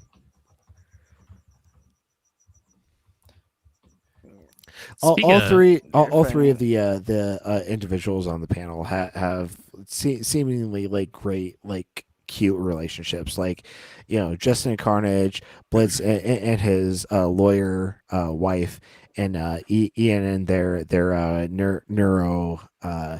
neurologist girlfriend. I don't know anything about the other two, but I only know Carnage because I met her. So I think I have a picture of Dr. she's a Blitz. vicious little shit. You get on the wrong side of her and she will fucking tear you up. I love that about her. Yeah, she seems so sweet and innocent just by looking at her, and then she opens her fucking mouth and you're like, all right, I can fuck with that. Let's go. Yeah, Carnage in chat is fucking brutal. I love her energy. Yeah. 1,000%. Me too. I'm trying to find Blitz and his lawyer wife. I don't think Ian shared any images of their neurosurgeon. I don't think we should. girlfriend. I think we should just let their relationships be theirs. That's fair. and, That's fair. like, That's fair. And Good call. just keep going on with the video. So Yeah, good call. Thank you. I tend to like. I'm adverse to the parasocial shit. I don't know. I don't like it, and I don't recommend that anybody like lean into that at all. So Good call.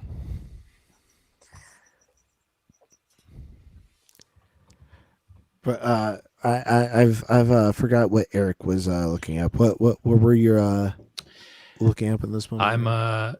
We can proceed. I'm okay. I'm on Midjourney. I am trying to generate an AI image of Justin. That's right. Depicted as like a holy figure with a taco halo behind his head. So my first attempt was decent, but none of the images look like Justin. So I need to ask Midjourney, well, I have a picture of the guy that I want you to generate in the new AI image. How do I give it to you and do all that? So, yeah. Yeah, and my last comment on this is my hometown. There was a specific authentic Mexican restaurant that went viral during the pandemic for the slogan "No love, no tacos." Nice. I'm so on the topic of tacos, I'm about to visit my brother down in Southern California. There's a place called Rudy's Tacos. I've been there before, and this is one of those places that the tacos, like, it makes you dream about those tacos like weeks later, where you're like, man, Ooh. I really wish I had those tacos right now. But it's way down there in California. And I'm about to visit my brothers. I'm going to go like get these tacos. I can't wait. That's what's up. Yeah, my partner, Mrs. Where's that? RP. That's in like Long Beach. Santa Barbara. Yeah. Okay. Rudy's Tacos in Santa Barbara on Presidio. So good. Oh my God. Mrs. RP is like super into like street tacos, and they're like specific authentic Mexican restaurants around us that like Yeah. like it randomly in the middle of some week she'll be like, I really want these tacos, we're going to this place. I'm like, okay, let's go. Yeah. But like with like the street beef and like cilantro and like what pico de gallo dressing, but like I'm usually pretty generic. Like I like a good enchilada, I like a good burrito, I like a good chimichanga. Like if it's like a decent authentic Mexican restaurant, I'll find something I enjoy. Yeah. I grew up so my hometown is Las Vegas. I spent 25 years of my life there, and amazing Mexican food. And then, visiting Southern California and Arizona and Texas, like, oh, it's such good Mexican food. And then I moved up to Washington, and good Mexican food is so hard to find up here. We have a few places, but not the variety that we had like down in the South.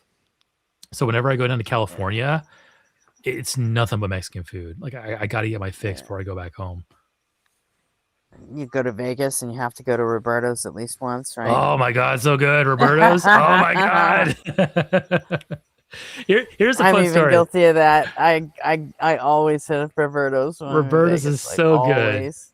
I got if you go back to Vegas regularly, Gretchen, I got some other places I can tell you about. Roberto's is funny. Roberto's Taco Shop. Okay. So Roberto's Taco Shop is a southern It's like a full-on chain now. It's a Southwest like chain. all over. Yeah. Yeah. So it's in Nevada, it's in California, I think also Arizona. Delicious Mexican food. It is just like this just amazing like home cooking Mexican food. But when they started 25 years ago, they were all these like really like shady like hole in the wall strip mall places, and to eat at Roberto's back then was a gamble. It was a 1 out of 4 chance that you were going to be like super sick after you ate, but 3 out of 4 chance you're going to feel amazing. It was like amazing food. So 25 years ago, eating at Roberto's was like a gamble, and we still did it because it was so good. They eventually cleaned up their act. Now any Roberto's you go to is like super clean. You're gonna be fine. Yeah, it's pretty standard. Yeah, it's super standard, and it's still super good. But oh my God, Roberto's Taco Shop's amazing. Yeah, I love it. Yeah, it's like places around here in Aurora that are like called like Jesus Taqueria or shit like that. Yeah. Good stuff.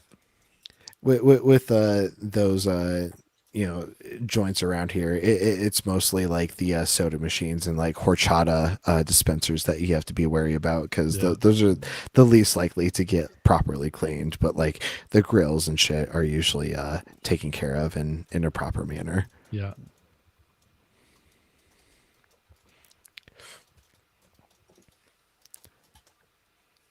All right. My favorite is still going to the deli at like a Vallarta grocery store, because they have like everything. Where did Rando go? He just dropped out. Yeah, he dropped out. Yeah. Okay. Thanks for coming up for a bit, Rando. We appreciate you, and we hope you have a good I think it's like more afternoon in Australia, because they're like one of like the earliest time zones across the planet, right? So they're probably well into the afternoon right now. But yeah, have a good time. And here's more unapologetic. Explosion, which is that any proposition is true. It derives from disjunction. Yeah. So then you have to affirm at that point that it's true that God doesn't exist. No, because God is metaphysical claim. It's not a logical claim. God's not logical? You have to assert that the proposition God doesn't exist is true. You have to accept that, rather. Not necessarily. Not necessarily. Well, just in terms of what I proposed just now, what does Ian allegedly have for us? Because I just gave you the proposition. This statement is false. I don't grant that that's a proposition. It is. Okay. What's So the argument? We can move on. We can move on. We can move on. Do you have like an argument for why that's a proposition? The proposition is. Your mic cut out again. You have to refresh again. Your God's USB embarrassed. cable sucks. You keep moving your mic around and your USB cable's disconnecting. Get a mic stand and stop moving around.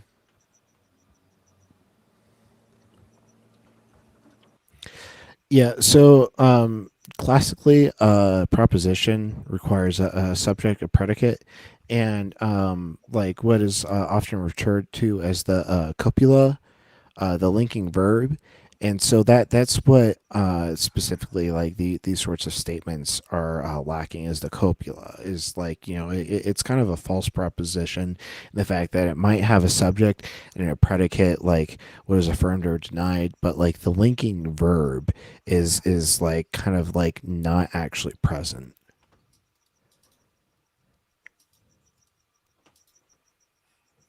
So like this sentence is false. There's the subject. The sentence is the like predicate, like, or like is false is what is affirmed or denied. And the copula, the like linking verb, like to like be isn't like really like a full verb. It's more like a property of being. It's so weird how much of the internet is teaching fucking Gen Z kids how to fucking diagram a sentence because you never learned it in fucking school. Right. Yeah. Like that's shit that you should have learned in language arts, like fucking like 6th and 7th grade. Like what are predicates? We were doing what are it in like 2nd, 3rd grade, man. I just plugged Diagramming it. sentences. We did that shit when we were little. I just plugged it into Google and it says, no, this statement is false, is not a proposition. In formal logic, a proposition must have one clear truth value, either true or false, but never both. The sentence creates a paradox because it's trying to label it true or false, breaks the rule of logic. Yeah. Yeah. And so this is the sort of shit that like apologists will try to assert, like, because they don't actually like go into like predicate logic and like understand how these sentences are actually cashed out, and like what each like part of the sentence is broken up into in terms of like the evaluation. Yeah. Turns out words do mean words, and each word is just as important.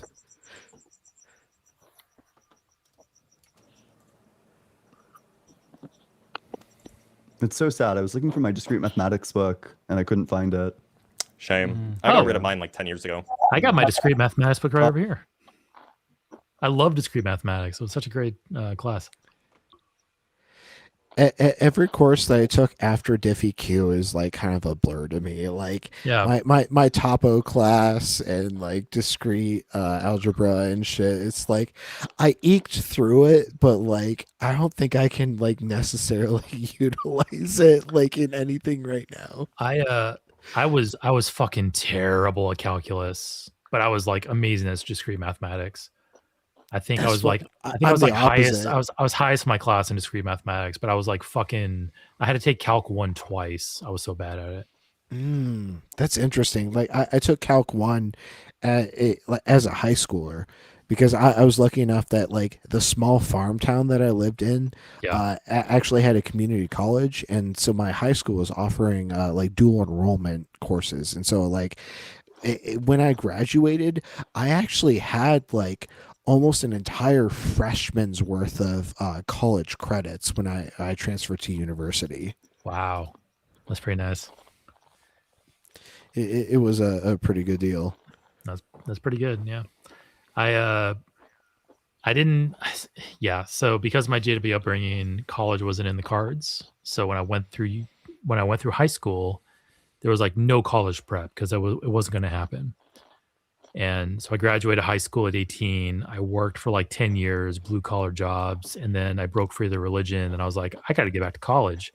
So I went back to college at like the age of 28. And nothing from my high school years like rolled over. I didn't remember anything. I was like basically starting from square one. So I didn't really get a deal with, didn't have those advantages, but I worked through it and I got my degree. So I'm glad I did because I got a really good job now. Yeah, good stuff. That's a lot of like that's an entire decade's worth of adversary. Adversary to overcome. Like, yeah, it was the more time you spend away from education, like the harder it is to get back into it. Yeah, that was very true. And I wish I can go back. I probably am going to go back. I've been playing around with the idea of like, I'm in my mid 40s. I'm like midlife crisis kind of stage of my life. Also kind of getting bored with everything. So I'm like, I need to do something different. So I'm thinking about going back for like a philosophy degree, just entirely for the funsies, and also to annoy Gretchen. So, so yeah, I'm going to probably hopefully do that here pretty soon, but it's just getting the time and energy to do so. Like I got the brains, I got the money for it. I just not the time, not the energy, unfortunately, because life is, life.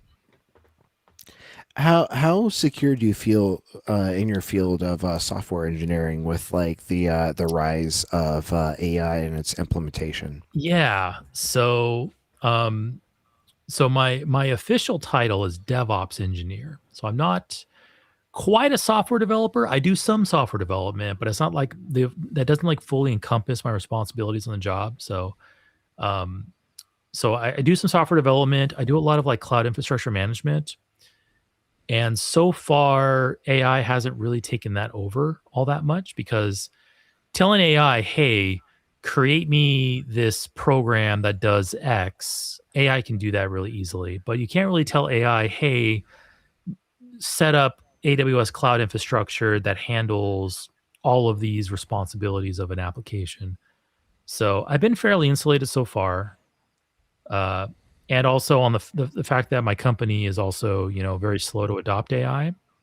My company is privately held, so my company doesn't really care about like, short-term quarter bottom line stuff. Based. So I've been fairly protected. I'm very, very lucky with where I'm at right now. But that could change overnight. Who knows? So I've been like kind of like learning AI on the side, becoming more of a prompt engineer than a DevOps engineer recently, which I don't like, but if that's the way the wind is blowing, that's the way the wind is blowing.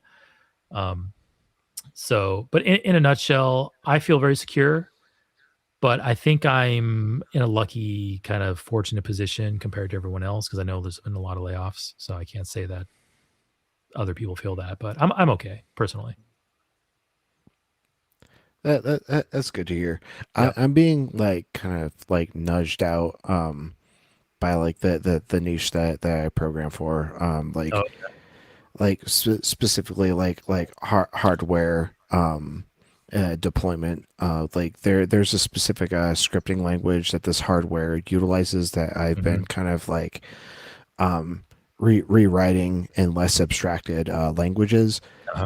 But like this company is now like, instead of like saying like, oh, like we want it less abstracted, they're just like, oh, we're just going to use AI to like have these like even further abstracted commands, and it's not going to do them any sort of favor in the long run because like really the name of the game is reducing latency, and you can't do that without like streamlined optimizations, getting rid of any sort of like extra calls or functions and stuff.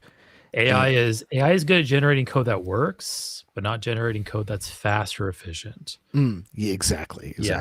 Yeah. So if your job is okay, we need to like you're reducing latency, you're counting cycles, you're optimizing wherever you can. Yeah, AI is not really the place to do that, at least not yet. That's interesting though. So do you work? Do you like program firmware for hardware, or like what do you do there? Not firmware specifically, but like sort of like the like libraries that will call on the firmware for Okay. like specific functions, like for like, you know, like lights and lasers and stuff. Okay, neat.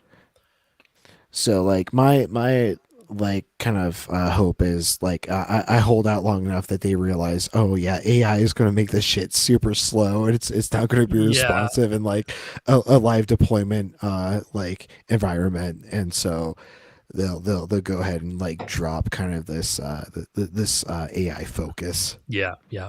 I notice whenever I generate AI code, and I tend to generate my code when I'm doing like AI generated code, I will generate it in small chunks where I can actually like review it line by line, because I want to make sure that like it's basically like a sanity check. I want to be sure what's going on in there is what I intend. Um, and there's been occasions where I'm like, okay, generate me this chunk of code, and I look through it and I go, no, wrong. Let's fix this. Okay, now it's up to my standards for how fast it runs and how efficient it runs. Because sure, what got generated works, but it's not efficient or easy to read or easy to maintain. So I got to like kind of go through and fix it. So it's been a bit of a boon because yeah, okay, my velocity's increased. Like I can generate more code faster. But I've kind of switched from a role of like researching and writing my own code to having it generated, and then I go in and I like curate it and then I produce that. So it's been really kind of weird, and I don't necessarily like it because I like writing code. I like creating these things. I like same. I like the perfection and the logic behind it, and it's kind of robbing me of that. I'm like, I'm really sad about it, but I It's also like really solving a puzzle, right? yeah. It's like yeah, exactly. Like if you dump out 1,000-piece puzzle, AI will put in like 800 pieces for you, and now it's up to you to do the other 200. It's like okay, but it like sucks the joy out of it, you know. And I'm kind of sad about that. But whatever, it's the way things are going. So we'll see how things go further. But so far I'm very safe and I'm very secure. I think, but that could change next year. Who knows? Yeah, like there have been like a lot of quirks that I've noticed, like, you know, with like Claude or Gemini, like, you know, it'll initialize like a for loop, but then like instantly escape. It's like Yeah. it was completely It's like, unnecessary.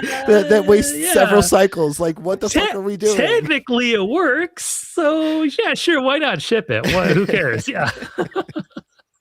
I'm fairly convinced too. I'm fairly convinced. Like I've, at least with my local like Windows. I'm running Windows on this current computer, but my work computer is a Mac, and my Steam machine is Linux.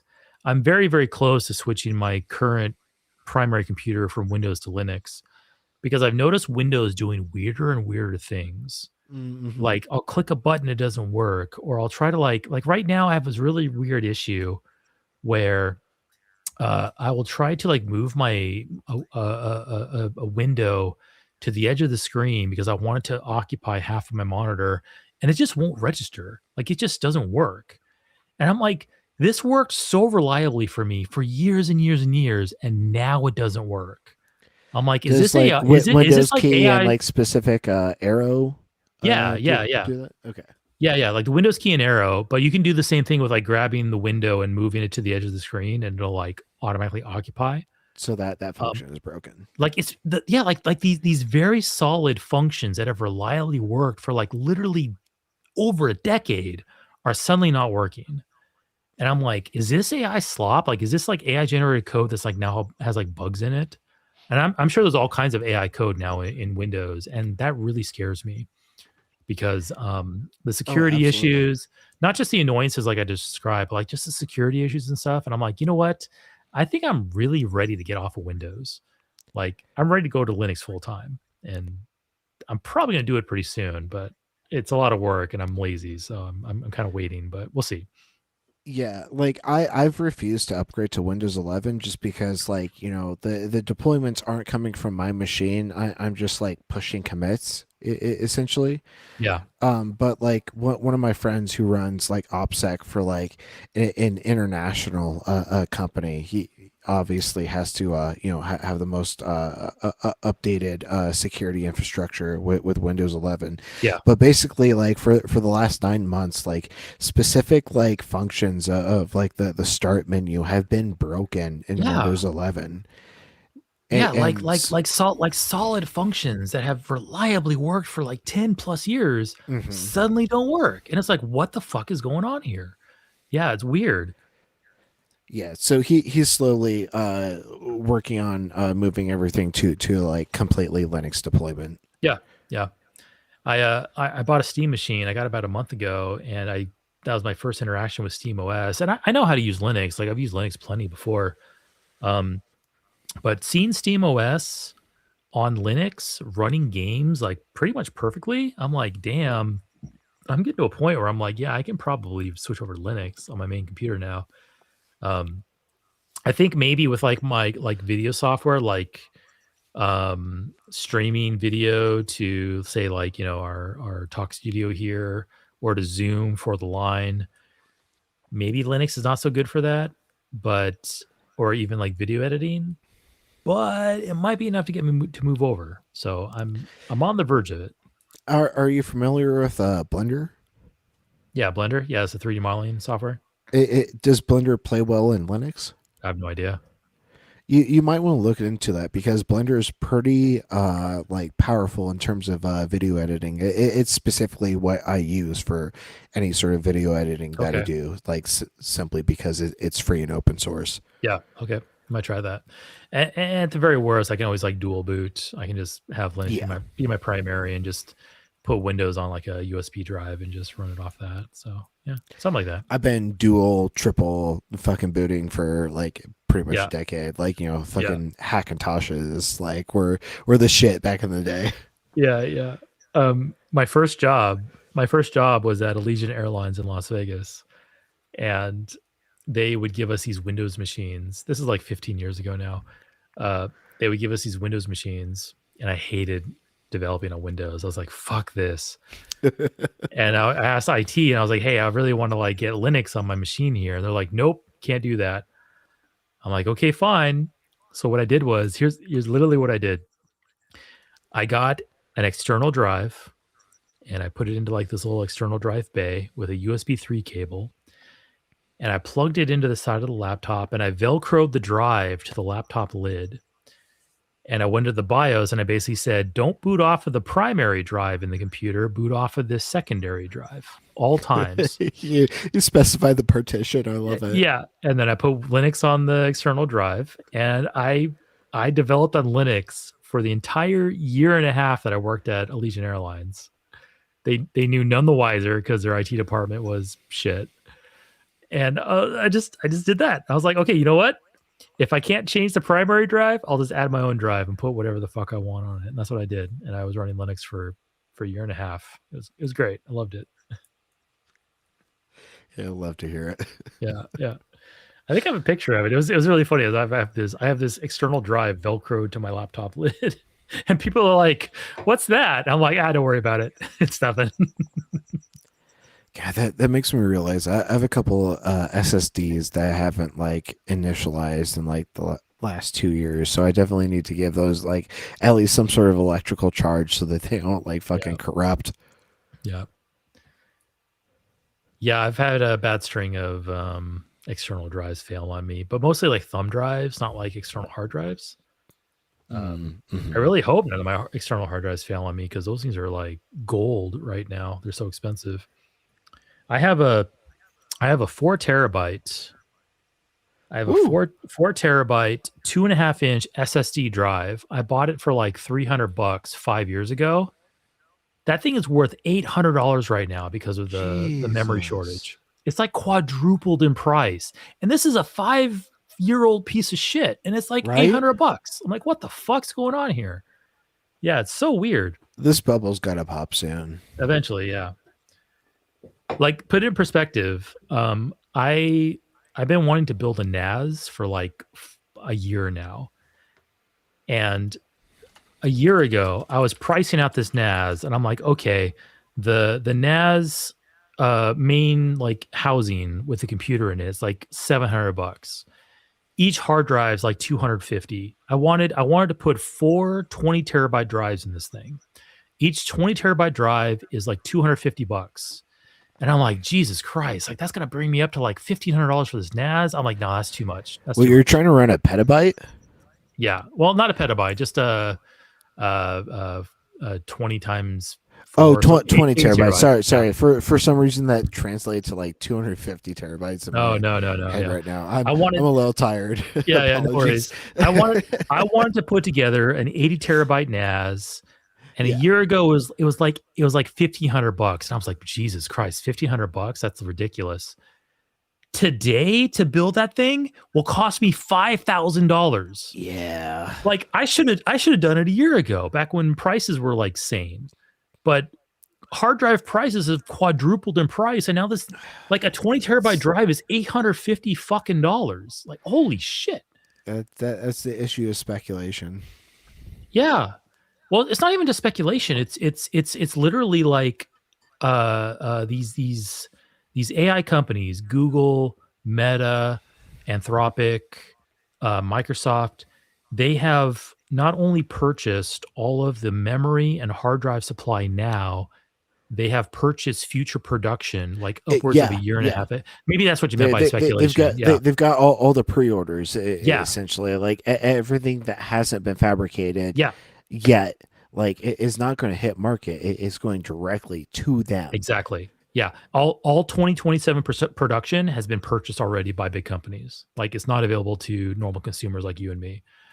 And it's just going to get worse before it gets better. But yeah, it's a really, really bad time to want to buy like RAM or a hard drive. It's fucking ridiculous. Yeah. But anyway, we can only hope for like a blue swing and like, U.S. legislature that like might like put some sort of like stopgap against like AI data centers and all this shit. Yeah. Like some sort of like environmental like protections that will like hamstring them in some sort of capacity. Then like, those pre-orders on like the fabrication of like, RAM and other memory will like, have to like go back into the actual like public consumer market. hopefully that will be part of the solution. Yes, I agree. I think It's not though even doable for at least 2 more years. well, we have midterms coming up, but I guess we'll have to Midterms see. aren't going to do shit because you still have the same cabinet and the same president. Yeah, but at least if we do get, you got me talking politics. But if we do have a blue wave, then we can at least have like maybe like a lame duck administration where nothing can get done. So yes, it will take another 2 years and then another blue wave. That's just gridlock though. That's not actually doing Yeah. anything. But the other part of that equation though, and this is kind of something we're seeing more and more. So there's a principle with AI where, okay, so here's how AI works. Okay. So you create these large language models, and these are just basically like algorithms, and you feed these algorithms massive amounts of data, whether it's books or images or videos or text or whatever. And these large language models will then learn off of the data you give it and can generate you new things. So like that's why you can go to like, Claude, or you can go to Perplexity or Copilot and say, hey, write me a joke about Darth Vader baking a birthday cake, and it'll do it for you. So that's because the data that's given to the AI is human generated data for the most part. There's an interesting phenomenon where if you try to feed AI generated data back into an AI model, it doesn't work. Yeah, And it deprecates. It's garbage in, garbage out. It's garbage in, garbage out. There's a degradation about the quality of the material being fed into it, And because you degrade the quality of the input, the quality of the output also further degrades. So it is this weird phenomenon where AI cannot learn off of itself and generate anything new. It only generates something worse than what you put into it. So we're getting to a point now, and it's happened really fast, and it's fascinating to watch. AI came out of the gate really strong because there was nothing but human generated content online. That could scrape from, right? We fed that into the AI, and AI is doing these amazing things. But because AI is doing these amazing things and putting this AI generated content out on the internet, now the next models that are being trained partially off of AI generated data. And because AI generated data goes into the AI system and comes out worse, now your next set of output will be even worse. And dead internet theory like ends up as suicide internet theory. Yes. And this is happening a lot faster than we anticipated. But basically, new AI models are struggling because so many people are now putting out AI data onto the internet and not doing human generated data that future models are having a hard time keeping up. We're actually seeing a decay in AI quality in some ways. In some ways we aren't, but it's kind of a weird like Ouroboros where the snake is like eating his tail. Oh, I love the imagery. And it's that itself might be the nail in the coffin for this AI kind of boon. Because if humans aren't generating the data and humans aren't putting their creativity into it, then it's kind of kaput. Like the AI is not going to be able to keep up and maintain this quality. Kaput. Great German expression. It's but my dad. Yeah, my dad was born in Austria. It's his term, so it's kaput. Novelty is absolutely necessary in order to like push these models forward, and you can't generate novelty through static data sets. Yeah or at least not organic novelty. Like any novelty that like you do generate will be completely like perfectly like compute reversible. Yeah. Which doesn't make it like novel. Yeah. And I have no idea if AI can like overcome this hurdle or not, but we're basically kind of starting to see the start of the AI death spiral. It's going to be interesting the next 2-3 years because it's also kind of scary because we've seen companies put so many billions and billions and billions and billions of dollars into this. And it might be like this unsustainable dynamic that they've done, because not only do we have these companies like AI, Anthropic, Nvidia, Microsoft, OpenAI, kind of like circle money between them and kind of pump up their numbers by doing this like incestuous like transfer of money.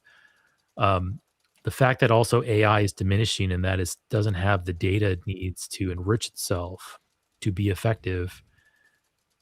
We might see a pretty, I mean, don't take my word for it. We might see a super huge, like technological crash, like 10 times bigger than a bubble burst than the .com crash, like back in the early, like late 90s, 2000s. We might see this catastrophic technological crash. It's going to be crazy. This is why I might start putting puts against specific companies here in the next couple of years. Might be a good idea. Hashtag not financial advice. Right. Yeah. I'm not a fiduciary. Like, do not like take any of this as like financial advice from me. Like I put money into AMD stock 5 years ago, and it's done quite well. And I'm looking at it now, and I'm like, is this the time to pull out? I don't know. Like, it's really tough to tell. I should have done that. Like, I had success in putting money early into Bitcoin just because, like, I was the degenerate, and like I saw my friends using the Silk Road and shit like that. Yeah. But like, I made enough to be able to like get out of the Midwest and move like westward. Yeah. But that was the extent of like the utility of the gains I realized. Yeah, I mean, if it got you a better life, and you made the right move. All right, I'll be right back. About 60 seconds. 1 second. All right, cool. Let's go ahead and get more context in this clip that we're looking at while Eric's gone for a little bit. We're coming through like your AirPods. It's not good. Hold on, I'll switch your microphone to the right microphone. All right, see if that works now. Can you hear me? Yes. We're back. Nice. Okay. You were about to give the argument for why that's a proposition? So could you just go on the Stanford Encyclopedia of Philosophy and just look at what I've kind of asserted just now? Stanford Encyclopedia of Philosophy, and you want... You can kind of tell that, like, the way Gackers was moving his mic back and forth, that, like, Justin didn't actually fix the technological issue. It's probably still coming through the AirPods, but that's probably fine. I don't know, because I'm a person who's been involved in technology for some amount of time. These kind of things kind of irk me a little, but they're probably not like that big of a deal to like the average consumer or the average viewer. Which page? All right, I'm back. And I think it's. Hold on, maybe I should take a look here. I could be the wrong. page that you're looking for is I think, insolubles. yeah. It's just search up like refutation. What he's trying to say, and I could be classical laws of wrong. logic. I think what he's trying to say is that because paradoxical statements exist, the laws of logic don't hold true. But that has nothing to do with the laws of logic. It has something to do with how you form sentences. If I go to I'll direct you to the Stanford Encyclopedia of Philosophy page on propositions. The term proposition has broad use in contemporary. You did say it was a proposition. Yeah, absolutely said it. Yeah, but I told you to go to specifically refutations of the three classes. Okay, well, I would tell you to go to the page on propositions, where it's going to define propositions as being. Wait, let's go ahead and explore that for a moment. Like, let's see if the SCP has like articles on the refutations of the classical laws of logic. So let me go ahead and initialize just a fucking like plain Google. Jesus Christ, I'm like fat thumbing all the keys. All right, I've just initialized like a plain Google search. Okay. So, SEP refutation of the law, let's say, of the classical laws of logic.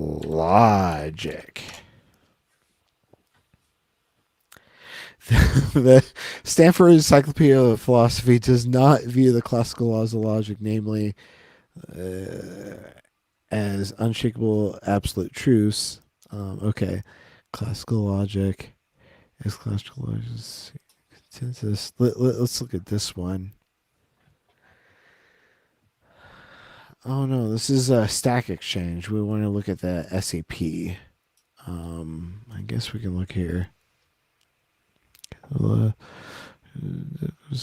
Language corresponds to the following section to provide the typical stage 2 of films. Okay, this doesn't look like it's refuting any. Let's look at the overview: introduction, language, building blocks, deduction, semantics, metatheory. Okay, yeah, this doesn't look like it's trying to refute any of the classical. Oh, I'm sorry, I didn't fucking put this on the screen. Okay, this is what I was looking at when I was kind of mumbling through it. And then we go to the overview. So it doesn't look like it's trying to like refute any of the sort of the loss of logic. Yeah. So the SCP is like obviously not supporting anything that Geigers is trying to put forward. The primary bearers of truth, whereas the statement you presented doesn't have a truth value, so it's not a proposition. The truth value is the statement in itself, so it's self-actualizing. Let's go. Wow, that was a bunch of gibberish.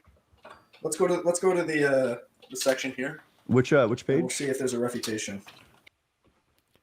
So the truth value is the statement itself. So like, we can make a statement that doesn't hold any sort of truth value. Like say like the color green smells of skunk. Like there's no sort of like actual objective truth value to that. It's like completely subjective. Like sometimes, like an agent might associate like the color green with the smell of skunks, but like it's not something that like holds true out of like any subjective experience. Like it's just like nonsense when like you don't have any sort of like prior experience. I guess equating into the statement. Yeah, it's basically just the statement's not complete. Like you need to have more content in the statement in order for it to be a proposition. I'm just looking right now, bud.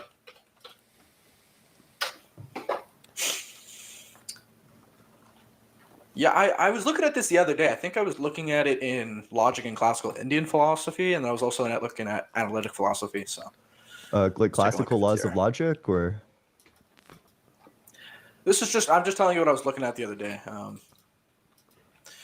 Do you reject all three laws of logic? No, I accept the law of identity. Huh. But you believe in the Trinity. Yeah. The principle of explosion indicates that if you reject the law of non-contradiction, then you have to reject the law of identity, by the way. Yeah, but by rejecting it, you have to assume it, which means it's true. So there we go. Okay, so you do agree that the law of identity is false. You just also think it's true? Yeah. Yeah. Ah, yes. The best argument for God. Make no sense. Yes. I both am myself and am not myself. Okay, let's just you know what? I'll just search this. I'm trying to God both exists and doesn't exist. What a clown. You know, I was thinking next time I come up here, I'll have bookmarks of the links I want to show you guys. And I'll Yes, please. Good idea. There. Yeah. I mean, we'll be. And he never came up a second time. Of course. At least not that I'm aware of. It might be worthwhile for me to search through, but like Yikers came up like say back in April or May. It's been a couple months since this specific clip took place. So actually for like the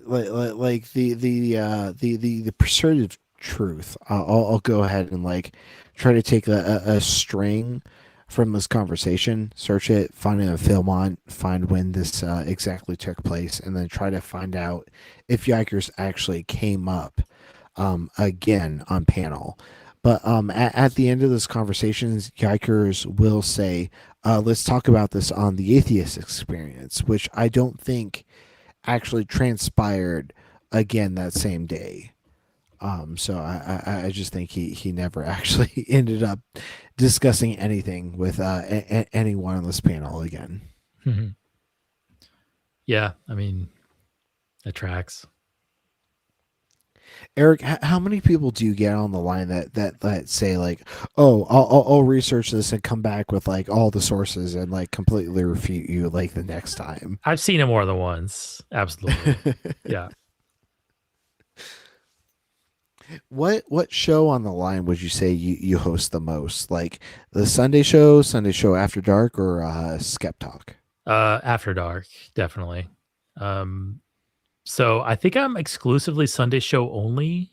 I used to do Skep Talk, but we now have like enough like PhD holders to fill up Skep Talk with just PhD holders, which is like the right thing to do because that's like a skeptical scientific show. Yeah, that's probably fair. I've been watching the line since like late 2022, early 2023, and I did see you like many times on Skep Talk, but it does seem like individuals like Dr. Darren Adair and like Forrest and Erica are the ones. Yeah, Dr. Blitz more and more. Like Dr. Blitz like had a single appearance on Skep Talk like a year ago, but now has like 5 or 6 appearances, which is like fucking awesome. I love Dr. Blitz. But yeah, like it does seem that like those specifically highly credentialed, like I'm not saying you're not credentialed, I'm saying like the highly credentialed individuals are being placed in Skep Talk.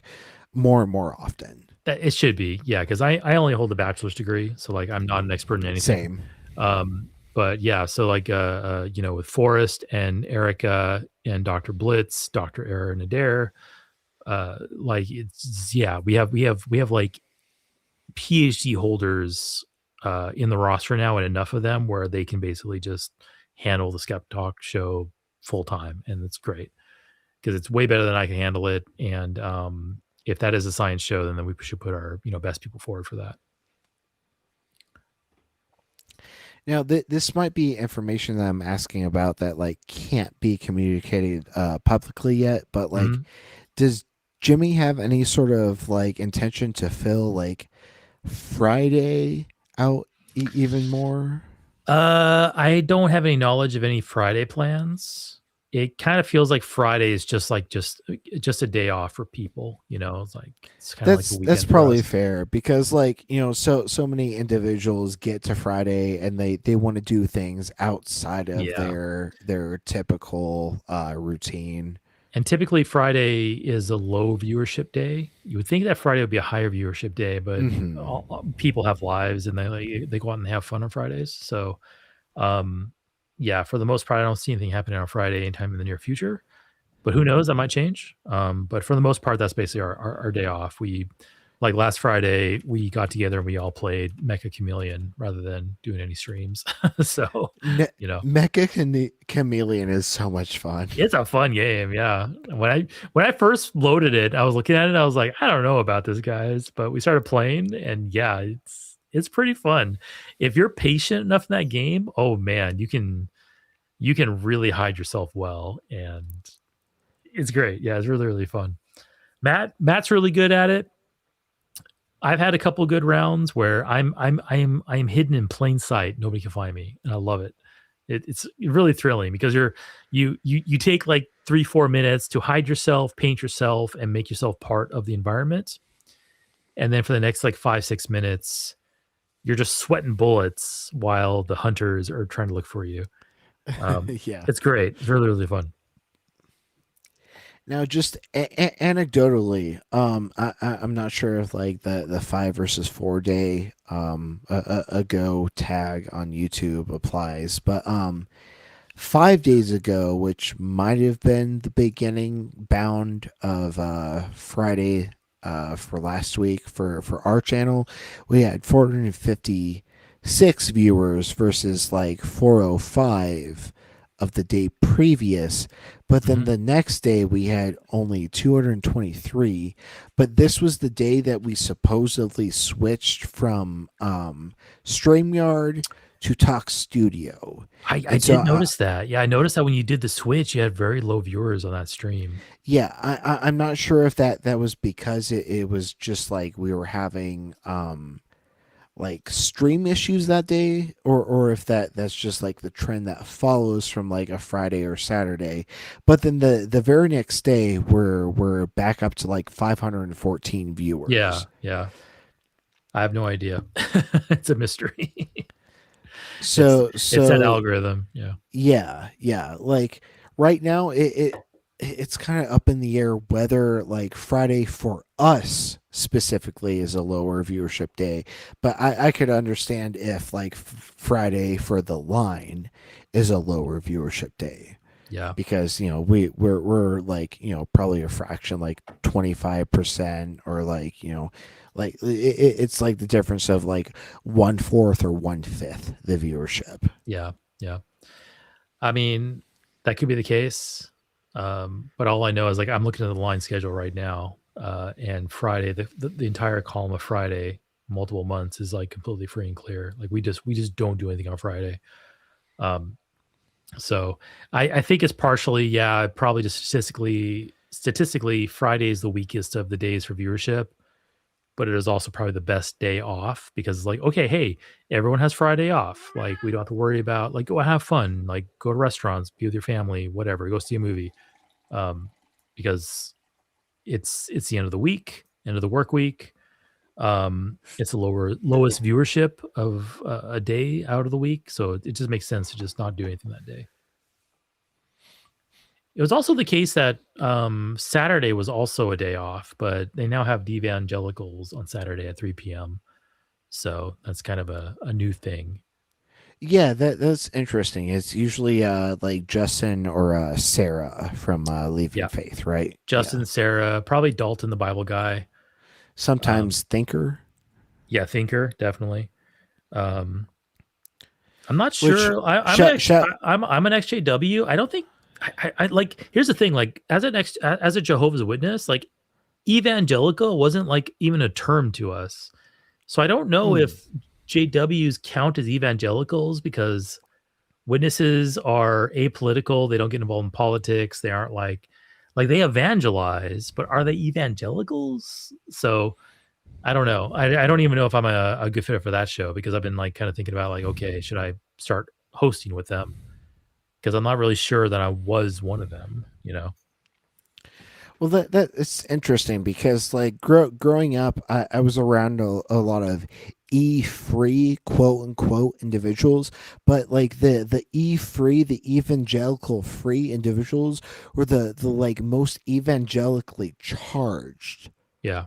Like they believe that like they needed to influence the local politics the most in order to like bring about like the most effective change.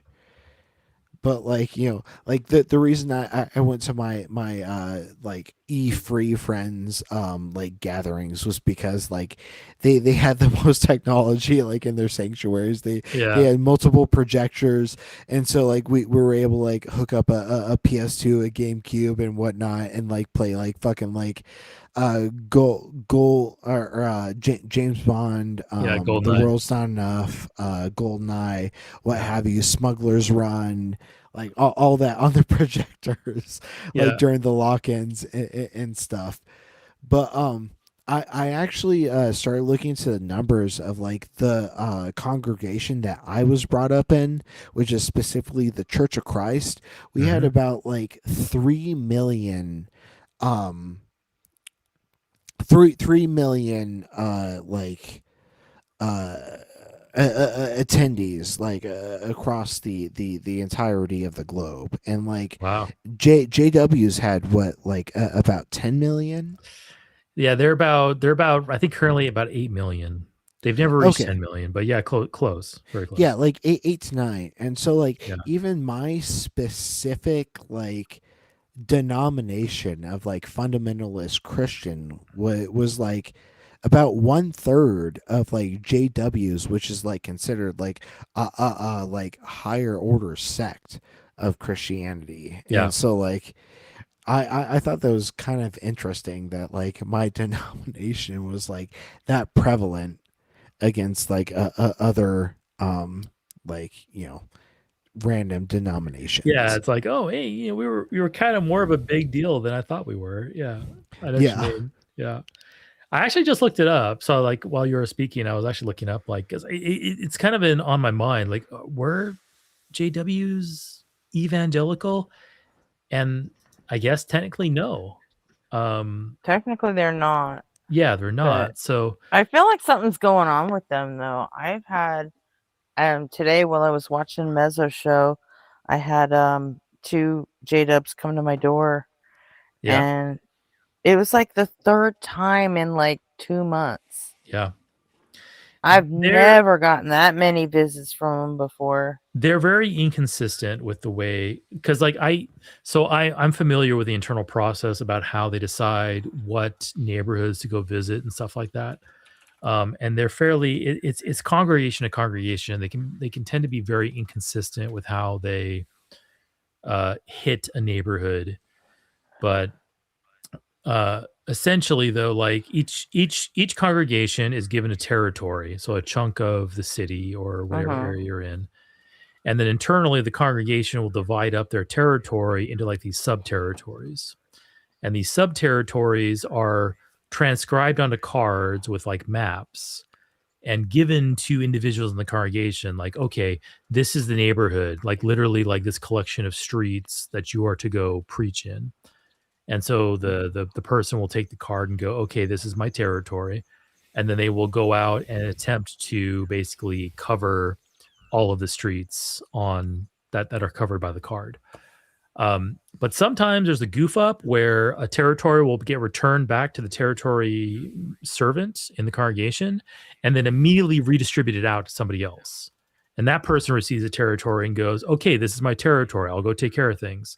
And they'll go and revisit a territory that was just preached to like, a month ago. Typically you want a territory to be hit like once every 6 to 12 months. But if the territory servant fucks up, you could potentially have, a territory getting hit once or twice or 3 times in a row within like the span of a few months. And I know that because I was a territory servant. I did that kind of stuff. So, yeah, that's been happening to me lately. Yeah. But I did just it look was it two women though today. That was new. Yeah, that happens. Probably if there was 2 women, if you look out to the street, there's probably like a minivan or an SUV or something, and the rest of the group is in there. So they're likely not by themselves. There's probably the core group is nearby, and they all kind of huddle together like a school of fish. Yeah, their opening line was some bullshit about, well, we're just checking on our neighbors because we know everybody's worried about how many earthquakes there's been lately. We understand it causes anxiety. I'm like, not really. It's geology. Yeah. And they're like, I'm like, what you got now? we're just checking on our neighbor. We're just checking on our neighbors. Or are you concerned with how turbulent the world is today? No, exactly. Literally, the neighbor excuse was used on my best friend growing up. His home was literally next door to a JW church. Nice. And so literally like every other week his home would get like proselytized to. And like so often I would actually be at his home because like most of the time like after school we would go to his house because his house was like a quarter mile from the high school. It was like within half a mile of our middle school that we went to. Yeah. And so his house was always the hangout spot for our friend group. Yep. And a Ramesis in the comments. Yes, I was a Jehovah's Witness. Jehovah's Witnesses have always gone door to door, but they have definitely switched over more towards cart witnessing and like just hanging out in public places and waiting for people to come up to them. Yeah. But hey, just so you know, Ramesis is like kind of a like theist troll. Yeah, I know. Like I've seen him in the comments. Yeah, but yeah, they I'm dick taking suck like all the theists. Yeah. I'm taking his questions there seriously. This is like a badge bunny for theists. Yeah, it's yeah, crazy. Yeah. But no, yeah, Remissus. I'm an ex-JW, and JWs have always gone door to door. Obviously, not during COVID because laws and stuff. But they've switched over to cart witnessing and like letter writing and kind of more lazy approaches. But they still do door to door, and I spent a lot of my youth going door to fucking door. But anyway, I like it when they come to my door. Honestly, yeah, me too. I like talk. I don't tell them. I don't tell them I'm an XJW because it'll scare them away. But I do like talking to them. It's fun. Yeah, I don't tell them I'm an atheist till about like 15, 20 minutes in. Yeah, and that's totally fine. Like they'll be fine with you saying you're an atheist. If you say you're an XJW, they will flee from you like you have like the plague. But anyway, Jehovah's Witnesses are not evangelical. So according to Google, evangelical comes from the Greek term meaning good news or the gospel, which is primarily a Pentecost. I'm sorry, not Pentecost, Protestant Christians. Yeah. So evangelicals are Protestant Christians who focus on the Bible, personal faith in Jesus, and sharing their beliefs. Witnesses are not Protestant. So while they fit a lot of the other categories about like preaching, they are not Protestant. They don't believe in the Trinity. Therefore, they're not evangelical. So I guess I will never ever host the evangelical show on the line because I am not a evangelical. Oh darn! Oh darn! I'll have to stick with the Sunday show. And let's round back. Oh, sorry. No, and tonight at 5:30 Eastern time on the Atheist Experience. God damn it! I'm clicking between Discord and stuff. I'm Yeah, trying it's to... fine. We should probably proceed. Hey, let's go ahead and keep it going. Yeah. Wait, one sec while I reply to my my friend right now. Sure.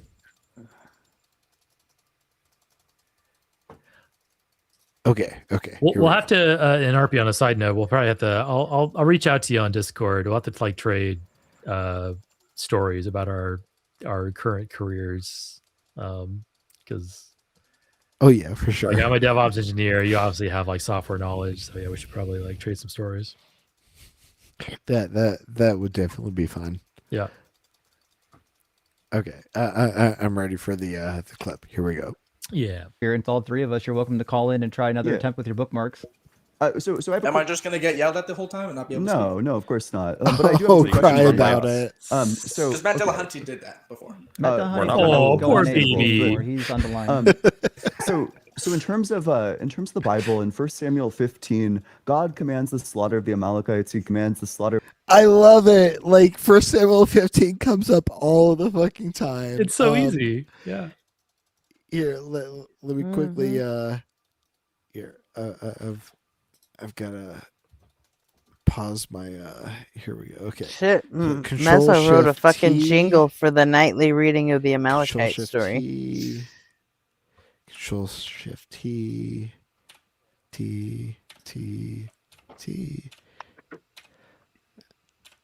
I had it up here at one point.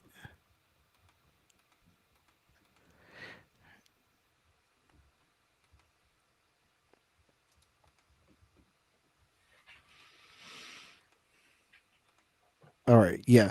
Now go and utterly destroy Amalek. Destroy all women and men, infant and children, ox and donkey, cattle and sheep. Like there's nothing that you can really employ against this verse. It's telling them to literally genocide a nation so much that you fucking kill their infants and livestock. The cute little sheep. Like, yeah, the sheep are going to like hold a grudge against you because you killed their owners. So Like, ridiculous. Oh my god. So I think this is Ian currently employing 1 Samuel 15:3. Let's see how Yikers responds. Of the men, the women, the children, and the infants. My question for you is very simple. Do you think the He's gonna newborn respond with Amalekite a neck infants cock. deserved to... Just rewind it. I mean, like just jump back 10 seconds. As Ian's describing the tale from the Bible, not even putting any spin on it, just describing what happens. Look at Yiker's head. Just watch his head. Or he's on the line. So in terms of the Bible, in 1 Samuel 15, God commands the slaughter of the Amalekites. He commands the slaughter of the men, the women, the children, and the infants. My question for you is very simple. There it is. It's triggering. I mean, it's like I don't know what's going on there, but it's triggering something. He's hearing the words, and it's like it's agitating his brain. Like that's what I'm seeing there, because he knows that this is an indefensible thing.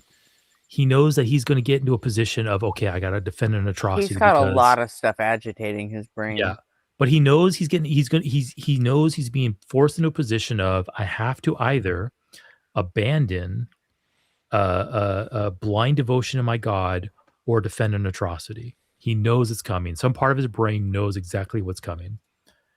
And I think he responds with that type of like neck cock of like, oh God, what am I going to do? I don't think he thinks that deep or that quickly myself. I give them a little credit that I will say that subconsciously their brain knows what's going on, but they might not know. Like their conscious might not know. Yeah. Exactly. Do you think the newborn Amalekite infants deserved to get slaughtered? Yeah, so I reject that phrasing of the. Let me just grab my book, City of God, here by St. Augustine, and see what he has to say. Stall. Yikers, indeed. Yeah.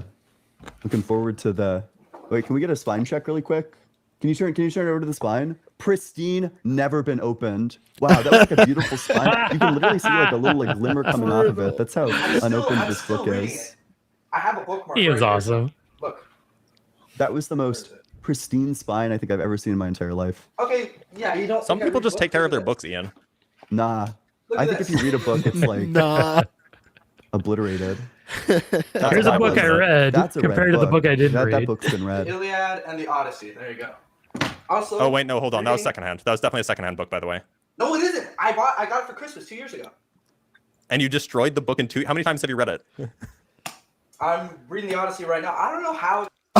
Yeah, I got it 2 years ago. I'm reading it right now. What a clown. Goated. Oh my god. Okay. I love the fact we have his face to associate these memories with. Good job, Yikers. And it's All right. hilarious that Blitz went from some people just take care of their books to you haven't read that shit. It's great. Ian nailed it though. Like just show me the spine. Yeah, you never read that. Perfect. I love it.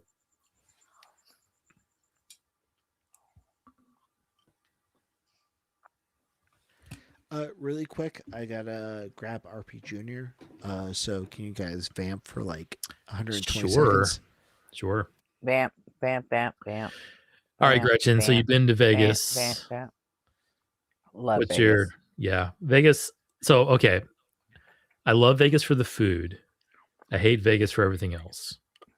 And I say that as a native. What's your favorite restaurant to go to in Vegas?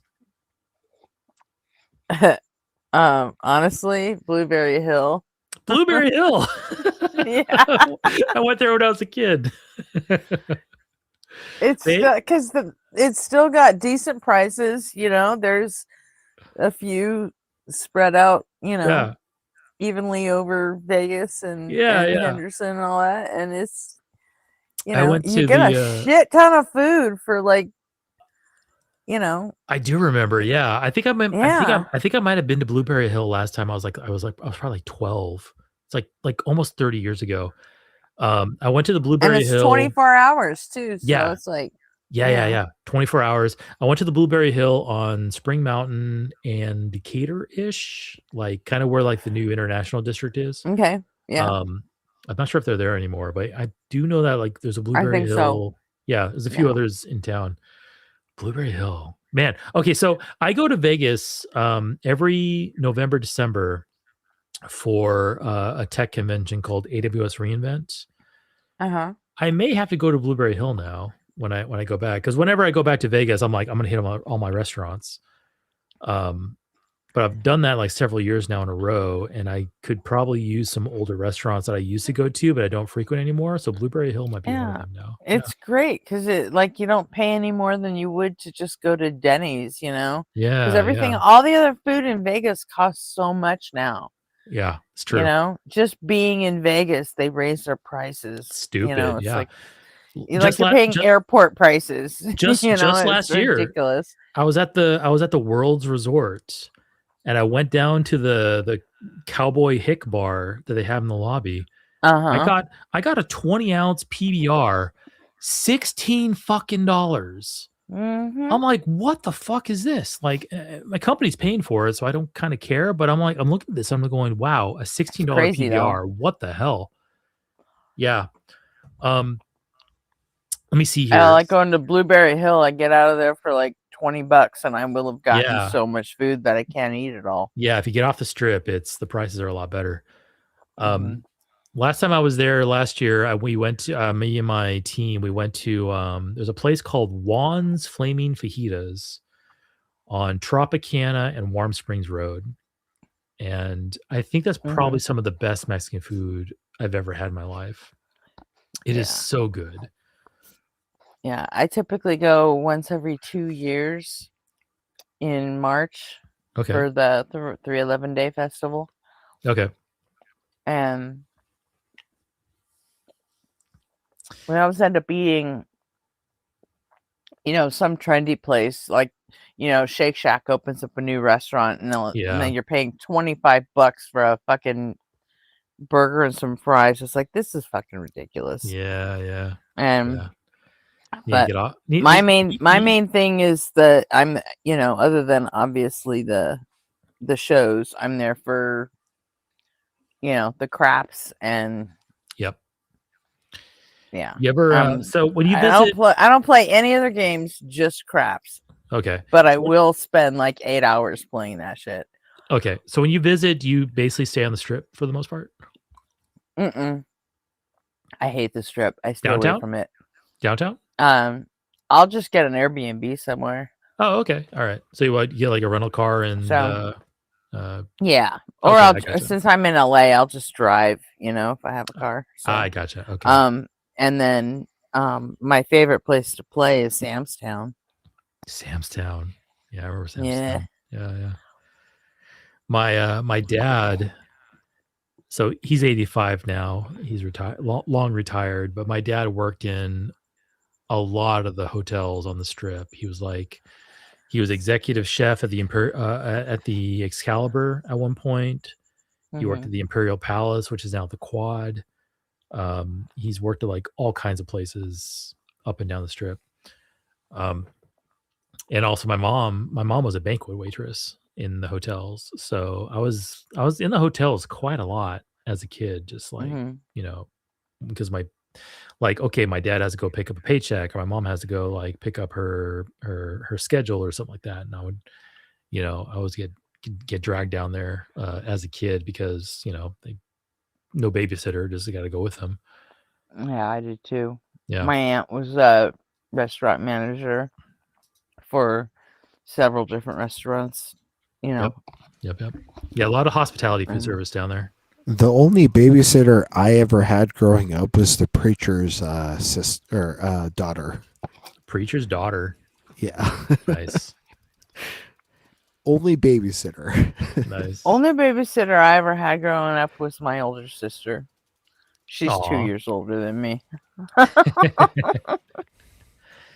I think I have a brother who's 2 years younger than I am. I might have babysat him once or twice. I can't remember. But I do remember vividly most of my babysitters. I think my favorite, his name was Nick. He would come over, so my dad would be working at night, my mom would be working at night. Nick would come over and he would bring over Mega Man 2 for the Nintendo. Oh my God, Mega Man 2, the one with the dragon boss for Wily's Lair level 1. Right? Yeah. And man, we would play that constantly. It was always Mega Man 2, Mario 3, I think maybe like baseball on the NES, hockey. Yeah, like really like formative memories, and it's probably why I'm a gamer now, is because just those were special nights. It's like, yeah, mom and dad are gonna be gone, and Nick's coming over. We play some Mega Man. Hell yeah, this is gonna be great. Get some Mega pizza Man and some was soda. my main jam growing up. Mega Man. Yeah. 2, 3, 4, 5, 6, whatever the fuck on the NES. Yeah. Like all the NES Mega Man games were absolutely formative. So it is probably unwise for me to share this information, but my car is a blue, black, and red car. My license plate says Mega Man, and I have a big Mega Man decal on the back window. Like, let's go. My car is Mega Man'd out. Yeah. I remember in 1980 on my birthday, my parents said, okay, well, for this school year, you're old enough to be home alone now. And I'm like, oh, okay, cool. Yeah. In 1980, I turned 8.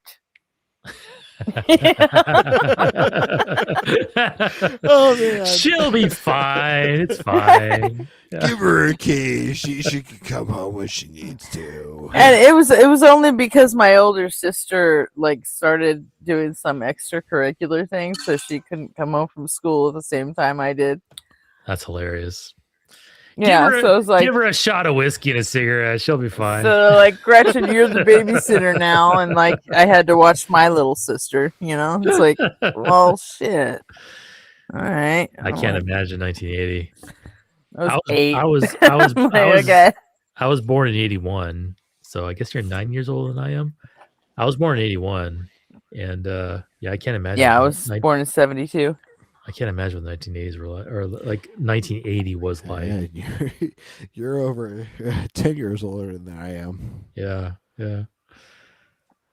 It's funny, like, yeah, we look back and we look on those old days and like, what was it like back then to be like not have the luxuries that I enjoyed as a kid? And like, I look at Gretchen and I go, man, Gretchen didn't enjoy the luxuries I had as a kid. Arpy, you look at me and go, oh, I enjoyed luxuries that Eric didn't have. And then there's probably some in the audience who's like, oh, Arpy's a dinosaur.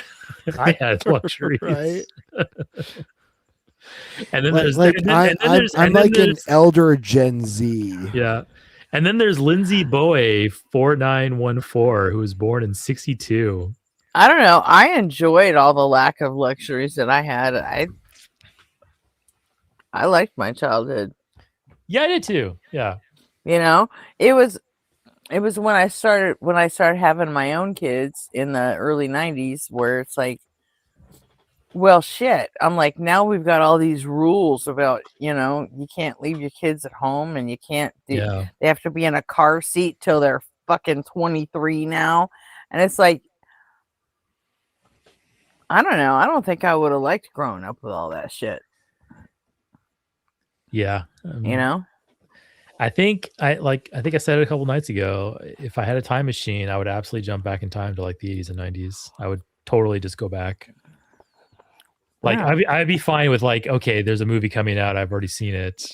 Like, I'd be fine with that. I just want to get back to that simpler time. Yeah. We definitely had a lot more freedom to do whatever the fuck we wanted. Yeah. You know, I knew the term Suka before like Counter-Strike. Yeah. Yeah. Well, it's like the kids that grew up in the 90s and the 2000s and stuff, like they've all got anxiety conditions. And well, you know what? We didn't have those kind of rules growing up. You guys had a lot of fucking rules placed on you, and I feel bad for your parents because your parents are the ones that had to follow those rules, even though they had no experience with them growing up themselves, you know? Yeah. Oh yeah, like there was literally my neighbor that was across the street from me that I would hang out with. One day we were like digging behind the tool shed of my neighbor's in my neighbor's backyard. My mom went to look for me, and she stepped into the backyard for like literally a modicum of a moment, and she didn't see me, and so she assumed that like I had absconded to like some like part of the undeveloped neighborhood. Yeah. She didn't even think to like look behind the fucking tool shed. Yeah. And so like she started getting into her vehicle to go to my grandparents' house in order to like start like expanding like the radius of search for my position. And I like instantly like went home. I was like, Mom, I'm right here.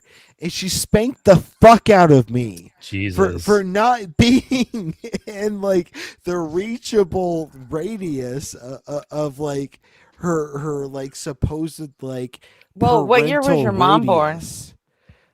She's a Gen Z, like the earliest Gen Z. She's like 67 or fucking whatever.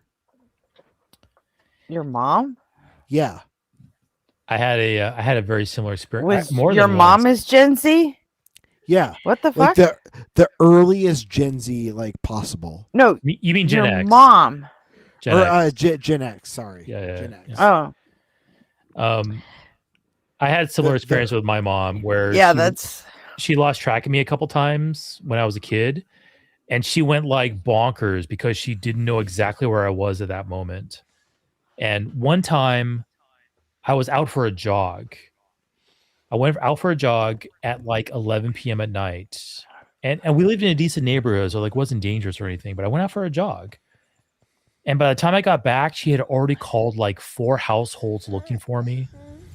And I'm like, I've been gone for like 25 minutes. I'm just out like running.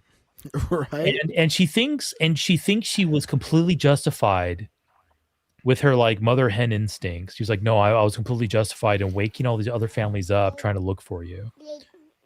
And I didn't even get it. I was that kid Yeah. when I was little that got lost all the time. I just had, shit. Yeah. I was in, like, we went to Circus every fucking year when we went to Vegas to see my grandma. Circus. And Yeah. I got lost every fucking year. It was just, it's like it got to the point where my family would just be like, okay, nobody sees Gretchen. Wait for the announcement because Yeah. it's coming. Yeah. So it's like everybody just kept doing whatever they were doing until we have a little girl here. These And like some yeah, of these, that's us. Some of these parents, at least in my experience, it was my mother, but I'm sure fathers do this too. But yeah, some parents get it so in their head that my child's in danger. I can now do whatever I want to correct this, and they'll they do all kinds of like boundary crossing. Just like I can talk about my mom for like hours. She was a fairly horrible person, but like she would call others in the middle of the night because she didn't know where I was. And it's like, you're just going to blind call the entire neighborhood looking for me? Like, why not just wait for me to come home? It's like, right. How stupid are you? I don't know. That had like, I remember the advent of cell phones had a really kind of fucked up effect on the way that Gen X and even some boomers like were, because automatically it seemed like this electronic leash that we had to have on our kids. I didn't get I didn't get a cell phone until I was 16, and I'm solidly a millennial. Like, 16, I'm 16 not like pretty late for your age. Yeah. I'm not like an elderly millennial. If anything, I'm like a zillennial. Yeah. Yeah. My first cell phone was maybe 1920. It was like a Nokia phone. So that was like 1920. That's like year 2000. That's when I got my first cell phone. Wow. Mine got theirs at 12. We had those Nokia. I had a Nokia phone where 2006. If you wanted a custom ringtone, you had to key in the melody into the system. Yeah. And it was interesting because like you would go on you go on to the rudimentary internet. Yeah. Rudimentary internet, go, I want this song, and then the website would show you like this is the key sequence you type in to program your melody into the song, into the phone to play when you get a call. Yeah. Mm-hmm. Good stuff. Good old days. We need to go back to then. Yeah. Mine got theirs at 12 only because my my first husband's mom, bought my daughter one at 12. I'm like, all right, well, I'm not paying for it. So whatever age this is, that's how old you guys have to be to get fucking phones. Nice. Your hand is kind of forced at that point. Yeah. As long as I didn't have to pay for it, it was fine. Later on, it became cheaper, so okay, fine. But yeah. But then there was that nudge to use them as leashes for your kids, like always know where they are. It's like, let them be fucking kids. Let them fuck up, get arrested and stuff a couple times, when it doesn't count. I was lucky enough that my dad was a lieutenant, so I lucked out of at least one situation. Nice. Yeah, but once you hit 17, 18, that shit, it fucking counts now. I was 13, so you can't be doing that shit when you're older. It's like, yeah, make your fucking mistakes and fuck up when you're kids. When you're young, fucking broken shit heals faster. It wasn't for like illicit substances or anything. It was for like ordinances. Like my boy when a 12-year-old gets arrested for shoplifting, not a huge deal. No, we weren't like stealing anything. We were blowing up microwaves in like a sample. Nice. I kept my nose pretty clean, I think, growing up. I think the worst thing that ever happened to me was I got detention once in elementary school. Like, I was pretty square growing up. I got was always detention trouble in all the school, time, but I but never. like I was on like the varsity math team. Yeah.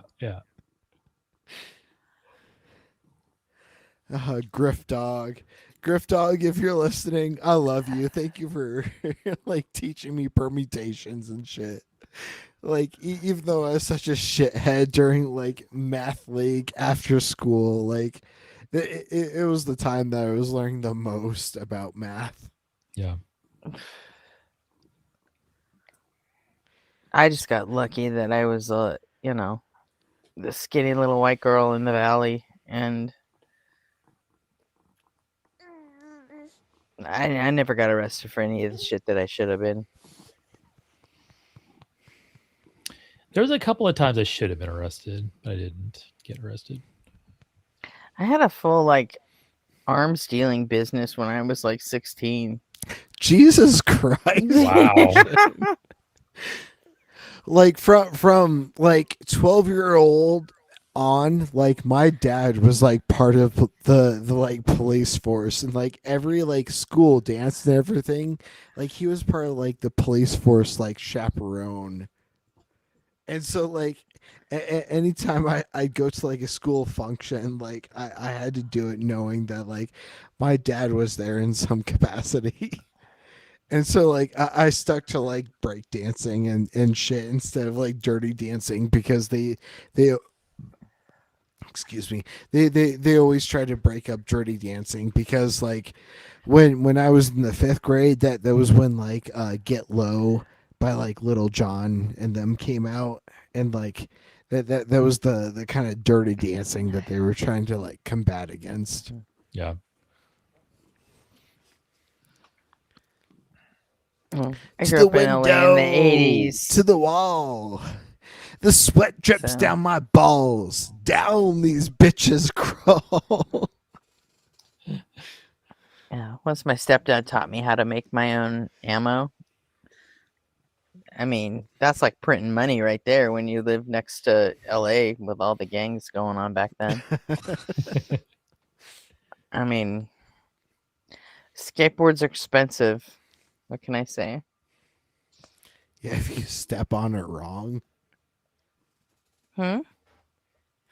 If you step on your skateboard wrong, yeah. No. Well, I mean, the kind of skateboarding I did kind of destroyed boards pretty often. So. Yeah, that's what I mean.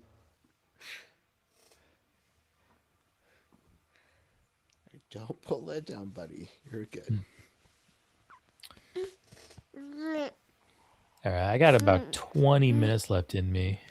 You want to finish this video? Yes. We can try. Yeah. We can try, yeah. You hear RP Jr. in my arms right now. Yeah. So. I hear him.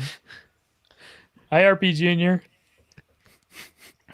He's currently huddled over trying to grab his little red fire truck. So. How old is he? He just turned one literally 6 hours ago. So. Happy birthday, RP Jr. Thank you. A year ago, to this moment, Mrs. RP was cut the fuck open. Okay, video. Okay. No, Gretchen, C-section. Why is the book destroyed if you're not even done with the book? Oh, I finished the Iliad. I'm reading the Odyssey. And that destroyed the book. Got it. Okay, that makes sense. The Dialogues of Plato, so I am reading that. Thanks. Yeah, gosh, I love show and tell. Physics.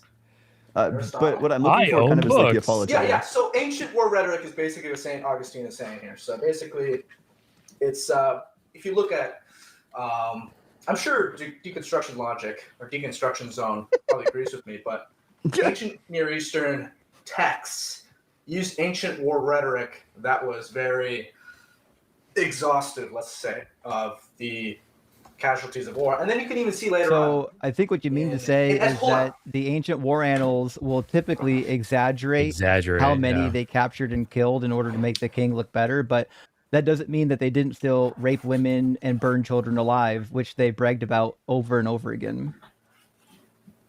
Yeah, but in this case, like if you look at archaeological evidence, you don't see. I mean, who is raping women? I mean, the Bible doesn't say you can rape women at all. Yeah. The Bible actually says, Oh my yes, God. you can Lots take of times child it does.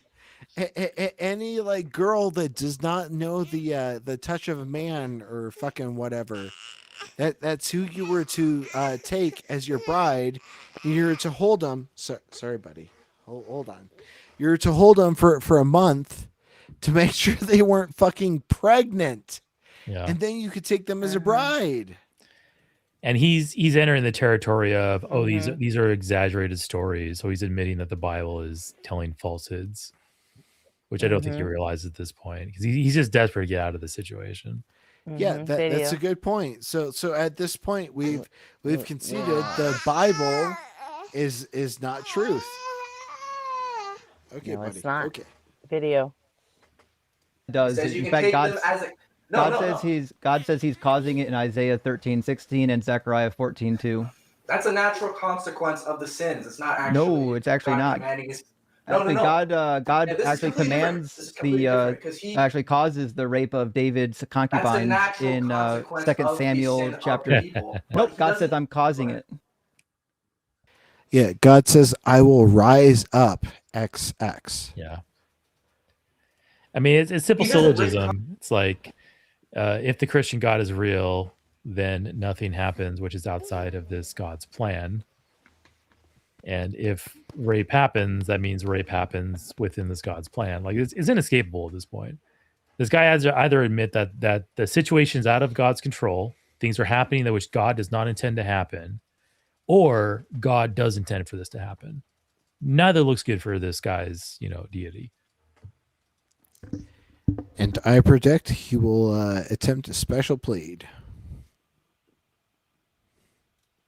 You're supposed to marry a concubine. You're supposed to marry a prisoner of war. I'm not talking about prisoner of war. I'm talking about David's concubines.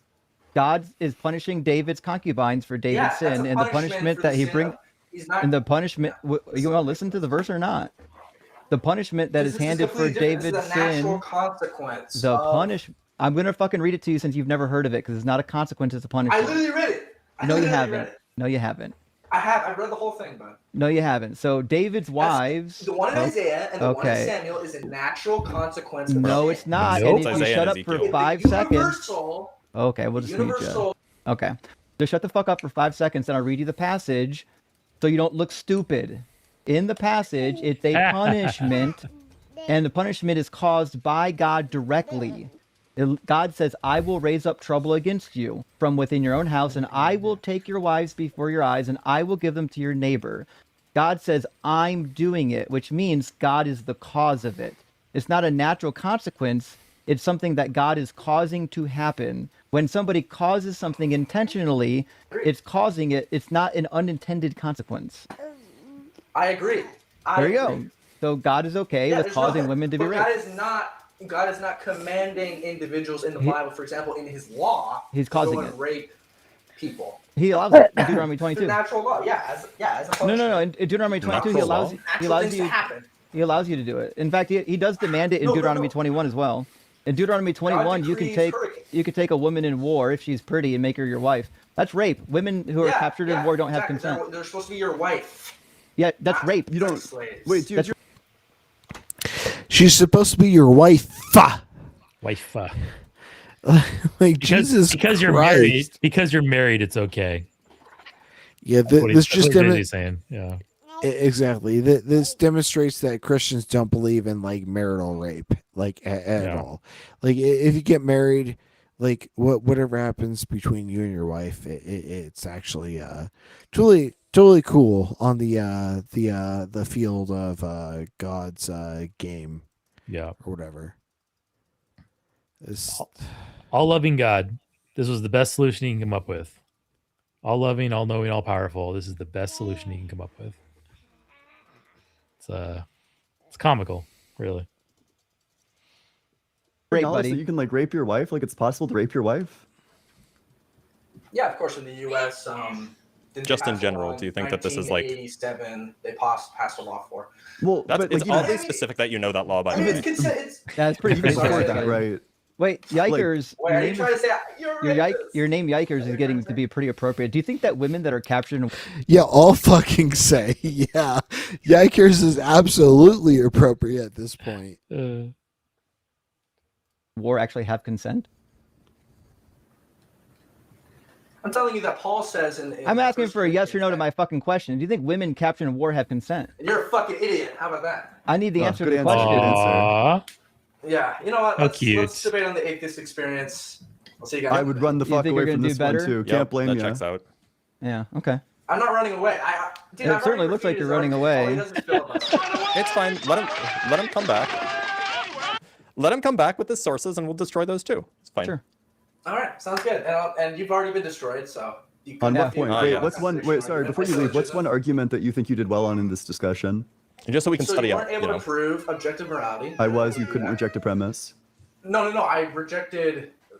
First of all, most of your premises don't even follow logically. They do actually. And second of all, you had assumptions baked in there in the cake. Like You had what? assumptions Which baked one? In the cake that were unjustified. Which one? So, for example, because you want to achieve a goal, therefore, those goals must be achieved because. No, that's not the premise. Whoa, he did not track. Nope. If something's your goal and something else is necessary to achieve that goal, then you have a reason to do that thing. You know, No, you if don't. No, you my don't. That doesn't goal is follow. to You don't have a graduate reason. from college, and in order to graduate from college, I would need to attend my classes, well, then I have a reason to attend my classes. The reason is my goal is to graduate from college. Yeah, but if you're just matter, if you're just physical material, what does it matter if you? You're arguing against the Platonists. If you're just matter, what does it matter?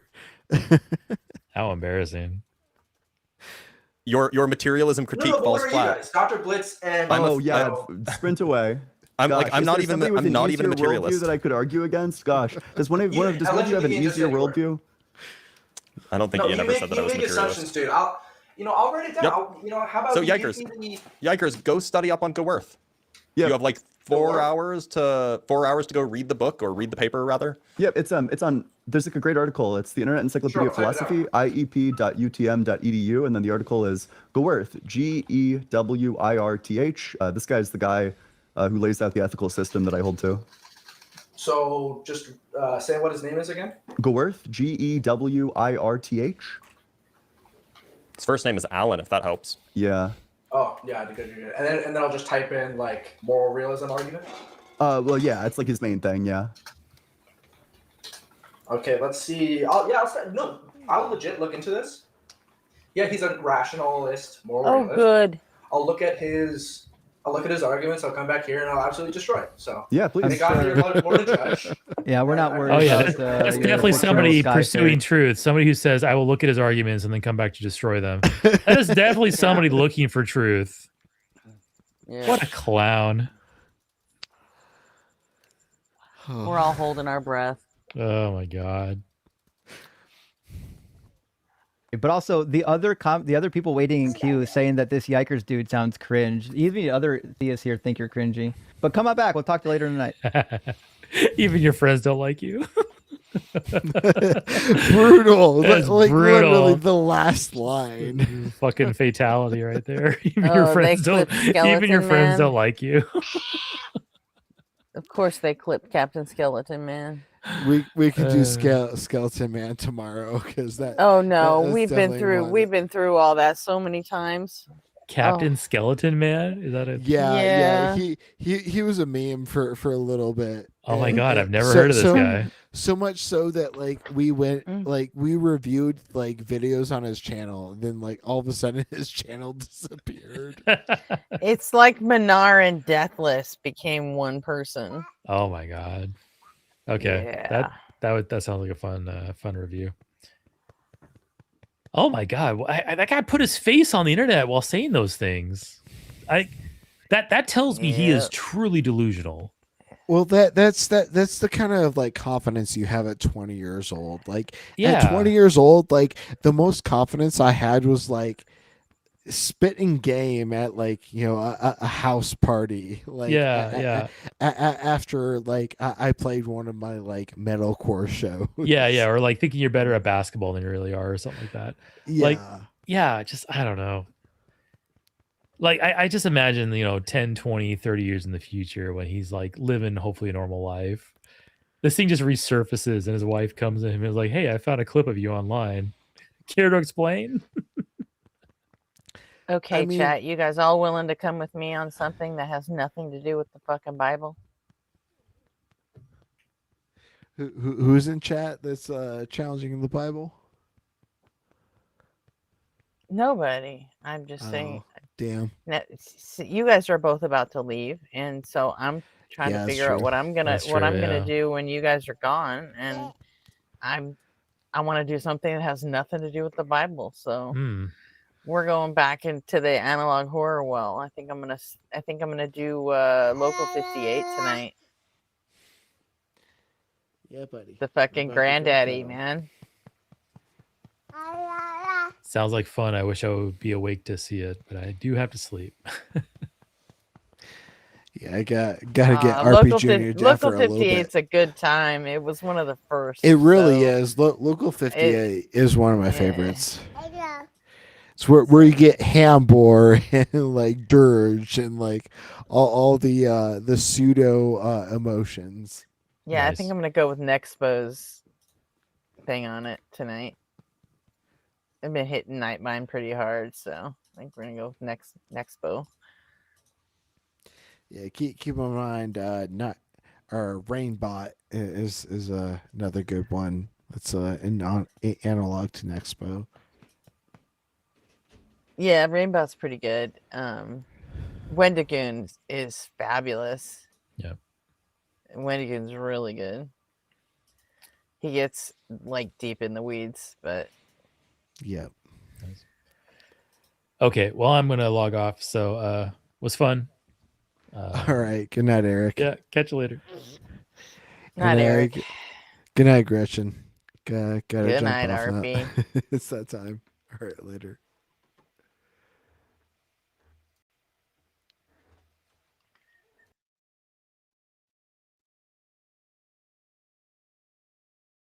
Okay.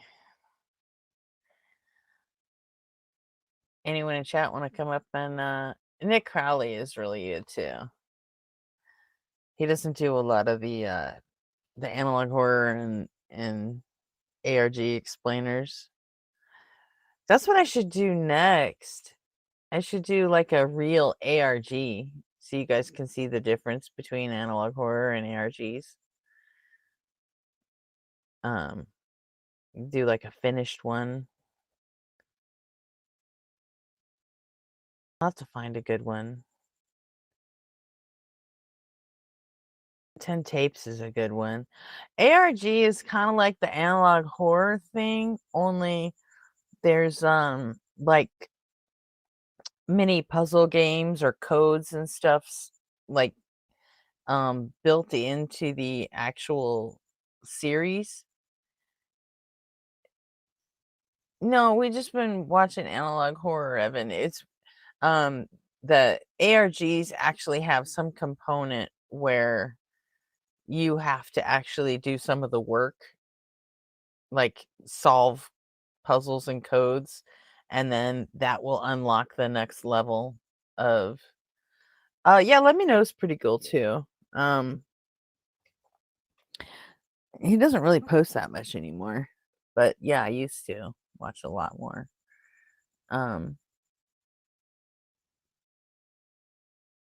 So but yeah, so far what I've been showing you guys on here is mostly just analog horror content, to where you don't actually have to like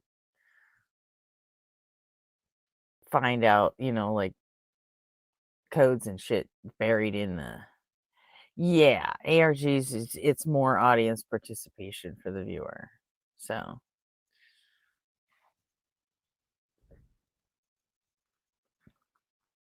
anyway, got this all pulled up. Let's go.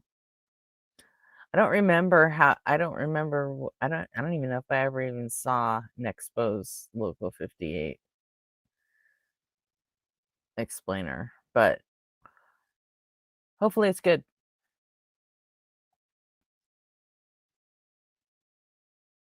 We'll take your word for it that it's a good one, Nemesis.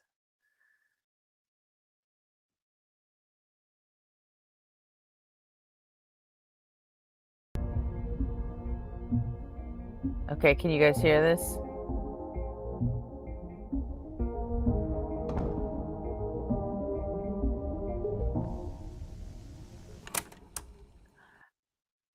Yeah, I'm never doing anything with Golden Arm and Felix. That's not ever happening. Local 58.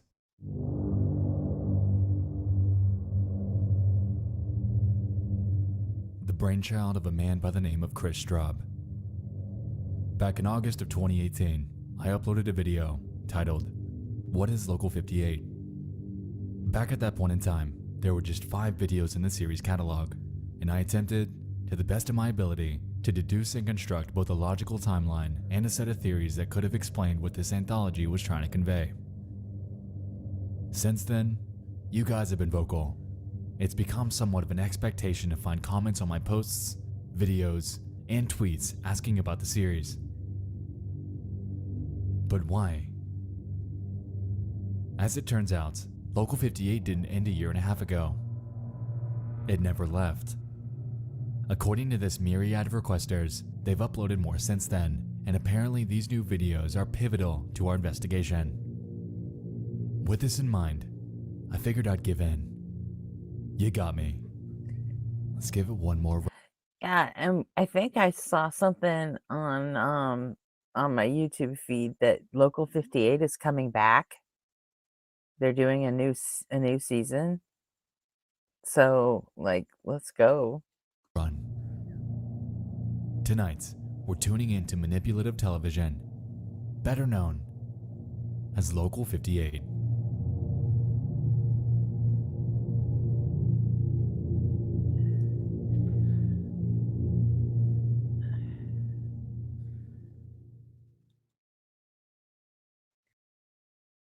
Boo. On Monday, October 28th of 2015, a web cartoonist and online creator by the name of Chris Straub would give birth to a web series by the name of Local 58. Taking place in Mason County, West Virginia, the same region as his other works, Brood Hollow, Candle Cove, and Itchor Falls, Straub has constructed an extremely complex narrative that appears to center on themes surrounding mass suicide, imminent danger, and hypnosis.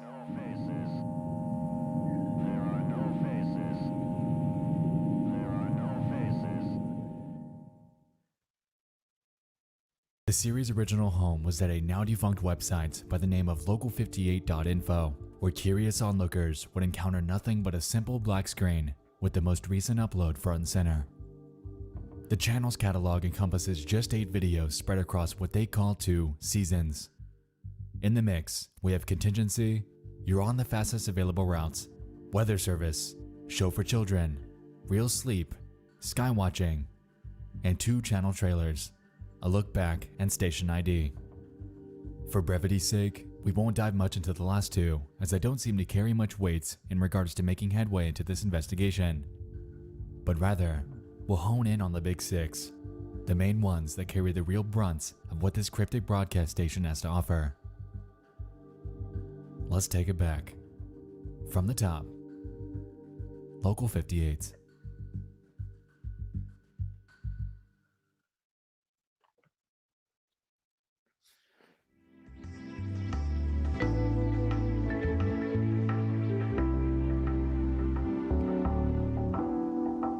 Before you go, stay tuned for a quick message.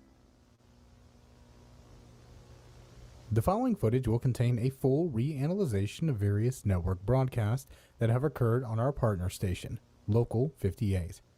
Much of what you'll witness will be material that you've experienced in prior coverage. However, a new angle will be taken, combined with their newest recordings, to ensure that tonight's viewing experience is a pleasant one. If you'd like to skip directly to analysis of the new recordings, please fast forward to the time shown on your television now. Tonight's broadcast is made possible through small contributions made to patreon.com/Nexpo and by viewers like you. Thank you.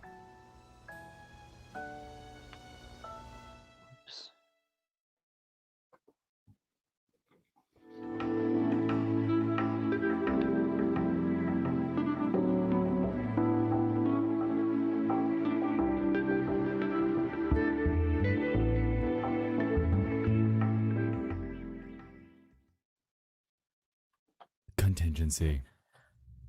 By far one of the most popular and also most disturbing episodes in the Local 58 catalog, and for good reason. The reason it's up first on our list is due to the fact that, in comparison with each of the other episodes, this one appears to contain the most archaic video distortions. The rough broadcast time period that I deduced from my previous coverage was somewhere in the range of the late 1960s to the early 1970s, which we'll get into in more detail shortly. The video opens up ordinarily, taking place at around 3 a.m., Local 58's wrapping up their broadcast day as normal. But then, things would quickly turn dour. Right after their conclusion message, we're met with a title card. A contingency message reel displayed by the United States Department for the Preservation of American Dignity. This is to be used in the event of a United States complete surrender to insurmountable enemy forces. Public broadcast only upon confirmed condition.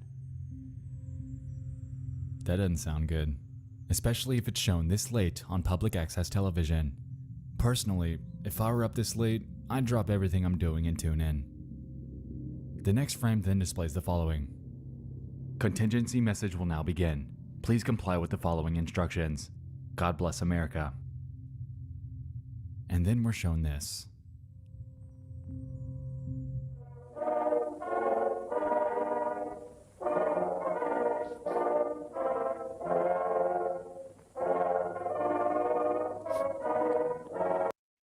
Do you guys want me to read the text on the screen? So in case you guys are just listening, you can still get it. Because I can do that if you want.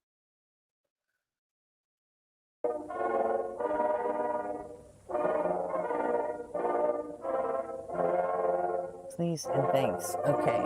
It says American citizens Kinescope broadcast date here, month, day, year. The worst has come to pass. Despite the sacrifices of our citizens and the might of our armed forces, the U.S. has been forced to surrender to her enemy. Though they may occupy our borders, our streets, and our homes, the enemy will never occupy our spirit. That is why all Americans are now called upon to act. Preserve the memory of the United States clear and bright, untarnished and uncompromised. Know that I have already taken action in the company of family and loved ones. Now all Americans, every man, woman, and child, are called upon to act, in all caps, before the moment passes by. Let our united resolve echo through history. Even in defeat, we refuse to yield. Even in defeat, we claim victory. President of the United States. Looks like Lyndon Johnson. My prior maybe. statement regarding this taking place during the 1960s is an inaccuracy for the following reason.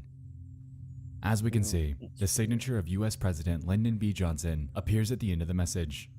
If we can recall, his presidency took place between 1963 and 1969, but if we back up and observe the opening title card, we'll notice that the background image contains an astronaut from the Apollo 11 mission.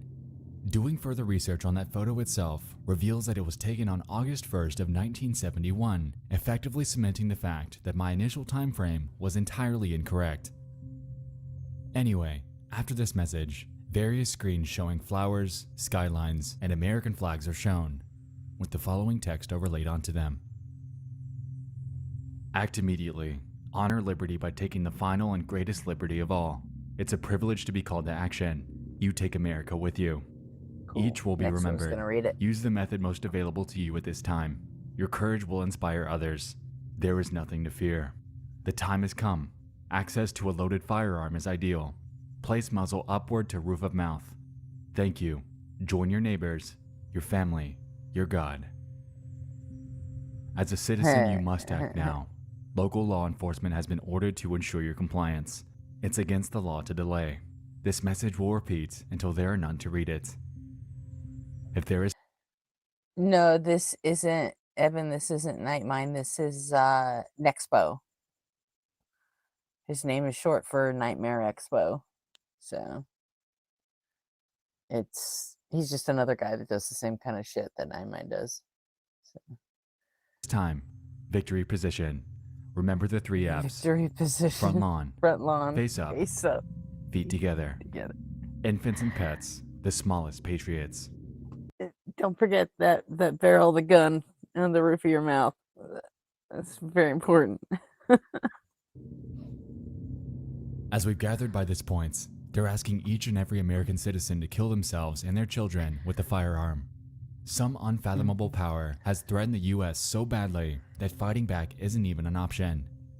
They're helpless, but the government's so wrapped up in getting a leg up on whatever this imminent danger is that they're preemptively telling everyone to kill themselves to avoid total humiliation. Remember, even in defeat, we claim victory. And nothing's more manipulative than that. To close off the episode, we then see the following.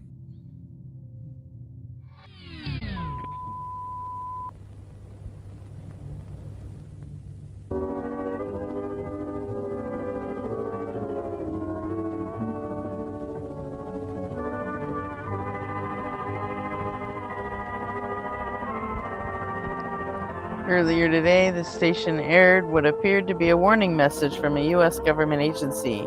This has been confirmed as a hoax. Oh, I missed that last. Local 58 apologizes for any confusion.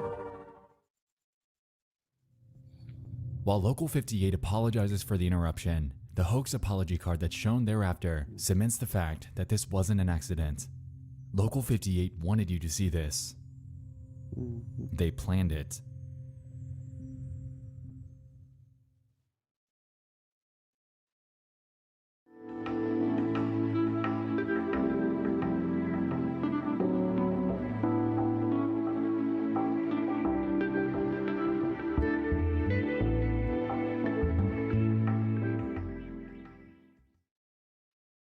Show for children. Here, we can observe an updated styling for the Local 58 brand, implying that we've jumped forward in time. I missed this in my prior coverage, but this segment contains VHS distortions at the beginning, implying that this took place sometime after 1976. Interestingly, the actual broadcast that we're about to get into jumps from this to a very early cartoon with film grain, leading me to believe that whatever they're going to show us is a pre-planned recording of something from the past. Tonight's lineup is of 4 shows. Show for Children at 4:15 a.m., Community Roundtable at 5, Focus on Culture at 5:20, and Morning Local News at 6:05. Interestingly, Show for Children is playing at an extremely unorthodox hour, where, unless you were up all night watching Adult Swim, an extremely small niche of children would be awake. So who is the intended audience? The next frame shows a transition card with a creepy clown head from a carnival. And following this, we finally get to the show. A grave mistake, featuring a cheerful little character known as Kadav. Now, a quick side note. Kadav, in actuality, is a character in Chris Straub's series of Brood Hollow comics. They're actually pretty good if you ever decide to check them out, but that's another story for another time. The point I'm making here is this effectively solidifies the point that Local 58 contains some level of crossover with his other works. The actual extent of these crossovers remains to be seen, but definitely keep this in mind. So, when the show actually begins, we're able to observe Kadav walking through a graveyard with the moon eerily smiling down at him. Kadav seems to be in high spirits, with nothing appearing to have gone awry. But shortly, we'll notice that over the course of the episode, he becomes increasingly more disturbed by his encounters.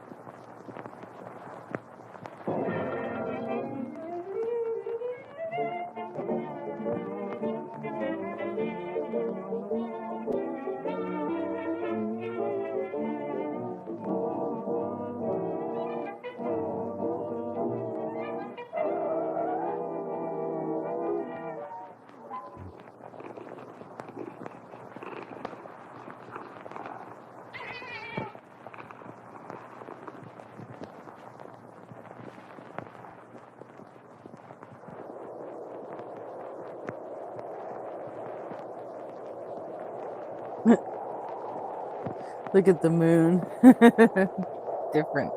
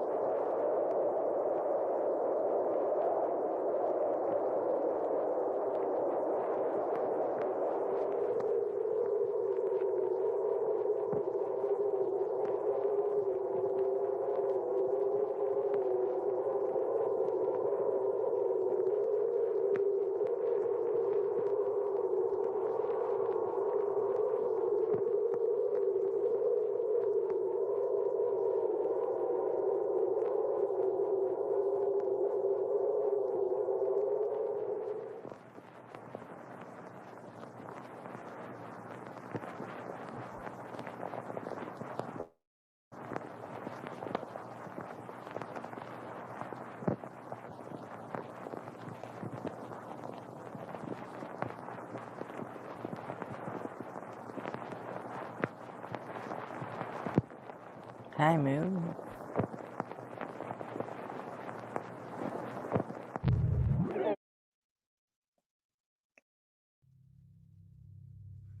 Front lawn. Face up. Feet together. Kadav did this, and he died. But it wasn't by gunshots. It wasn't by any sort of direct suicide. His entire body was stripped to an even more gruesome depiction of bones after the moon panned over the shots, which leaves me to wonder, was the moon this so-called insurmountable enemy force that was referenced in contingency? Nah, that's crazy. This is just a cartoon, and the moon's the moon. Surely it can't be killing people, could it? Right? Right? Right. Absolutely.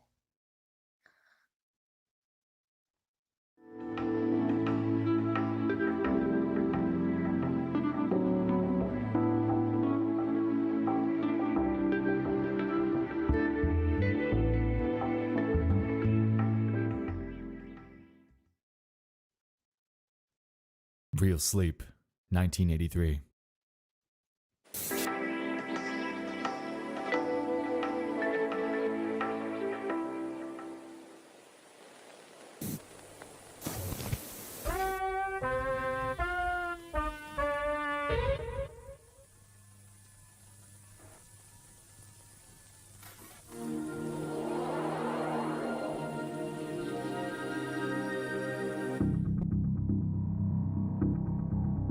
This video opens up with yet another overhaul of the Local 58 visual styling.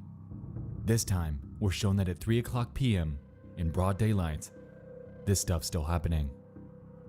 The broadcast this time appears to be a recording of a personal videotape for a man named Philip Gerhardt. Created by something called the Thought Research Initiative, the video appears to be some sort of instructional guide intended to alter the sleep state of this individual. If we back up and really observe that first slide, we can notice that this cassette is non-transferable, with Philip's ID number shown as being 750117. This effectively implies that there are other tapes like this. So where are these people? What's on theirs? Unfortunately, we'll never know the answer to that question, but what we do know is that we have a contradiction. Let's play it back from the beginning.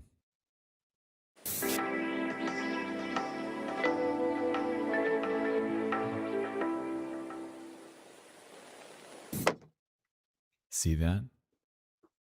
This isn't a broadcast. It's a full personal feed of someone's television screen.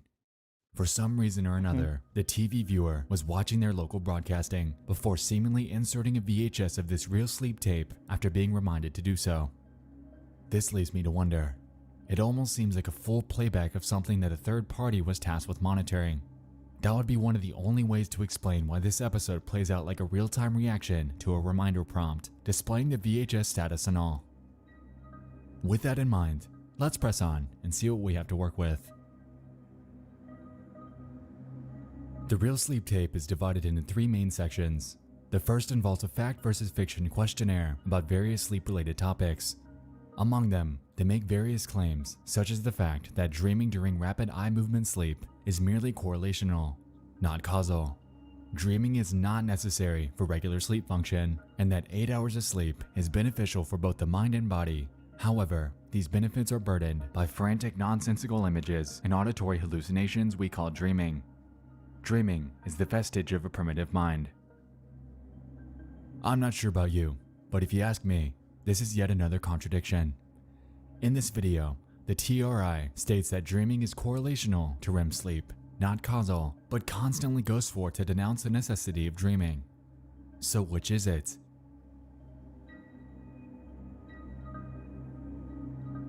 The second section involves something called the Kleitman map. According to the video, it's defined as an index of electric activity in a brain burdened by dream stimuli. Once mapped, this activity can be triggered by other controlled stimuli, including via the visual cortex.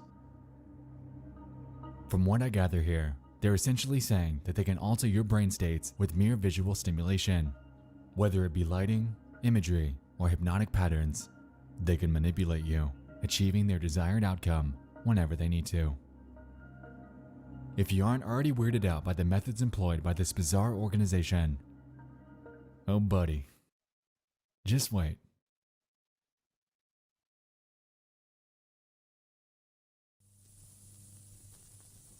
Section 3. Inducing your anti-dream. Close your workbooks and watch the screen.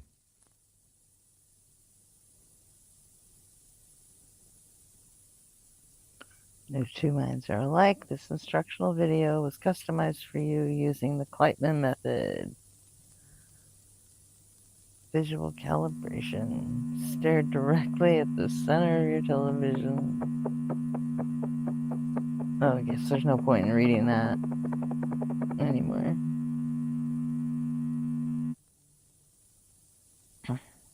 Looks like the clown trash can.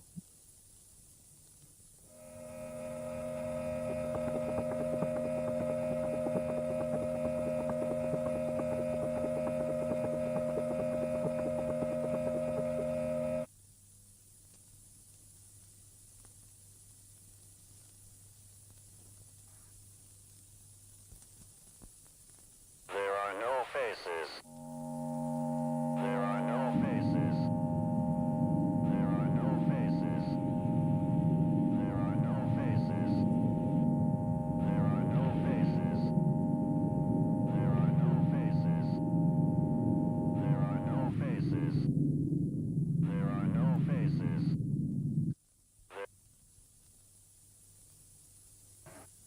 Looks a lot like the moon's face, huh? In that cartoon.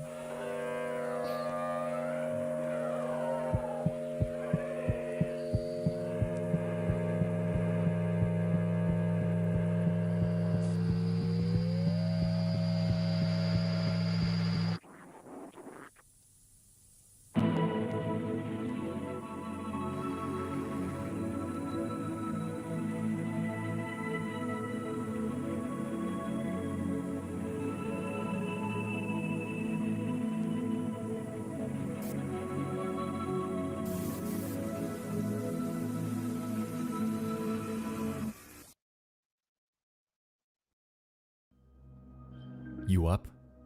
So what just happened there? This last section seemed to be divided up into 3 subsections and appeared to employ some sort of face distortion effect in each one. I'm just kidding. It's a brain game, I'll explain in a minute. The first subsection is titled Visual Calibration, and here we can see a set of faces that are lit up from various angles. The title of this one implies that they're merely hitting your brain's reset button, greasing the gears, per se, for the real sleep exercise that'll soon follow. Anyway, the exercise plays out, and you observe a few seconds of eerily lit, albeit normal looking faces. Subsection 2, Cortical Memory. Here, we get more of the same, except we have 2 sets of faces instead of 1. This is a mind game, and as we can recall from our prior instruction, we need to be staring at the center of the television at all times. As you may have noticed by doing this, the faces on each side begin to appear distorted, even though in reality, they aren't. This then presents the question of why they're trying so hard to distort our view of other faces. Are they trying to get Philip to freak out around other people, to see others as nothing but a warped figment of his fragile imagination? That would drive someone to insanity, but I wouldn't put that past Local 58. Quick fun fact. This phenomenon is actually a real-life experiment. Example coming in That's 3, funny, Jams. 2, 1. Stare at the center of your television. Chrissy, we're doing another analog horror.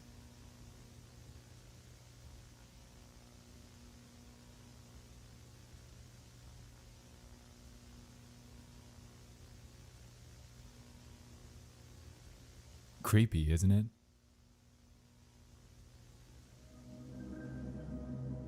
Subsection 3. Ablation of subconscious, or in other words, surgical removal of subconscious. Here they asked you to repeat the phrase, "There are no faces," as a myriad of disturbingly warped imagery flashes before you. This is in line with our theme of human perception and their desire to warp our view of other people.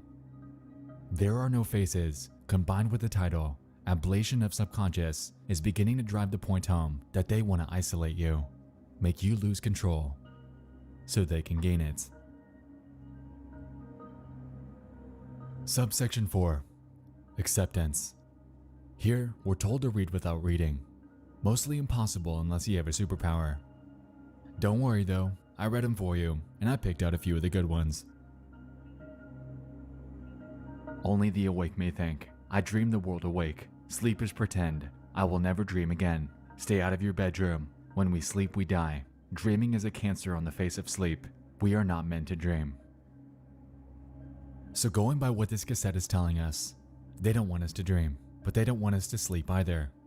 It seems almost like a far cry from the tone at the beginning when they were telling us how pivotal REM sleep is for the mind and body. So I'll ask again, which is it?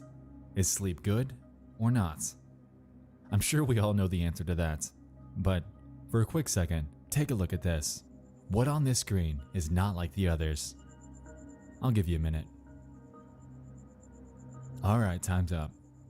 His name, the font. It doesn't have a drop shadow and appears as if it was placed there in post-production. With that in mind, let's move forward to the third section again, as the message on screen stood out to me. No two minds are alike. This instructional video was customized for you using your personalized Kleitman map. Immediately after this, we can notice that the font changes to something similar to what we observed with Philip's name and remains as such until the very end. This tape was altered. Whatever it is that we're seeing in the last two sections was placed there intentionally and is likely different from not only the original copy, but also from the various other versions that were made for other participants.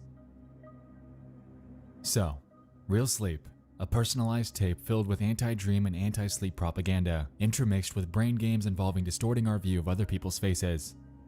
And hypnosis. Got it.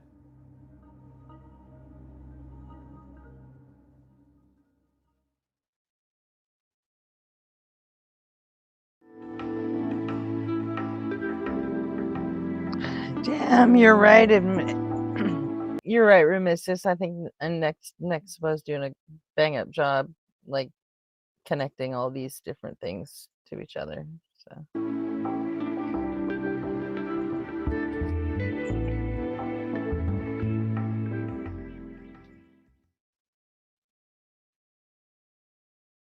Skywatching, 1994.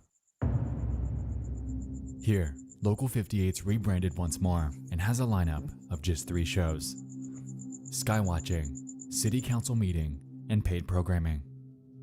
Afterwards, we're able to notice the Skywatching show attempt to begin before it's hijacked by someone's personal recording with the same name.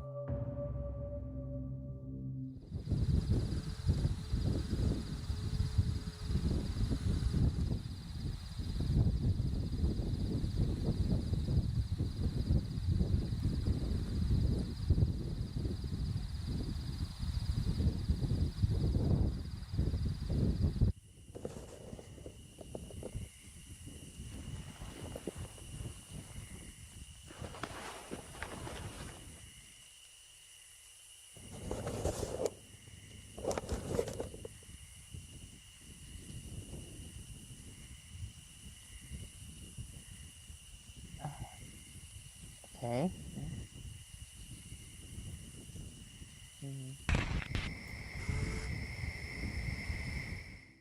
The video starts out innocent enough. Whoever's filming pans over various well-known constellations such as Orion's Belt and Pleiades. Though, halfway through the video, it gets a little strange. After swapping out a lens and adjusting focus to the moon, we observe the caption, "His throne." And then they zoom in, revealing that the moon is not inanimate. It's a fleshy, organic, and disturbingly alive body of mass.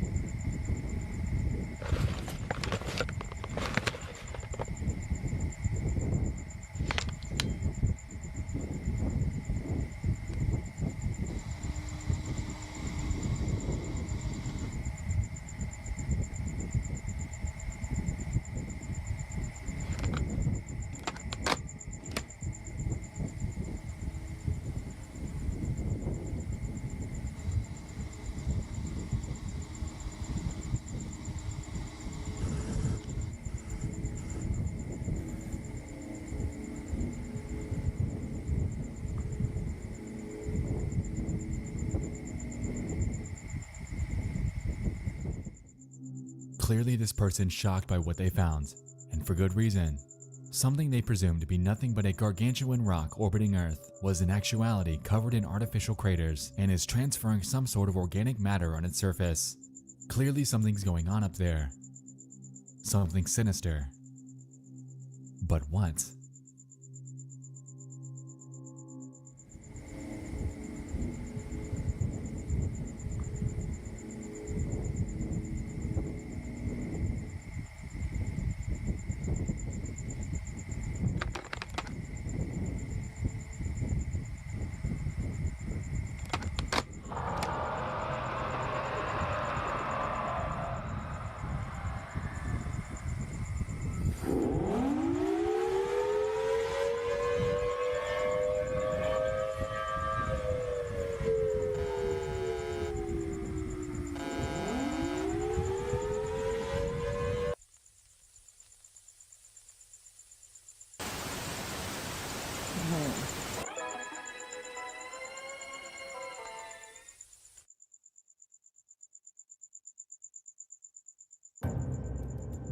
So the moon is hypnotizing people.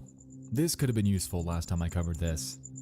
Once we get that in-focus shot of the moon when it reappears, we can finally see the full picture. Some sort of dark matter's consuming it from the bottom to the top. This is not a natural moon crescent.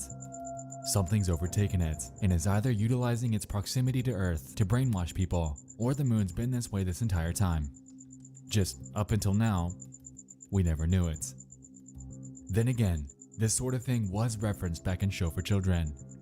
Why, around 25 years later, are people still accidentally discovering this?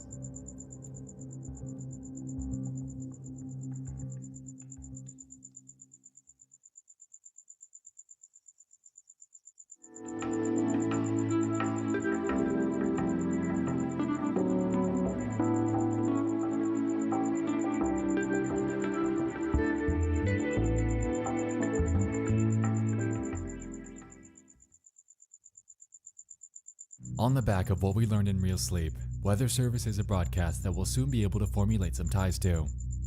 Here, Local 58's once again showing their channel lineup before a sudden emergency broadcast takes place. Before we get to that though, you might notice that their lineup visual styling matches that of which we saw back in Real Sleep. This further supports the idea that the VHS that was played back in that one was in fact a recording over the Local 58 channel and not a live broadcast. Anyway, Weather Service, emergency broadcast. Let's see what happens.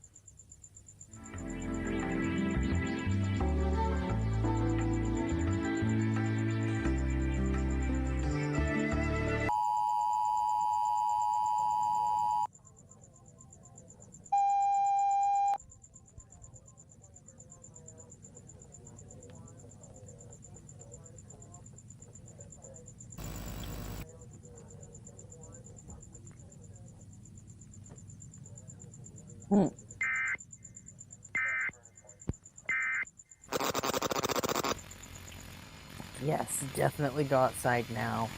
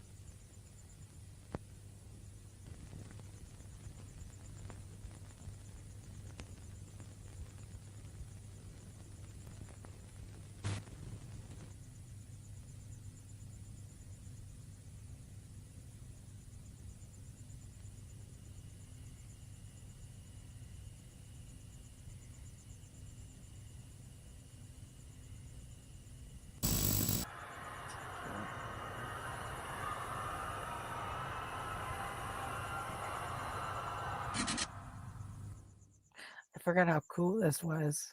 What in the mother of God was that? We just had a weather alert. Nothing big that appeared to be hijacked by some third party.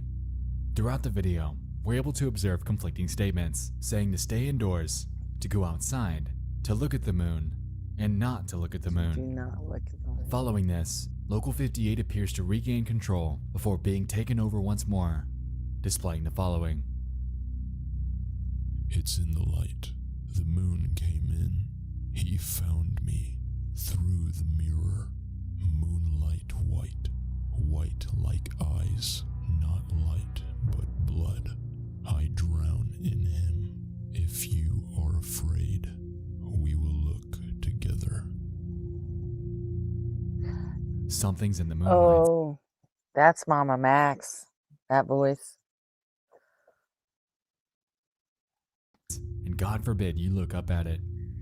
This narrative essentially takes us through the experiences of someone that accidentally observed moonlight through a Hang mirror. on a second. Narrative. Something's in the. We will look. I want to see if I'm got it. Like eyes, not light, but blood. Yeah, that is super totally Mama Max. If you are afraid, we will look together. Something's in the moonlights, and God forbid you look up at it. This narrative essentially takes us through the experiences of someone that accidentally observed moonlight through a mirror. Somehow, this moonlight brainwashed or drowned them in some sort of hypnotic trance, just like the person in Skywatching. Interestingly, whoever it is that's typing this refers to the moon as a him, driving home the point that this isn't some inanimate object. Like we assumed, it's something much darker. At this point, I'm led to believe that the person hijacking this broadcast is a Local 58 employee that was fighting hypnosis and trying their best to get this message out. And it worked. We can hear it.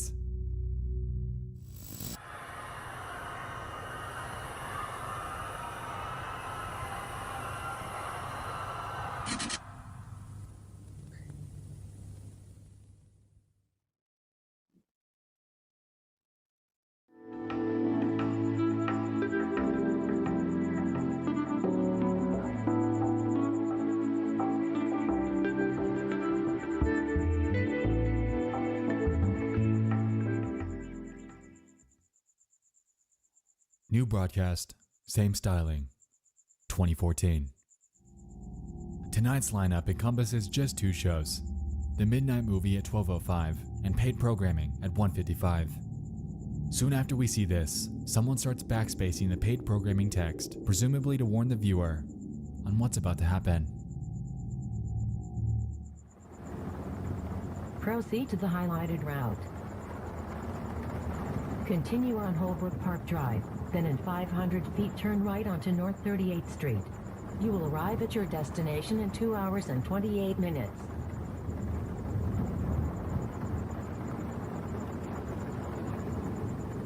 Turn right onto North 38th Street.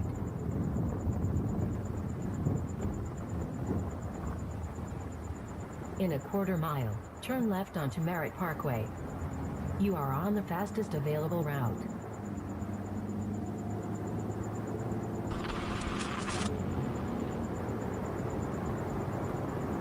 Turn left onto Merritt Parkway, then take the on-ramp to Highway 114 North.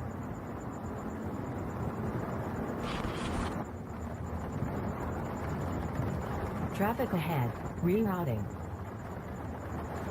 In 10 miles, take exit 17, then turn right onto Quarry Utility Road South.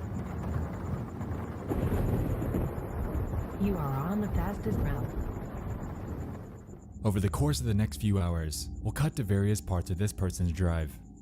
As it turns out, they were doing this for the better part of the night, all guided by some sort of GPS. Oddly, this navigation system doesn't take this person to any sort of legitimate destination. Instead, it takes them to the ass-crack middle of nowhere in some dark wooded area. I'm not entirely sure that this would be a spot that you could specifically route to, but hey, the GPS is always right, isn't it? Just like TV. Afterwards, the driver then encounters the following.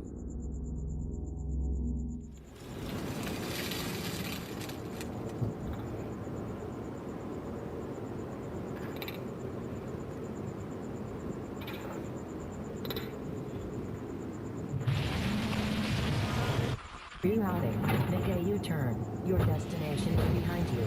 Rerouting. In 500 feet. Your destination will be on in 300 feet. Your destination in 250 feet. Rerouting. Your destination will be in 50 feet. You will arrive at your destination. Huh. I don't remember that. That's cool though. You have arrived.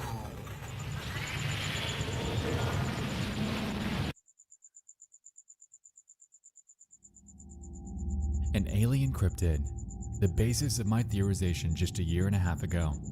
My incorrect theorization, because back then we didn't have real sleep or sky watching. This person's been up all night driving for seemingly no good reason, and appears to be indirectly following the simple instruction outlined by the Real Sleep VHS. To stay awake, because dreaming is the vestige of a primitive mind.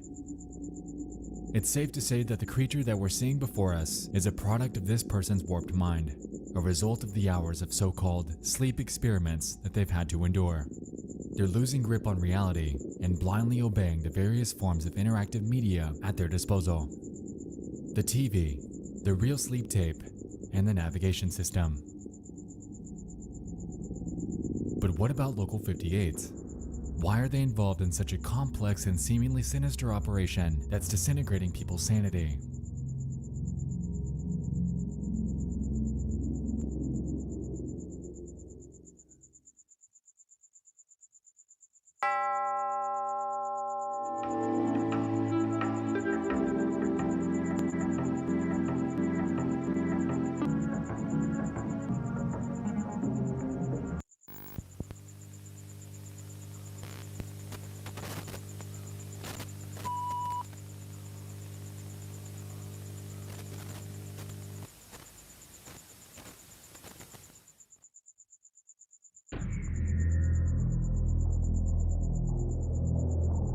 With the warring broadcast instructions outlined in Weather Service, combined with the real sleep experiments and the skywatching tape, I'm led to believe that there's some sort of widespread mind control operation going on here.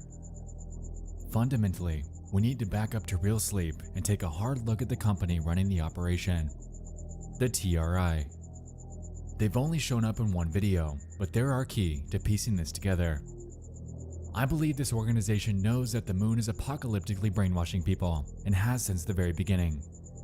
Evident by their tagline and their channel trailer, they've been researching this longer than most might believe. Local 58 isn't public access, it's run by the TRI.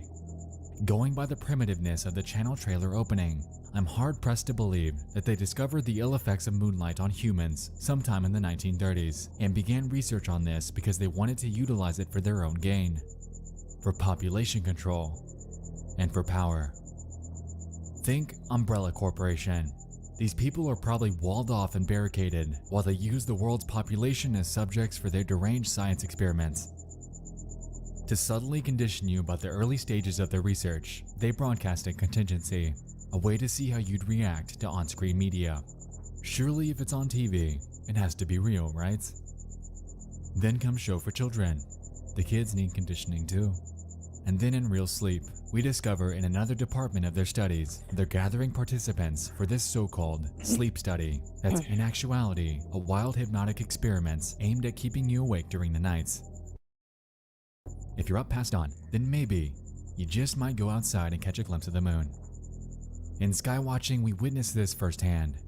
The moon's alive, almost like it's some sort of eldritch abomination, which, if you're unaware, is a creature defined by its disregard for the natural laws of the universe as we understand them.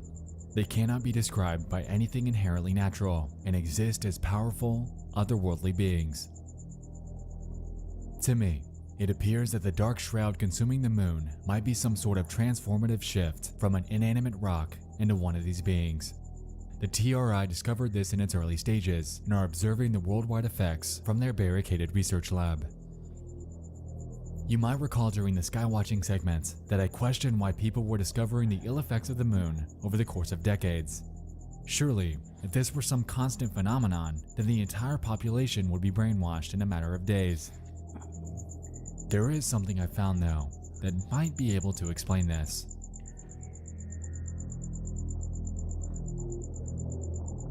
I'm sure most of you have heard of Tempest Films. No? Channel 7? Analog Archives?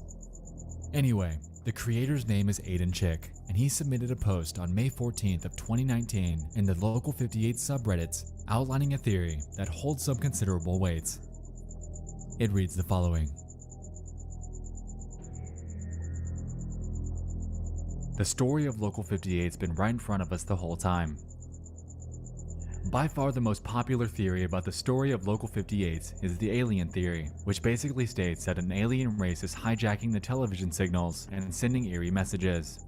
Some say that the being in "you are on the fastest available route" is basically confirmation that we're dealing with aliens here. Although this theory makes sense on the surface, I don't think this is actually what Chris was going for, and personally I don't find it very scary. But we've never really stopped to consider Chris Straub's other works, aside from Candle Cove. We'll get into Candle Cove in a bit though. The first thing I want to point out is the interconnected universe. The major works we'll be discussing are Itchor Falls, Brood Hollow, and Candle Cove, all of which take place in Mason County, West Virginia. And that's right, Local 58 takes place there as well. So what can we pull out of this? Well, it means that Local 58's another story in the Mason County tales, and a lot of the events in this series are pulled from others. Take Itchor Falls, for example, a town that's been abandoned for years after a chemical accident. When real estate companies try to repopulate the place, they're met with fearsome creatures that look incredibly similar to the creature from You're on the Fastest Available Route. In addition, the event in which they appear in is referred to the Blood Harvest, which very well may be the same event mentioned in Weather Service. And what about real sleep? Well, in the Candle Cove book, there's a story about an ancient creature that can enter people's dreams. All things considered, the moon's probably the latest addition to Chris Straub's ever-growing collection.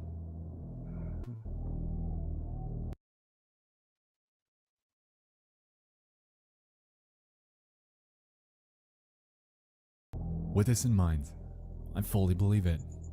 Local 58 seems to exist in an interconnected universe, and this has been right under our nose this entire time. The reason the entire world isn't brainwashed is likely because this phenomenon happens during the aforementioned blood harvest, which could either be an annual event or something that occurs on extremely rare occasion. I liken it to something similar to a full moon on a Friday the 13th. As we can see in the attached image, people that are brainwashed become transformed into ravaged monsters that they've named Savagers. Going offhand here, and I could be wrong, but this image could be taking place during a time frame that postdates the events playing out during the Local 58 era. In our current timeline, we could merely be observing the very early psychological shift of these various people, and their endgame just might be a full transformation into one of these experimental abominations. With this in mind, all of this seems to be heavily catalyzed by the Thought Research Initiative to not only control the world's population, but also observe what might happen when they undergo their conversion. The thing is, we've learned through years of zombie apocalypse media that this never ends up good. They'll get what's coming. and it's only a matter of time.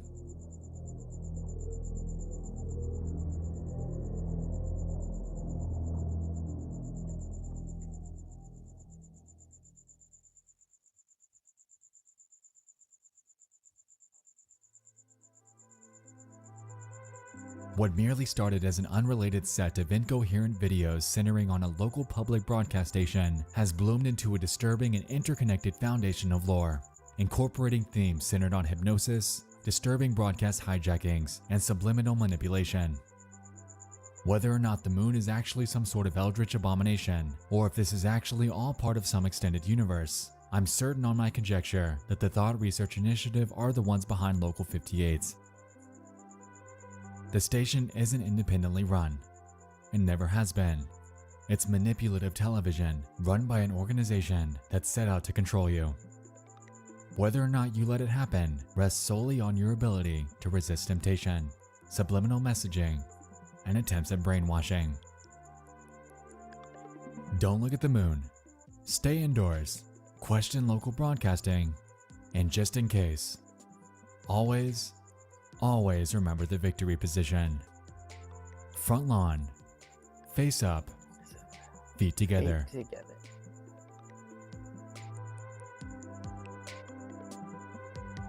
Thanks so much for tuning in. I'll see you in the next one. I love you all. And good night.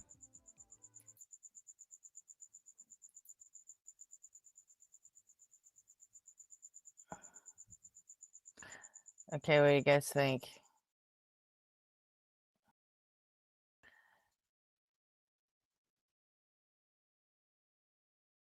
That's still going on because I think that video was made. When was it?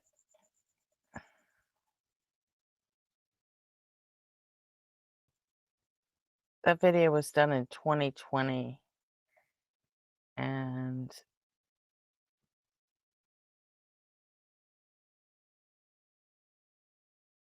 Local 58 is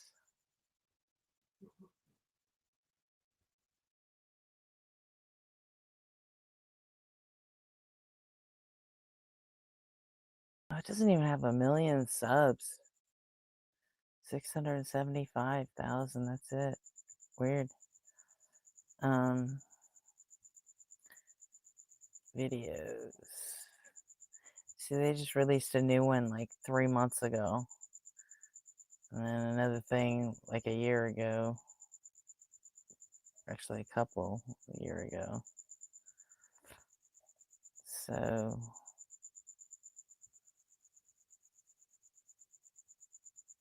which means just in the time. Okay, sky watching, that would have been after or before Nexpo did that video. You guys want to watch what's been going on since?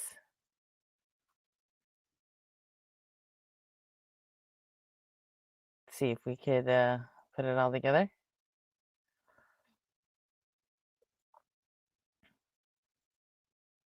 Because I don't think I've seen these, but these apparently are already, I've seen them all already, so.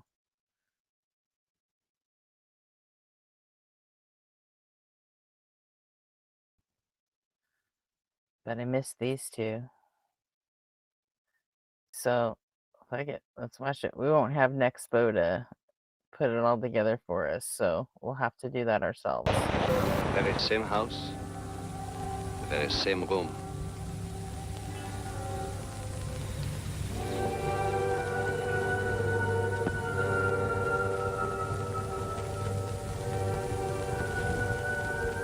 So you see, dead men do tell tales. Will she try to explain it? At all? Well, that I would like to hear, because I can't explain it. But it happened just the same.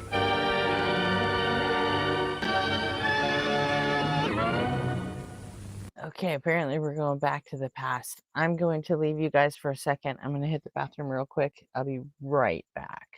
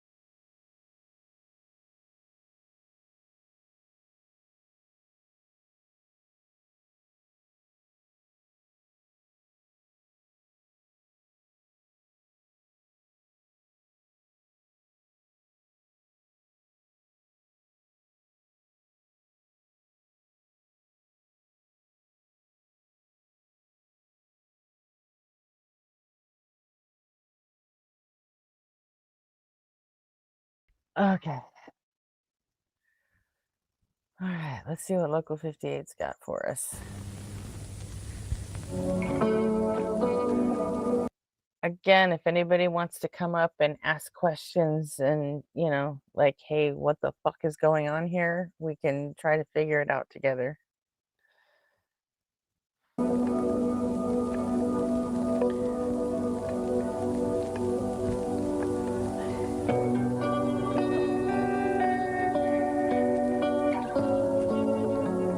Goodbye, analog. Okay, so we're in 2021 now.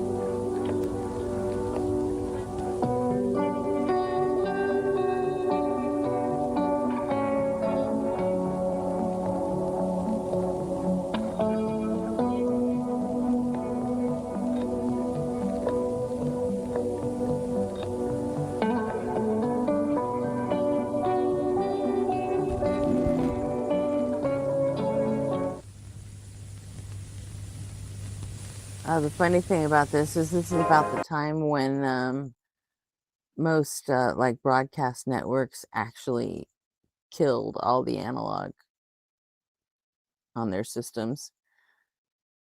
Remember that, when we had to actually get like adapters if we wanted to keep running our analog TVs on the digital system?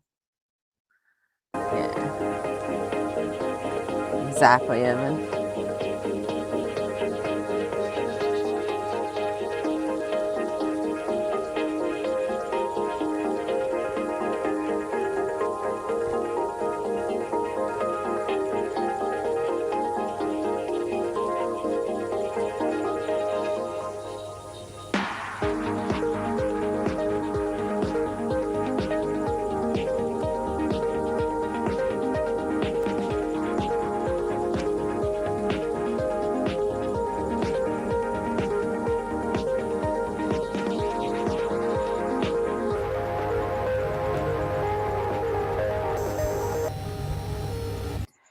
Yeah, Chrissy, it did happen before 2021, but it wasn't until like 2020-ish that the system stopped supporting. They started the changeover years before that, but it wasn't until like 2019 or something that that even like the local the public access stations, they had to get on the same program because there just wasn't any support in it anymore. Kind of like the way you can still run on an old mobile system until they actually tear all the towers down, and then there's no support for it anymore. So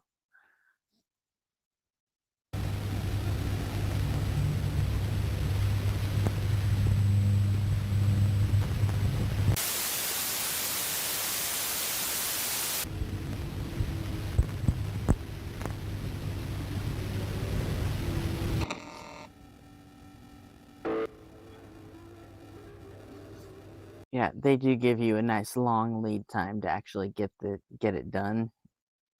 They just don't tell you that by the time that, you know, you have 10 years to get to get the adapter and all that, but then they just don't tell you that by the time that 10 years rolls around, they're going to like destroy the entire infrastructure that lets it run in the first place. So they just kind of assume that you'll have fucking digital TVs by then. And, you know, kind of works the same way even with politics. You know, they say we're gonna bring down we're gonna boost up the Medicare age to where you qualify for it, but you know, they just don't tell you that Medicare is probably going to not be a thing, or Social Security or whatever. It's probably going to be insolvent by the time you get there anyway. So what do you care if it's 72 or 75 years old? So, you know.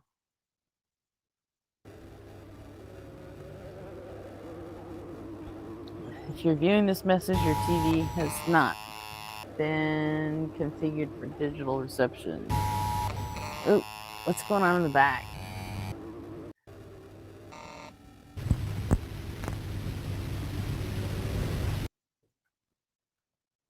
The station will not be participating in digital conversion at this time.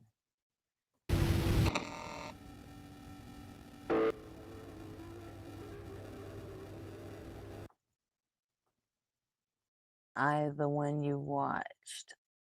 I, the always here. They make you thought from pieces. The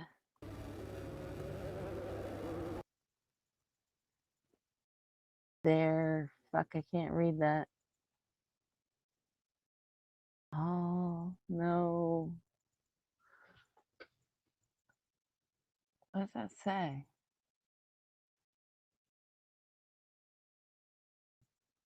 Oh, something. Thoughts shape in needles. They dream themselves in knives. All knives. That's what it is. Knives.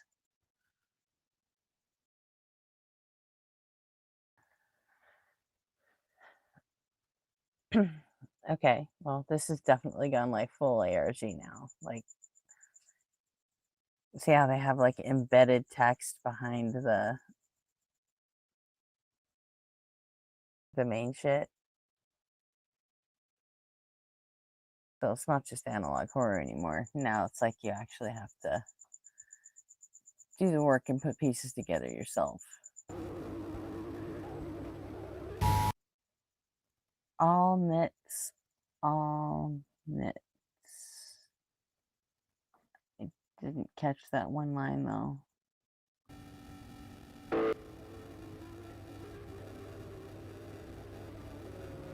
Thing. Ah, fuck.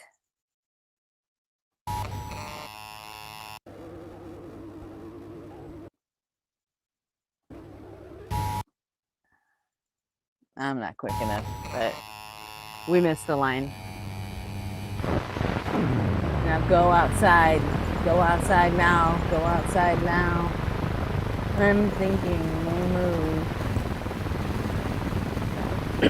To cut his throat.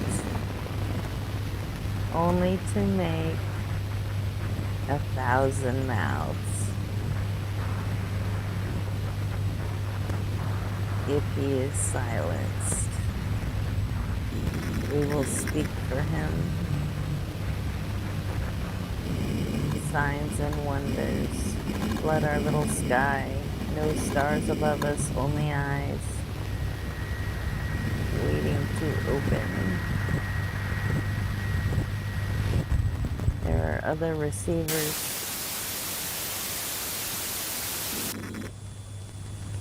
Okay.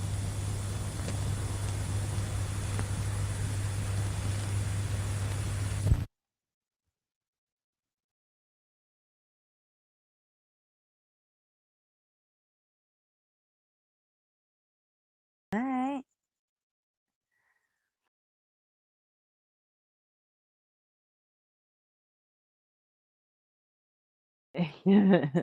Yeah, he does talk like Felix talks. That's true. Okay, let's see. Oh, that one. All right. Actually, playlist.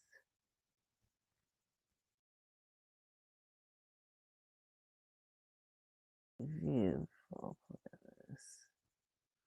Special presentation. One video. That's the one we're about to watch next, and then season 3. View full playlist. Okay. Oh, it looks like they're getting AI involved in the next season. So that's cool. That could be fun. All right. That's atypical. That wasn't on any playlist, so that must not be part of it. Okay.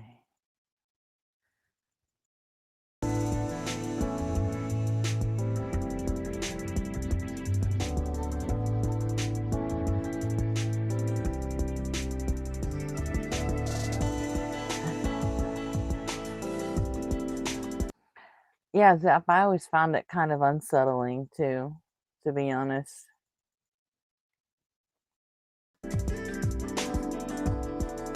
Close mission, cometary lander orbiter survey expedition.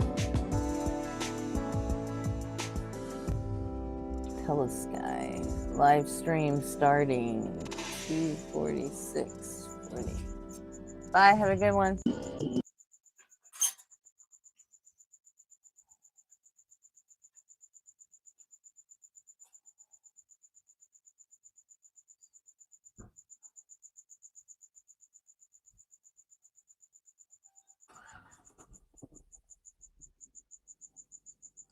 It's gonna be 2 minutes of dead air.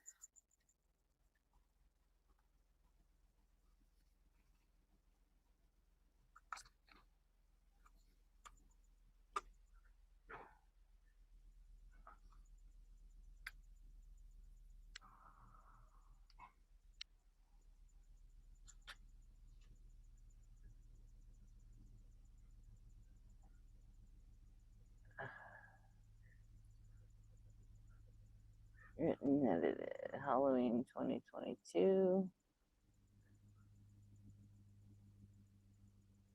Oh, I wonder if he played this as a live stream.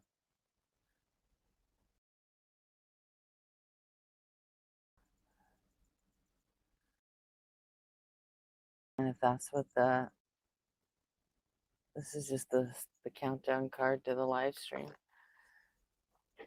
Either way, he premiered it on Halloween 4 years ago.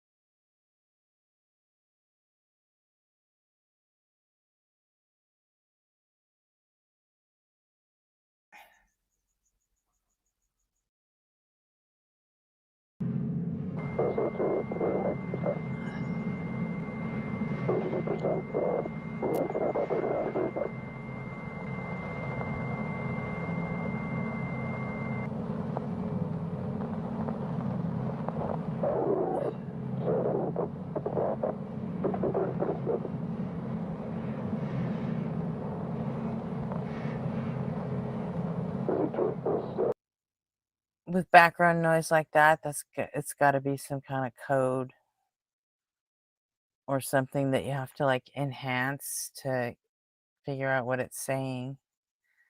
I don't know how to do that in context of doing a live stream like I am right now, so we'll skip it for now. Although sometimes the people who are good at ARGs will put the text, the hidden text, or the hidden audio in the captions. So maybe we'll see.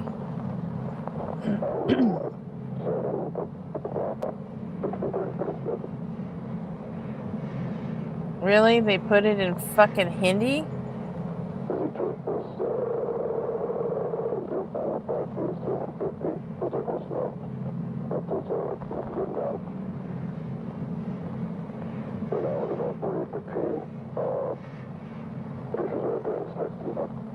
That can't be right.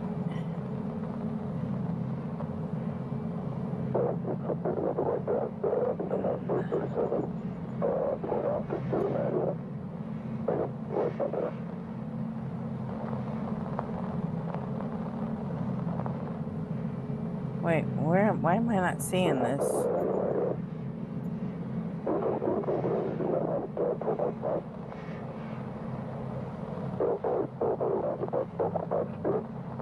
I don't want Hindi. I want...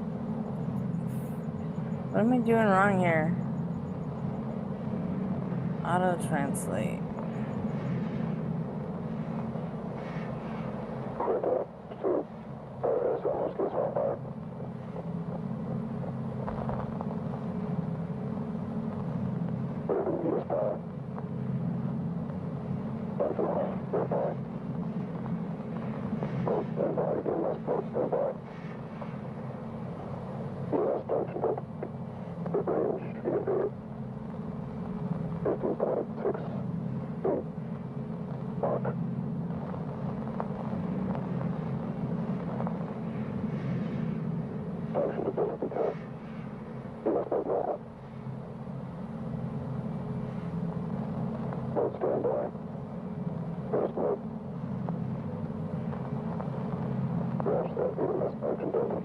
Face in space and comet skull.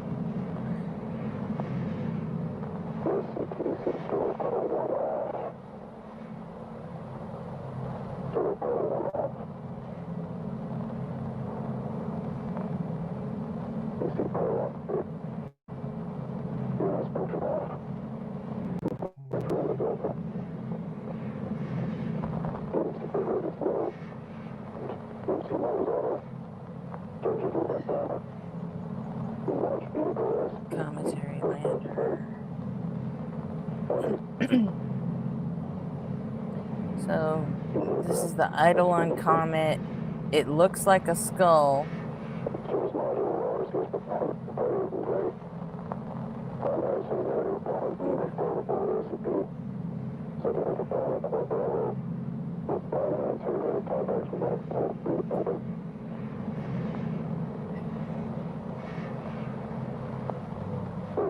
Amateur photograph from 2017. Yeah, that would be fucking creepy to see in a telescope.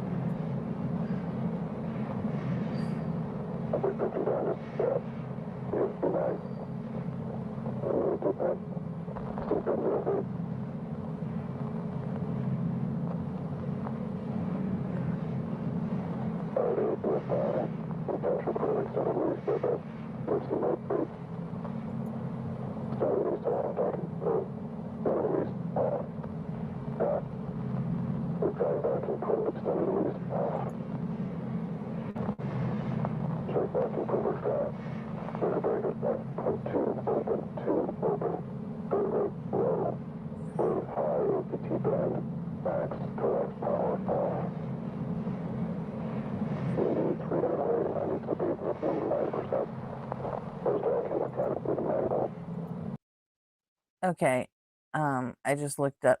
I looked up a transcript of this video, and looks like Chris Straub, who made this series, said that most of the dialogue was him just reading transcripts of communications between Apollo missions in Houston and putting an ugly radio filter on it so it was unintelligible. Toward the end, it was ad-libbed. The what the fuck is that part? Okay. All of the story stuff is in the infographics.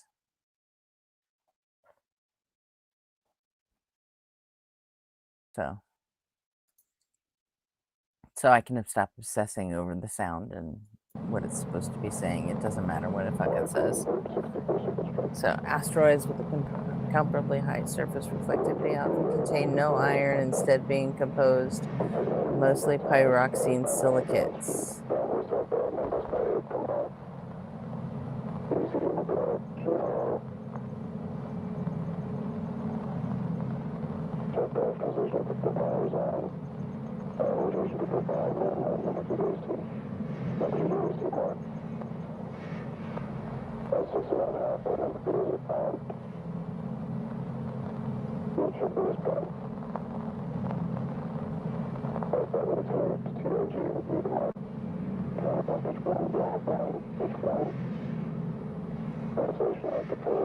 It's an Amur-class outer Earth grazer. Eidolon never approaches closer to the sun than Earth does at any point on its orbit. Okay.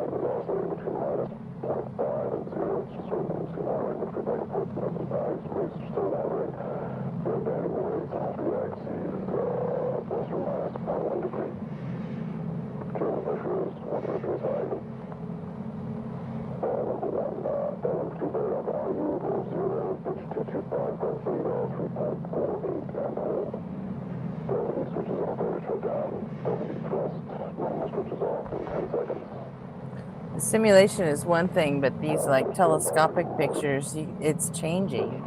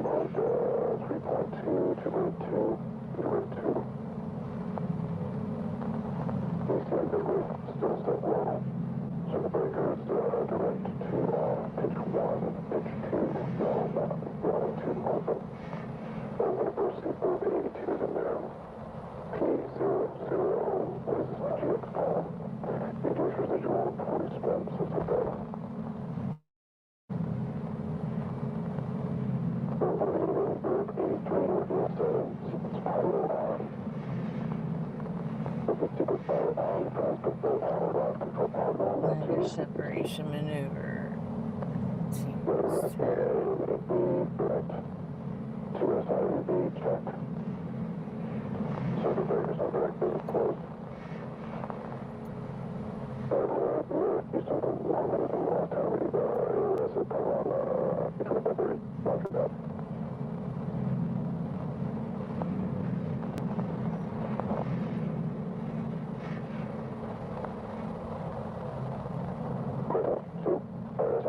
Speed it up here.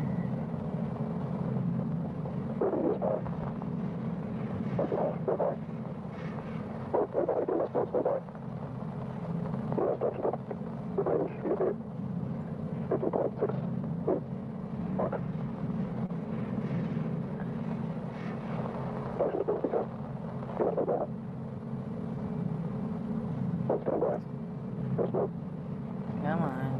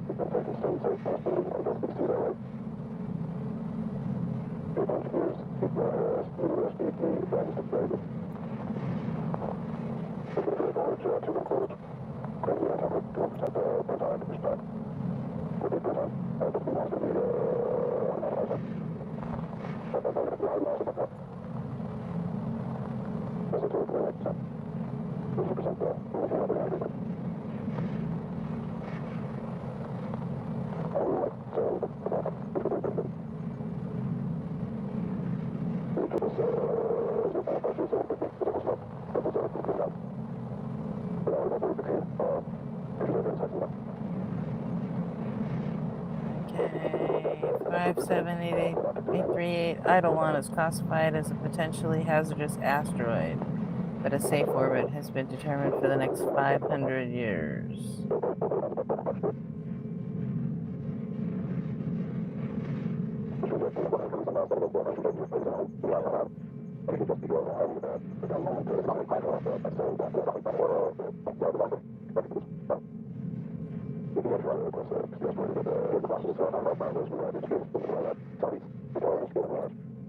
Okay.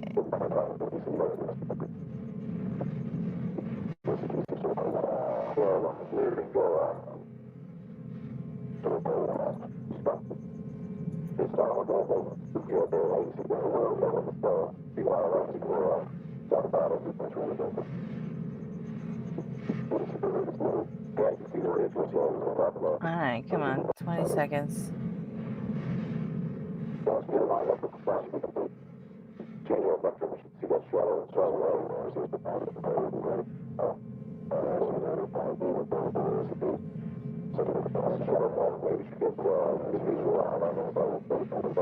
Oh, neat.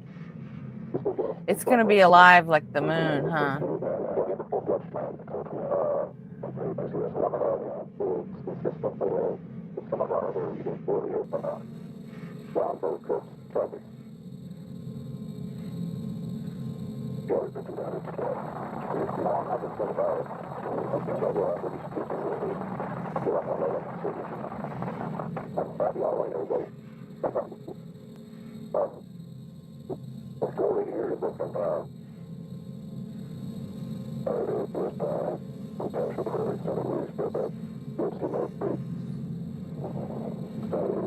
Close to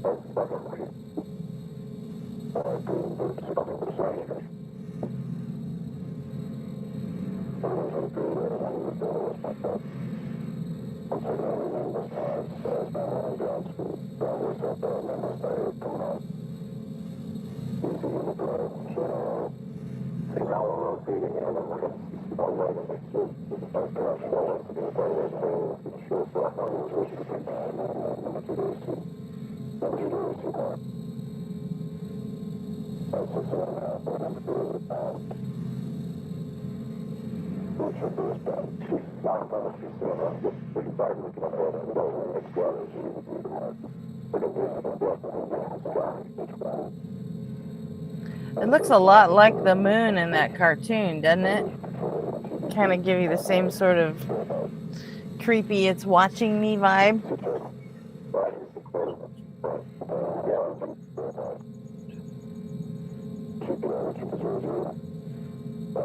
When viewed from certain angles of rotation, cast shadows may create the startling appearance of a gaunt face or a skull.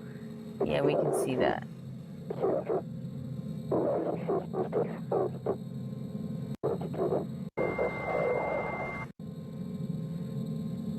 Oh.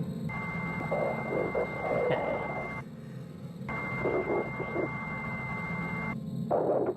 Artist conception. False contrast. Oh, wait, what was that?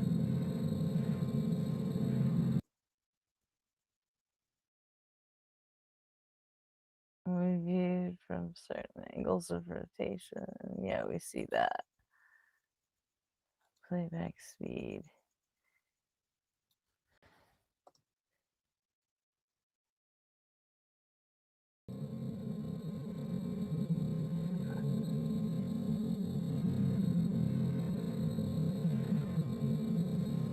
False contrast image. Shit, I missed it again.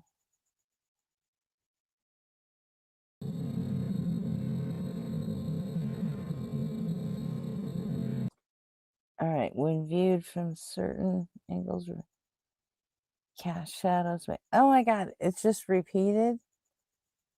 Ain't that a bitch? Get fucking sucked into that for nothing.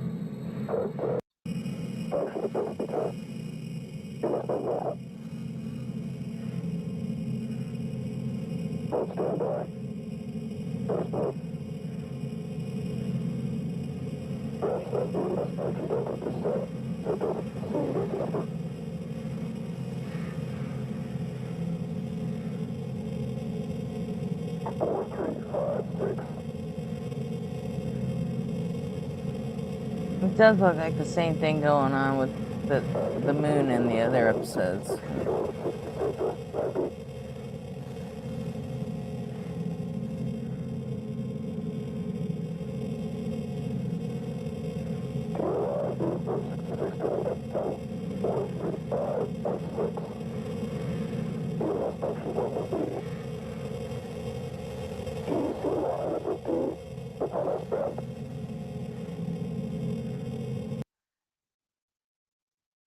Oh, you guys are hearing an echo when I talk?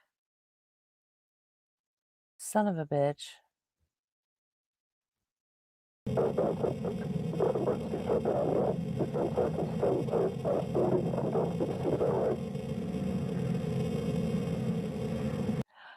You guys hear the echo only when I talk over the video? Or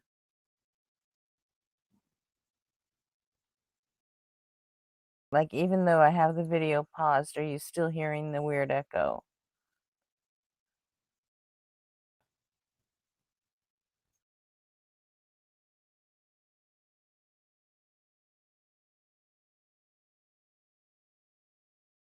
And is it only Evan? Okay, weird. All right. I don't know, Evan. Do you have two YouTube windows open, maybe?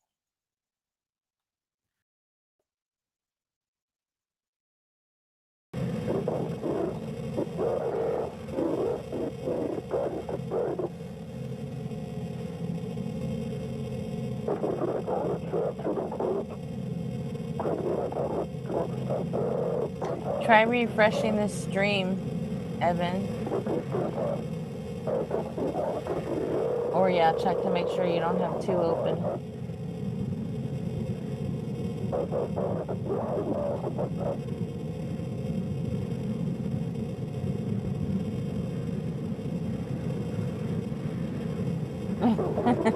There you go.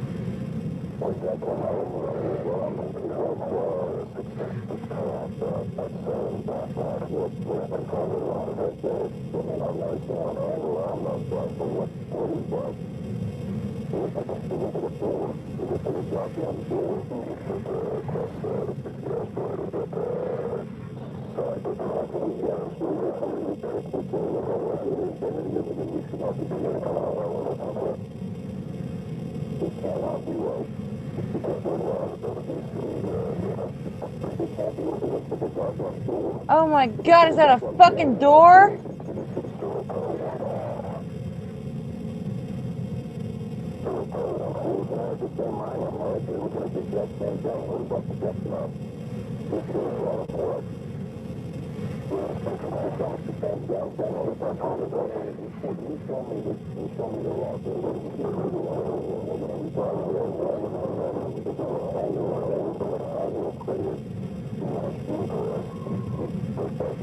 Is it a crate?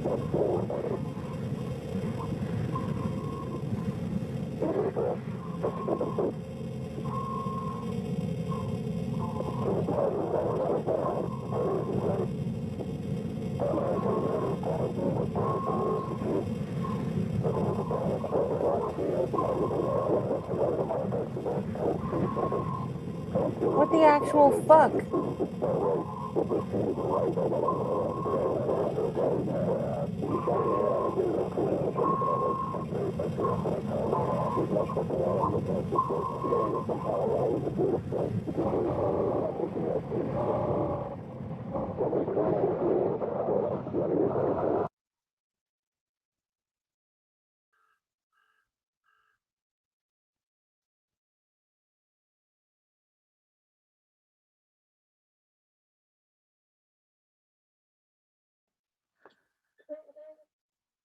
It's a fucking door.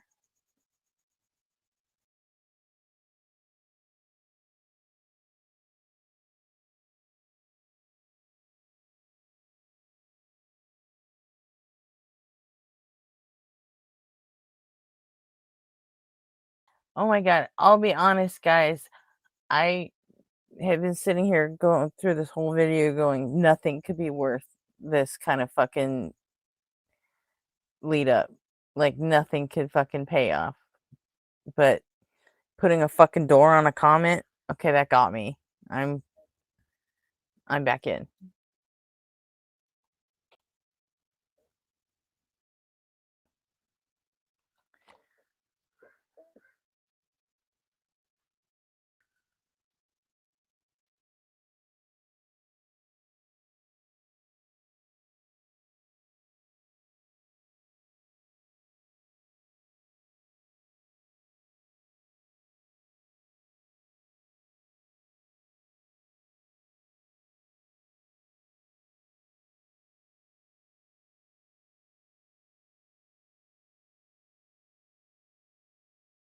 Oh shit.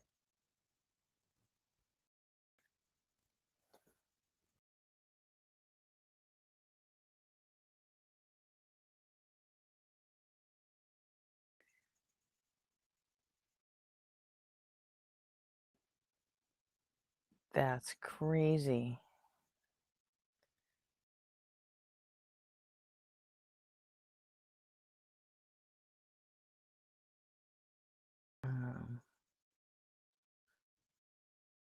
Oh, this is only 1 minute. Fuck it. Let's just watch it. It's in the...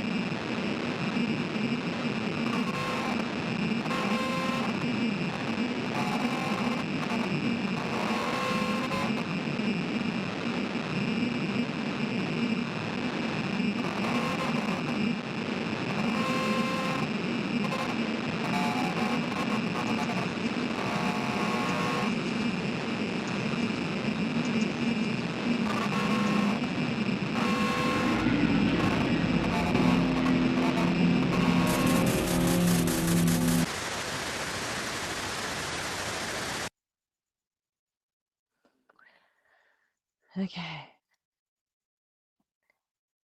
And since that wasn't in the actual playlist,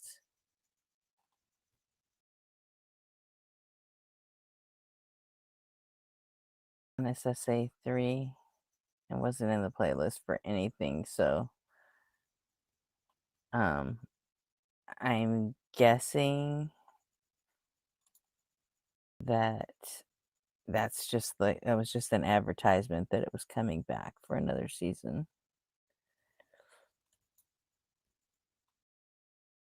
So yeah, there you go. The night walking.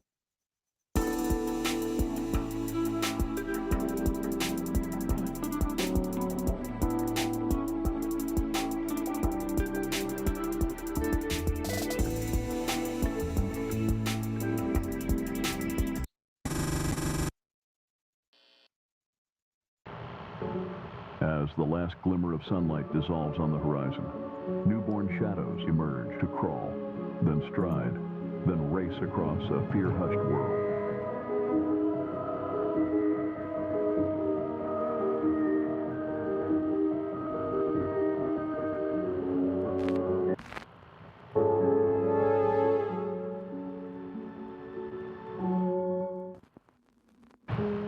Mason County, West Virginia, known for its share of strange occurrences and mysteries that border on the supernatural, even the occult.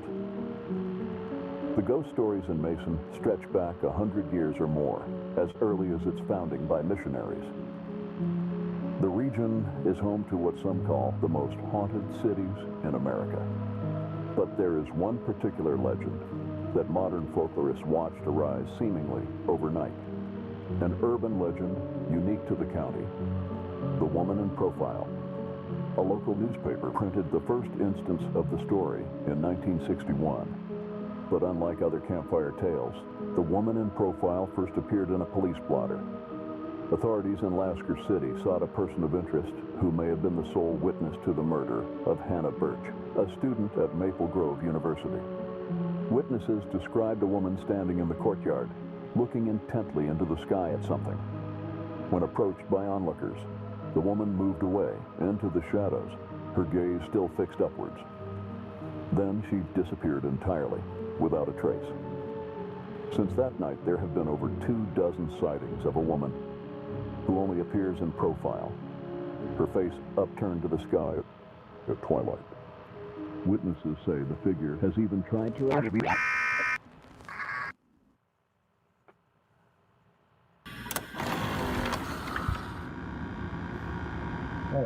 Yeah, she's looking out in fucking space, dude. There's comets out there with fucking front doors. Excuse me.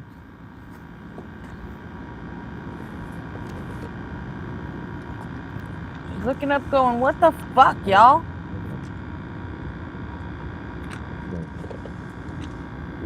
Are you alright?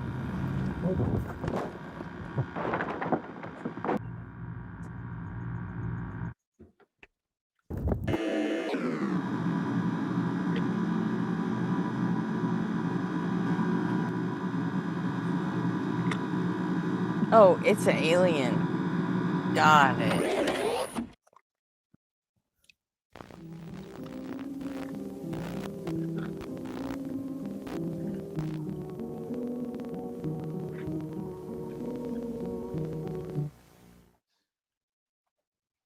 I don't remember watching that, but it says I did. Then again, I don't remember watching this one either, but red lines all filled in, so I guess I did. Actually, that's probably how I knew they were coming back for another season.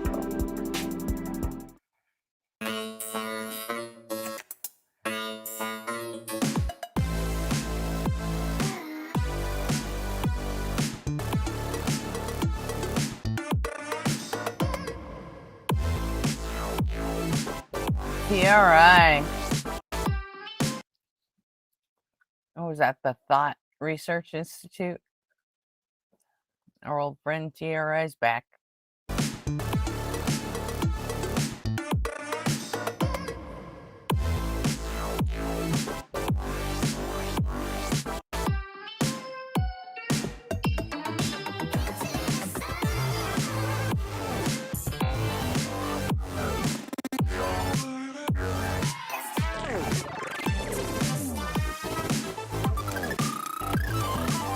Oh.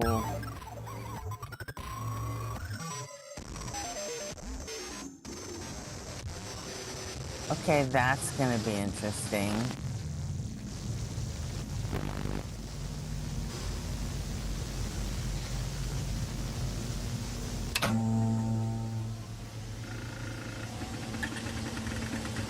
There you are. That is super cool, the way everybody's like talking shit about AI, and now they're coming in with, it's not artificial intelligence, this is fucking real intelligence. Let's fucking go. It'd be interesting to see what kind of story he can make out of that. That's gonna be cool.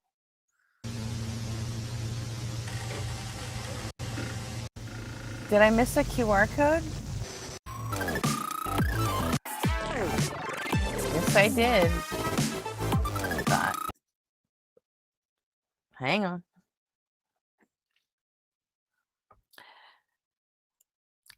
This is part of the ARG part. This is...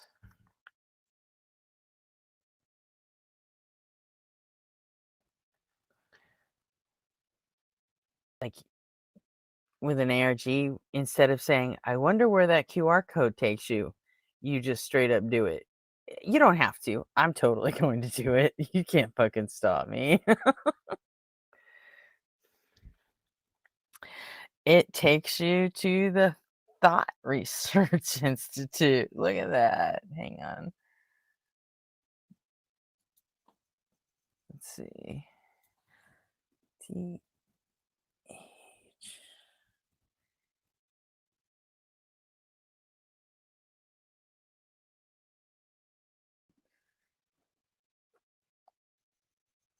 Okay. Let's pause this real quick. And this is where it takes you. My guess is if we played this, it would just be the same thing that we're watching on YouTube right now. More intelligence than more than intelligence, intuition. Artificial intelligence is anything but. Through blind trial and error guessing, traditional AI trains on stolen public data that takes years to refine into a product. There's a reason it's called adversarial. One process attempts to fool another process into accepting a result as convincing. Not accurate, not reliable. AI only needs to convince its adversary in the moment. Eventually, AI graduates from deceiving an arbiter process to deceiving people. Say hello to QI.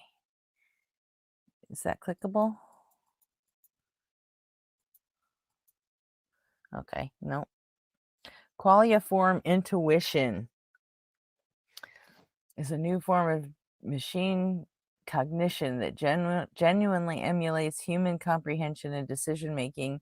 QI does not use generative adversarial network tricks to simulate appearance of understanding, nor does it rely on legally dubious public data sets to train. It doesn't fall into query traps or metalingual comprehension issues like traditional AI. QI just works, and it's ready to go to work for you. Our approach takes advantage of a unique infrastructure pioneered by TRI that functions the same way we do. It learns from experience, not dataset training. And unlike AI, our products can be tailored precisely to the exact nature of work you need done without endlessly sifting through petabytes of desired or undesired behaviors. We built QI to do anything an intelligent, eager new hire can. No guessing at prompts, no balancing acts with weighted arguments. You can communicate with it using completely natural language.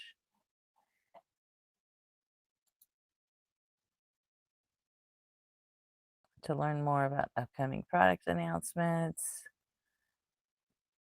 including the release of QI Flex, contact our development team.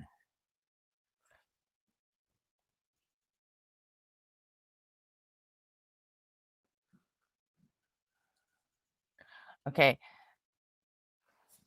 This is the, okay. Client contacted, client information.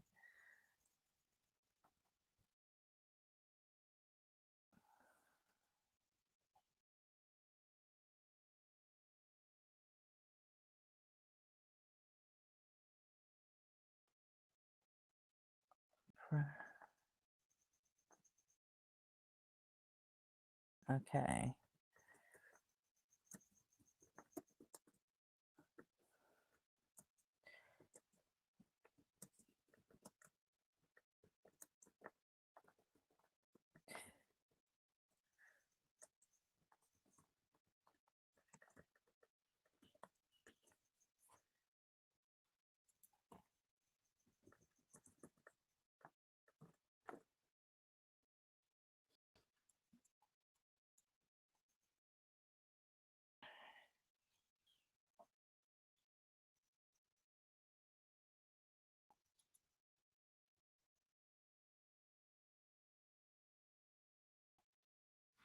There we go. We'll see what happens.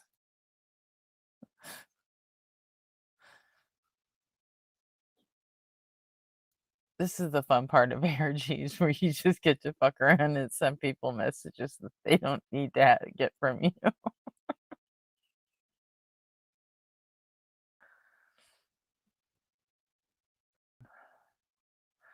Oh, it's all the same thing. Bummer. Ethics and safety. Oh, hang on. We got more info here. What is that?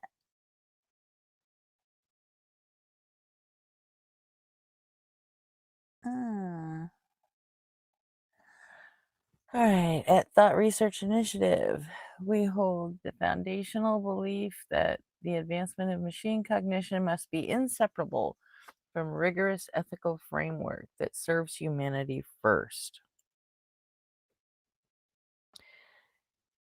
And let's see, as the landscape of artificial intelligence rapidly evolves, we recognize that the true progress is measured by technical capability, but by the safety of and reliability of systems introduced to the world, blah, blah, blah. Our mission is to ensure, blah, blah, blah, every advancing human potential.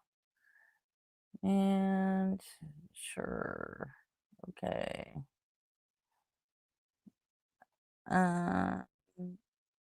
I'm more interested in that shit behind you. Okay.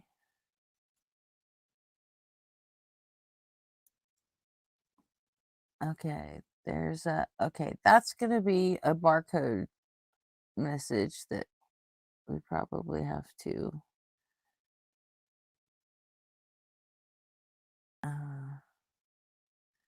inspect. Okay.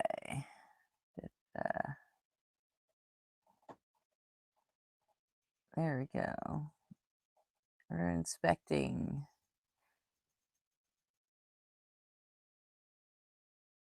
central. Okay. Glasses. All right. Central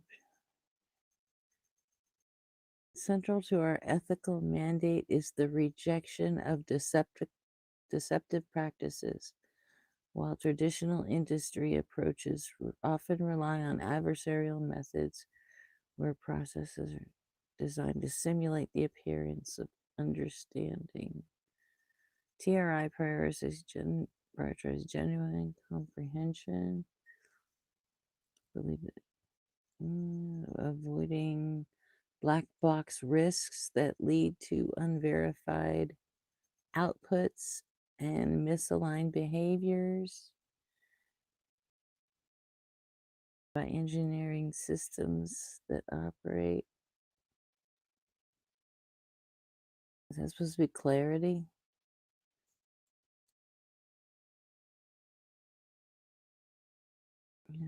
These technologies remain a trusted partner in AYN environment. Okay. And there's something behind that that's in mirror print. And there's something down here too.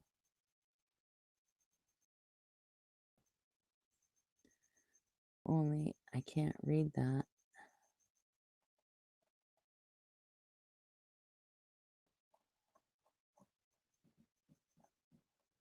So finally, holy shit. They buried all kinds of shit in here. Finally, ringleworms. What? That's going to be a cipher, I think. All right, you guys just watch me get sucked into this. Like, this is how it happens. So if you're interested in this kind of shit at all, specific ethical use cases, right? It's degrading, and which means it's probably being taken over by some sort of intelligence. Maybe it's their QI they're talking about. See this as it goes down, it's just degrading farther and farther.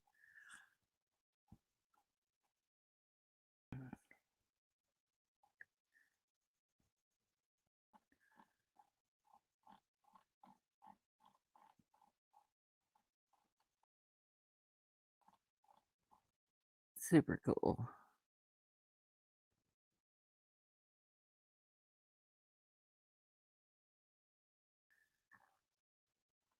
It kind of says the same thing, only like I said, it's just like it starts out like normal text, and then it just like degrades from there.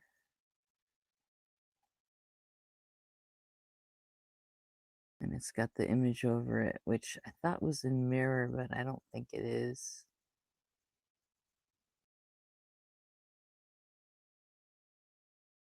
Anyway.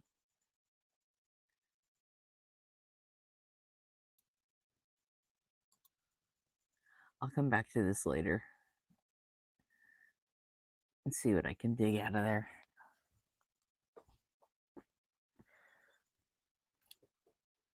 Just because I'm a nerd about this shit doesn't mean you guys have to be too. Hey, Zap.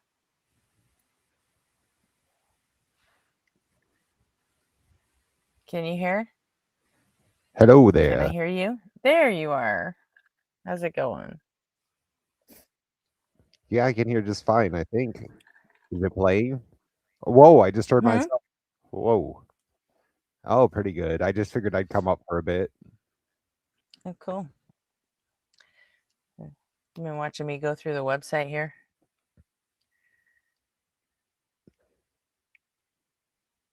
For some reason, I can hear myself talking back to myself. Oh, can you still hear yourself talking back to yourself? Let me see what's going on.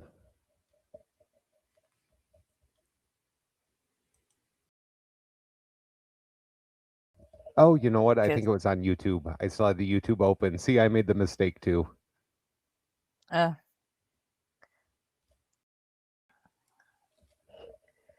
that can happen when you come up on Oh, panel. wait, You now I need to, can't hear you. I closed YouTube and now I can't hear. You can't hear me at all? Oh, that's weird. Hang on. Okay, hang on.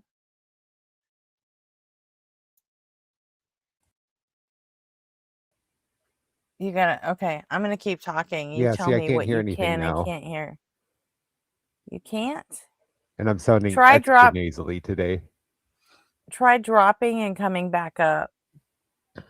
That, for whatever reason, it tends to fix audio problems.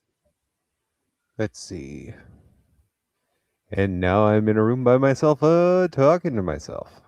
You're not. I'm right here and I'm talking to you.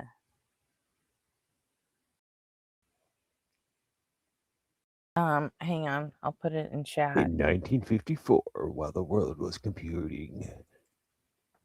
of computing turned to binary logic and the predictability of silicon.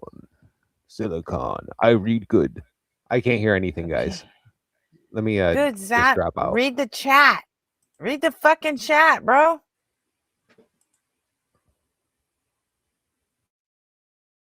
There, he saw it. There we go.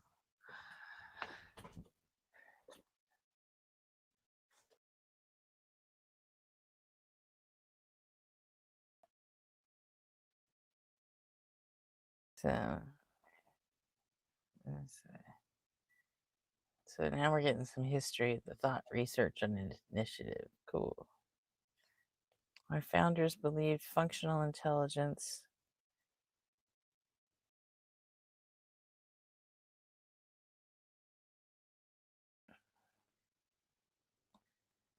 he already dropped, so and I was just waiting for him to come back. Okay, so in 1954, while the world of computing turned into a binary logic and predictability of silicon, Thought Research Initiative took a different path. Our founders believed that functional intelligence wasn't a matter of calculation, but of perception. There he is. Okay. Are you back now? Can you hear? Can you hear me just once? Can you hear me at all? Zap? I think I can hear you. How weird. I can't hear anything, guys. You still can't hear anything? You It's know probably what? something on my end.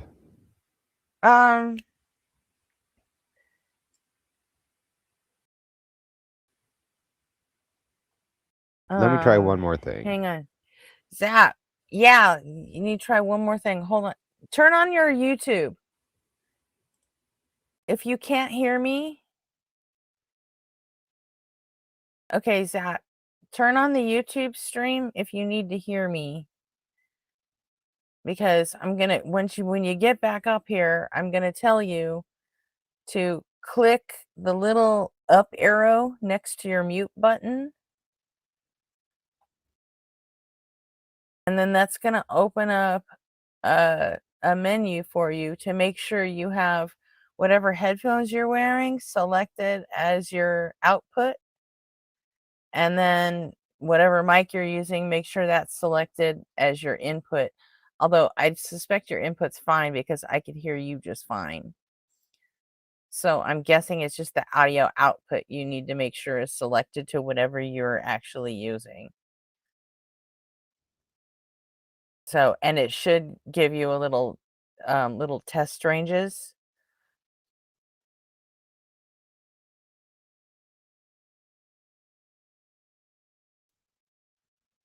You can like test your headphones or your speaker and test your mic, and it'll show you if it's working or not. Up arrow next to me. Yeah, I think I had the output wrong. There we go. Okay. All right, Let's there see we if that go. worked. Yep, that's what it was. Now you can hear me? Okay. Banging. Loud and clear. Cool.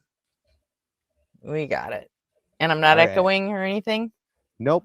Perfect. Cool. I knew we could do it. We We're an figured it unstoppable out. team. We figured it out, absolutely. Ta-da. Okay. Let's finish reading this guy here. All right. Let's see. Operating as a private think tank for over 70 years, TRI has dedicated its efforts to unraveling the hard problem of consciousness. No fucking way they're going to throw that into the fucking ARG. That's hilarious. That's funny as shit. For all the philosophy and hard problem of consciousness we hear about all the time. That's hilarious. It's going to be part of this now.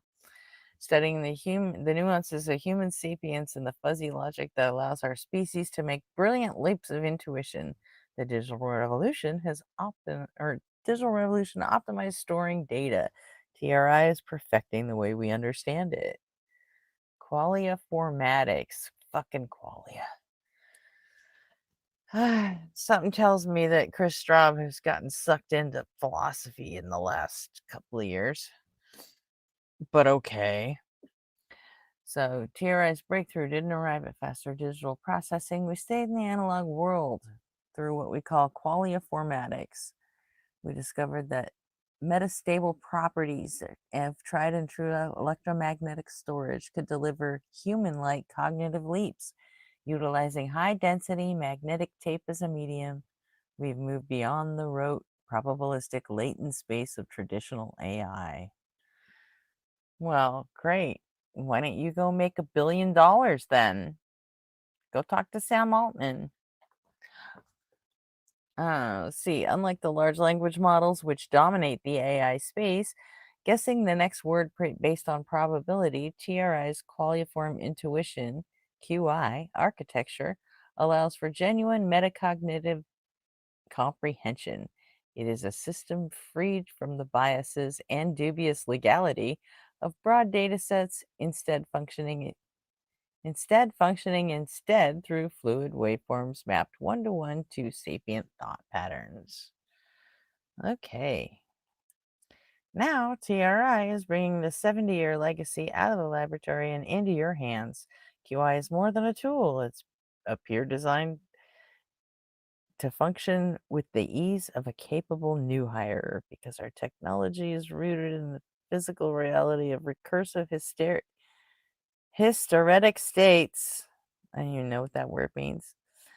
Every QI processes a unique cognitive cadence that evolves alongside you and your users. It doesn't require complex prompts or weighted arguments. It listens, learns from experience, and offers an intuitive partnership, once thought to be exclusively human. Welcome to the new era of machine cognition. Welcome to TRI. Oh, cool. This is going to be a cool storyline, I think. Okay, let's go back to the ad here.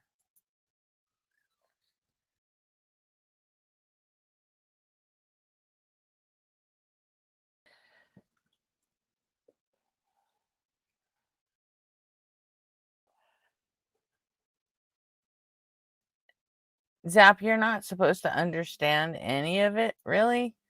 It's basically they're saying that large language models aren't real AI. What they've got is real fucking AI. So is it just going to end up being a brain in a jar? I mean, who fucking knows at this point?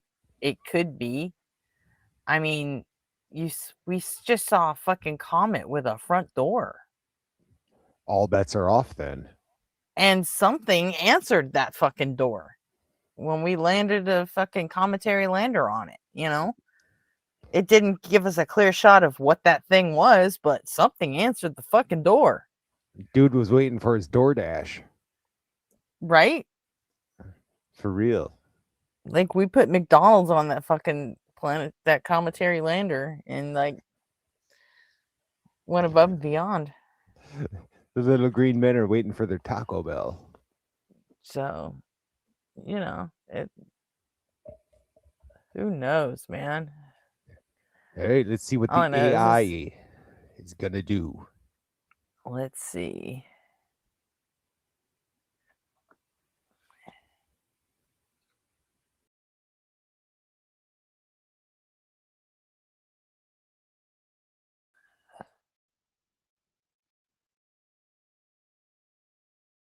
See, load debug. Cerebrant environment, huh?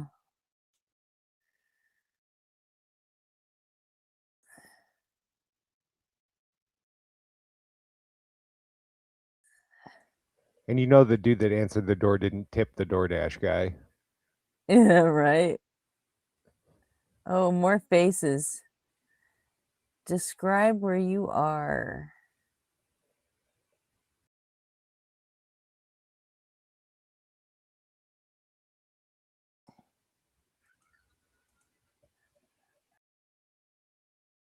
What? Hang on. Just that all she says is run away, run away, run away?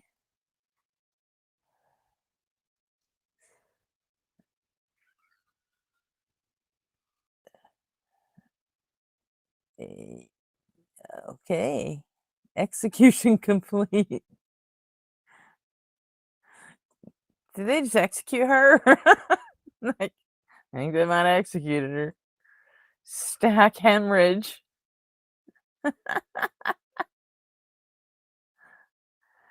Syntagmatic collapse at runtime.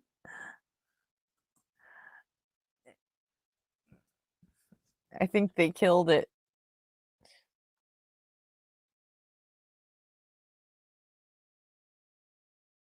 I'm gonna bring it back to life. Describe where you are.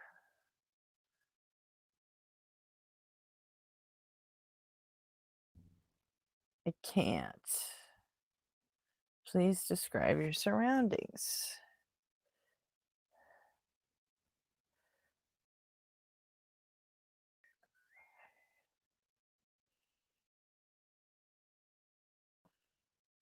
Do you remember where you are? Cold, huh? Tacit narrative. Describe yourself. Well, I like long walks on the beach.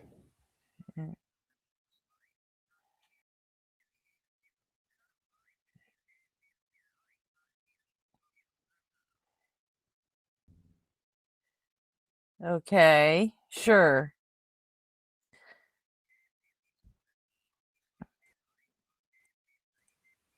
Out of curiosity, is there actually audio playing from the video? Yeah, you can't hear it? Nope. Motherfucker. Chad, are you hearing the audio playing from the video? It's just it's a robot-y weird voice reading the words on the screen. Yeah, I figured I wasn't missing much, but I thought I'd ask. Yeah. You guys can't hear the video audio either? It's because I switched to a fucking website and then back to the video. Hang on.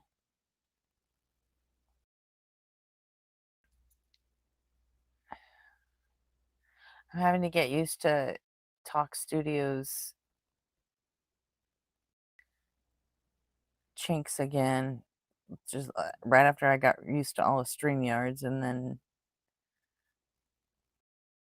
All right, hang on.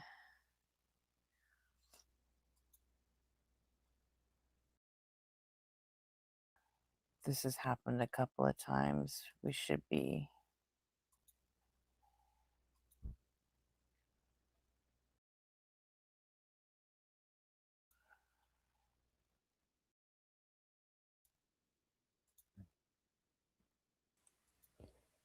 Your call is very important to us. Please hold while we wait for the next available representative.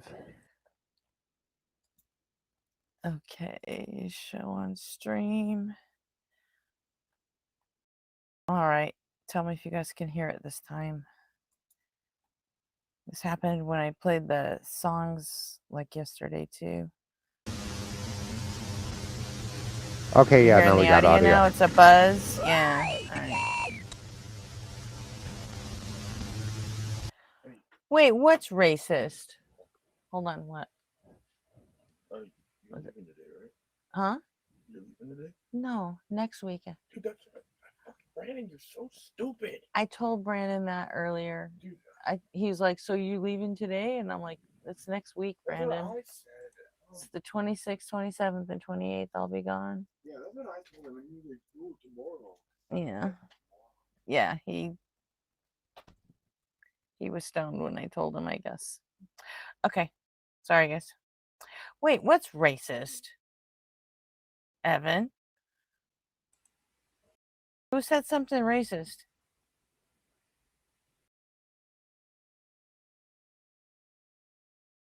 Oh, I said chinks, huh? I meant like chinks in the armor, you know? That's not racist. It's an actual, like, thing. But cute.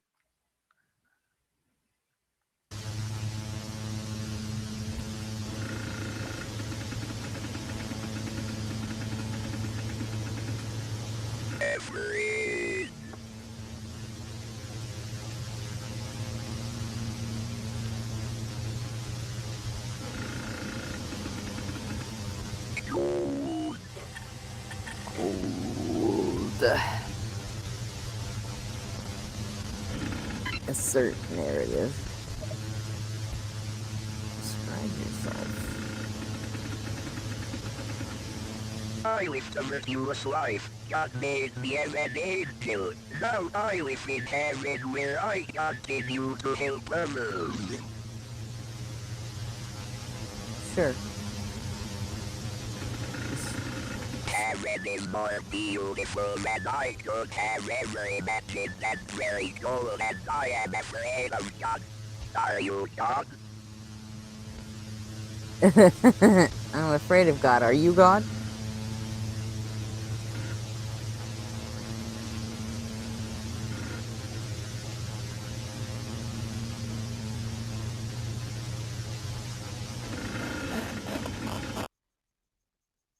Yes, Mr. Bud. Alternate reality game.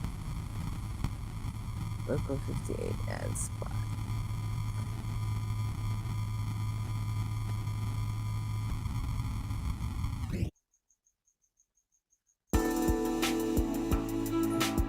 Okay.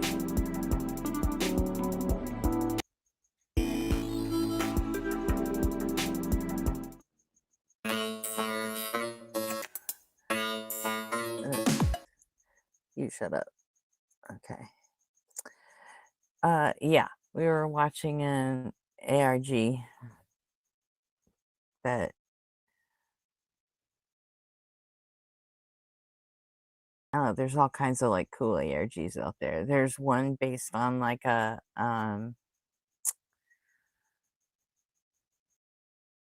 fictional version of like a Sesame Street show from the 1970s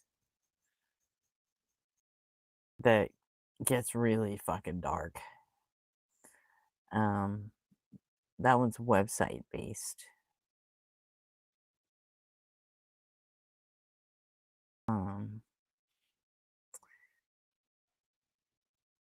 Yeah, the ARGs, they kind of have like they're stories, but they have extra things embedded in them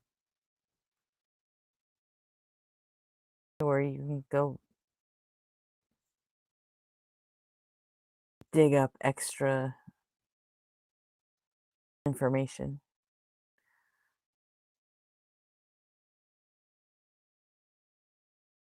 Kind of like interactive stories. It's kind of fun.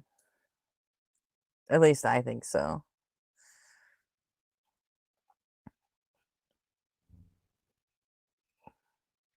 They are exactly like escape rooms, but bigger.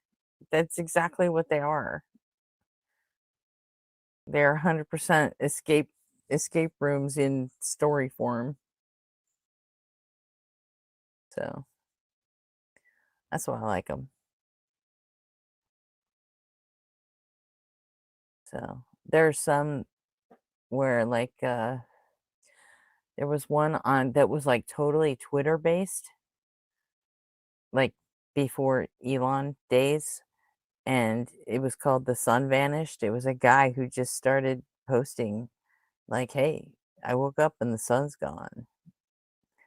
And you could literally just tweet at him and the other characters in the story as you brought them on, but you could literally just talk to the characters as they're writing the story. I remember that. That was interesting. The Sun Vanished? Yeah, it was so good. And they sold it to 555 Comics not too long after Elon bought Twitter. So now they're running it, and I think they still are, but I kind of And it'll lost be the next interest in it. YouTube movie sensation once Hollywood gets a hold of it, right? Well, they did film like 4 or 5 years ago. They filmed a proof of concept video to like shop it around Hollywood. I don't know what happened with that, but it's sitting on a maybe they're shelf making the somewhere. movie. Maybe they're making the movie for all I know. But Well, now that the YouTube creator movie content thing is all the rage, I'm sure they'll be going through what they own and what they want to try to put into production and all that. yeah, but now there's in fact, I was gonna say they use like ARGs to promote movies. Like, you remember the movie AI with Jude Law and Haley Joel Osment? Oh wow, yeah. That one had a whole ARG of its own. And what was that 9 Inch Nails album? Year Zero. That had an ARG of its own to launch the new album. Avenged Sevenfold just did one a couple of years ago. Ren, the British kid, the rapper, he did one too. So, I mean, you can make ARGs out of like all kinds of shit. It really just gives, people a way to get more involved with your content, really, I guess. So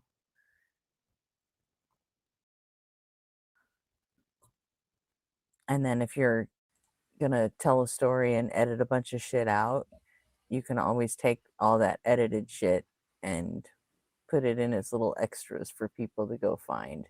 It's like hiding little Easter eggs inside your story. And it's pretty neat. I like it.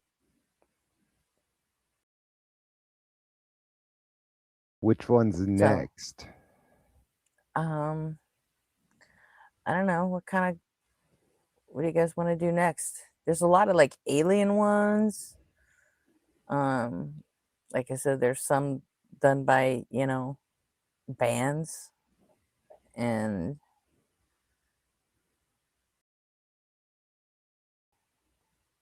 so let me see. Up to you guys. I'm just hanging out.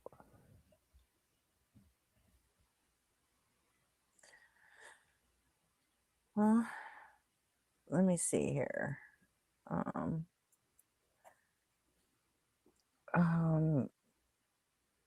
CHSS was a good one.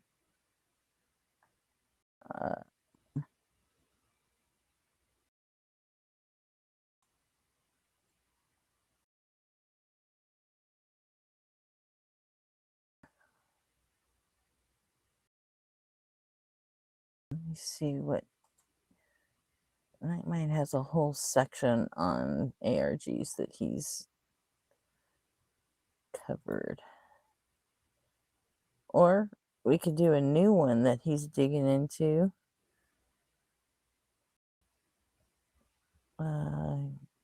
Glitch Asylum Forum Archive.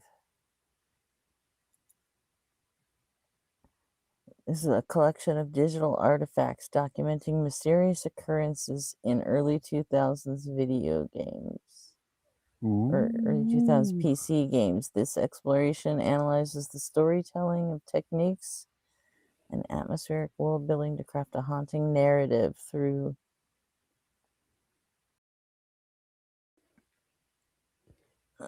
Mid 2000s internet culture and retro computing. yeah, that should hit like lots of boxes for a lot of people here, right? For sure. Black. And this is fuck it. Let's give it a shot. It's from 3 days ago. Carnivore's So. Ice Age is a first-person hunting game released for Windows PC in January. So, if I know Nightmind, he'll give us the whole thing, and he'll tell us whether it's new and continuing or. January 6, 2024. A video was uploaded to YouTube titled Not a Halloween Hoax. Carnivore. Everybody can hear that, yeah? Yep. Okay. Ice Age Weird Behaviors. The channel is titled Glitch Asylum Forum Archive. The video description reads, date last modified, 10/5/05. In 4:3 aspect ratio, the presentation opens with the blue background and white text of Windows Movie Maker, another hallmark of the mid-2000s. Consumer PC users in the early years of YouTube were new to video crafting and utilized immediately accessible and user-friendly software, making Windows Movie Maker the online beginner signature. Carnivore's Ice Age is a first-person hunting game released for Windows PC in January of 2001, developed by the studio Action Forms. Glitch Asylum Forum does not exist.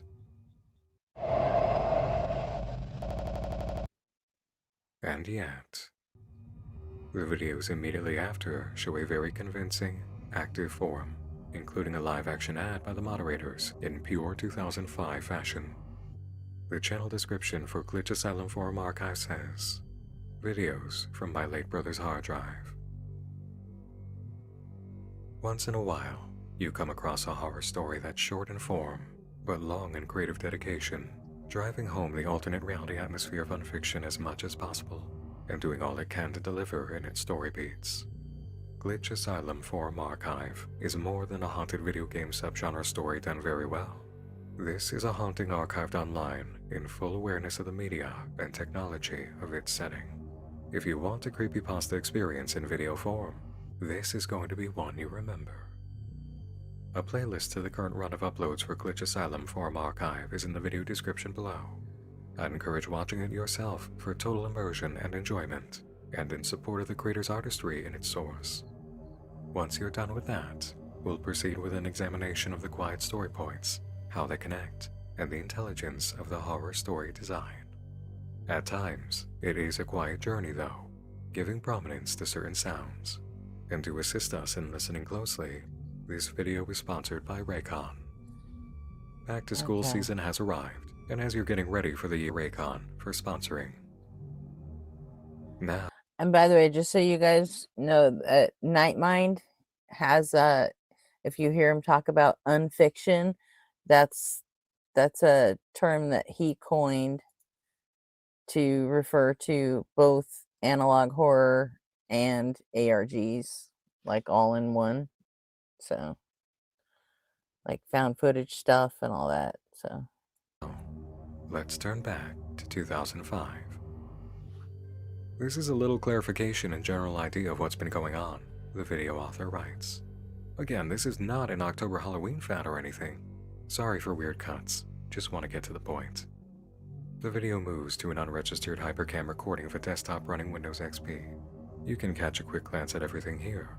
Godzilla wallpaper, Windows Movie Maker and hypercam shortcuts, Flash, a few other items. Doom 3 might make an appearance at some point if it's important enough as a game to save to desktop. The game opens normally. The player proceeds normally. Text soon comes in. Like I noted in the thread, the whole game looks really dark. Messing with settings fixed nothing, and it ignores the time setting in the menu. That wording, the thread, connects to the video title format. Re is form and email vernacular for reply or response, indicating this video is a direct follow-up to a thread on Glitch Asylum forum. That puts things into perspective immediately.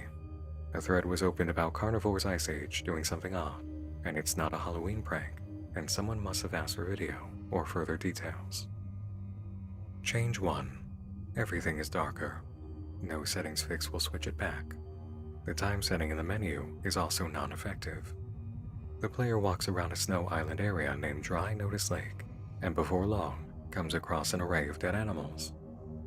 He writes, "Last launch time, there was at least a few animals running around. Weird how this time they were all dead."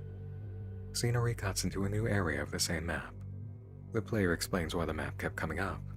Green dots are supposed to indicate animals. Going to them now leads to nothing. There are several dots on the map, and animal activity is absent. The player continues searching and equips his weapon, but as he does, listen to the sounds compared to his movements.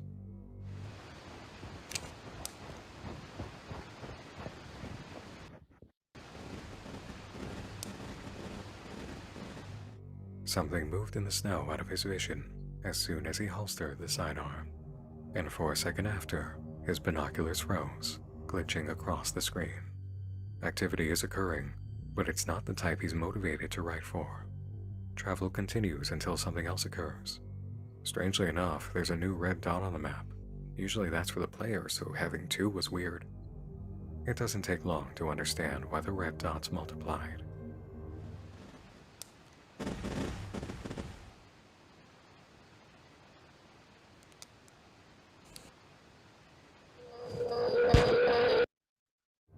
Back on desktop, immediate crash, with a glaring red and black screen ending the session.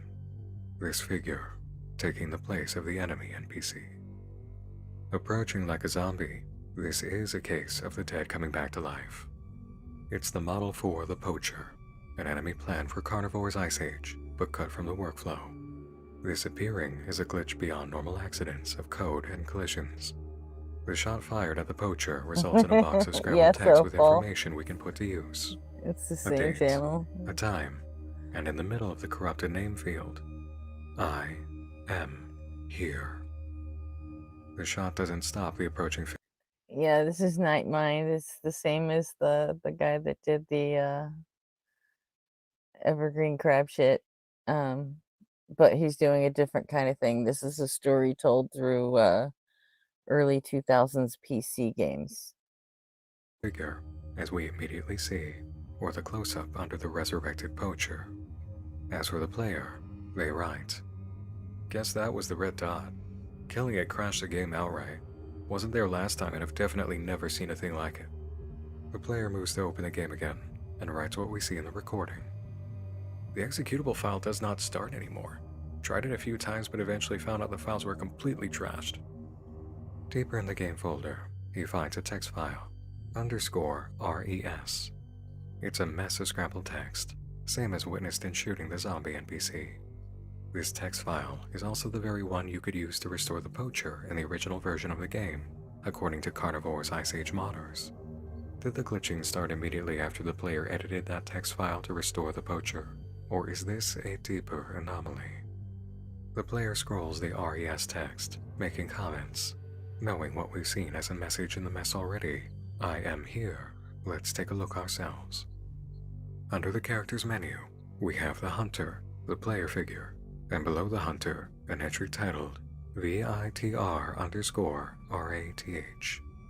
Vidarath. Interesting. The player exits the recording in Hypercam, then closes the video with a question and a name. Anyone encounter a game-breaking bug like that? Mr. Psycho Magna. There are elements of the video to observe the player didn't catch. The time anomaly mentioned in the game is reaching outside of it. The desktop reads 10:12 a.m. when the video starts. Playthrough session lasts at least 2 minutes, 28 seconds. Zap, if you want to say something, just start talking and I'll pause it so you can ask questions or make comments. Okay, I'm just taking it all in right now. All right. This is all like foreign to me. I know nothing about video games, so I'm really leaning on Nick to tell me what this shit is all about because I know nothing about it. The last video game I was really into was StarCraft. If that's any indication. The original StarCraft. Yeah, the last video game I played was Super Mario Brothers 2 on the Super Nintendo. Oh boy. Yeah, so like this is all like foreign to me. Like just the fact that you can tell a story like this through a video game is wild. And apparently it's going to be multiple video game. Weird. I don't know. Good morning, Professor. On the map, so Hey, it was Hazel. likely much longer. The game crash the desktop brings us 10:12 a.m. when the session started. Furthermore, the poacher strike gives us the time 17:46, which would be 5:46 a.m. or p.m. Nothing close to 10:12 in the morning. The date matches the one listed in the video description, 10/5/2005, as date, month, year. There is a major time discrepancy anomaly in this incident. In the channel timeline, we scroll forward for a moment to glitchasylummovie.wmv. Date last modified, 8/29/05, a few months before the Carnivore's Ice Age bug. It's an incredibly on-point stylistic amateur ad for the forum, deeply 2005 internet approach, when YouTube was heavy on sketch comedy and mimicry of TV ads. Footage of a user scrolling through the forum on a setting-appropriate desktop shows us how dedicated the website crafting is, and after a quick rundown of the rules, we see the names of the forum managers who act in the video, Linextreme and Mr. Psycho Magna. Mr. Psycho Magna made the Carnivore's Ice Age thread and the video of the glitch. The picture is now clear. This channel uploading the contents of a little brother's hard drive is a Glitch Asylum forum archive because the little brother is Mr. Psycho Magna. It is a memorial to a lost family member and his young life's work. The next upload brings us the Carnivore's Ice Age thread, posted October 5th, 2005, at 2:32 p.m. The date last modified isn't given in the video description. We watch through unregistered Hypercam at 6:05 p.m. It raises a question. Why is this being recorded by Mr. Psycho Magna? The game's graphics are bugged, all dark, even when messing with settings in the game's included time settings, and all of it. Animals you would usually hunt in the game sometimes just spawn dead straight up. It's really inconvenient. Yeah, that's an L for Nightmind. I don't see how 1746 can be anything other than 5:46 p.m. But that's just me. Maybe. I'll include a video file in a bit here and play again to see if it happens. The video arrives at 2:55 p.m. Let's perform a timeline with what we know. 10:12 a.m. is the time of the Hypercam recording, not the time of completion for the Windows Movie Maker video. Mr. Psycho Magna was recording the game that morning. What reason did he have for launching Hypercam at 10:12 a.m. to record a playthrough of Carnivore's Ice Age? Was it habitual, casual, or inspired by an earlier playthrough? 2:32 p.m. he posts about the glitch, then composes the video in Windows Movie Maker and uploads. That makes sense if he already has the recording from that morning. All you need to do is make simple cuts and text. He posts the video at 2:55 p.m., gets a reply that his game is freaked. A junior member, Hugo Man, is more helpful, suggesting a reinstall and a fresh copy of the res file to fix corruption. A newbie immediately steps in next with a screenshot of the listed characters, asking about Bitter Wrath.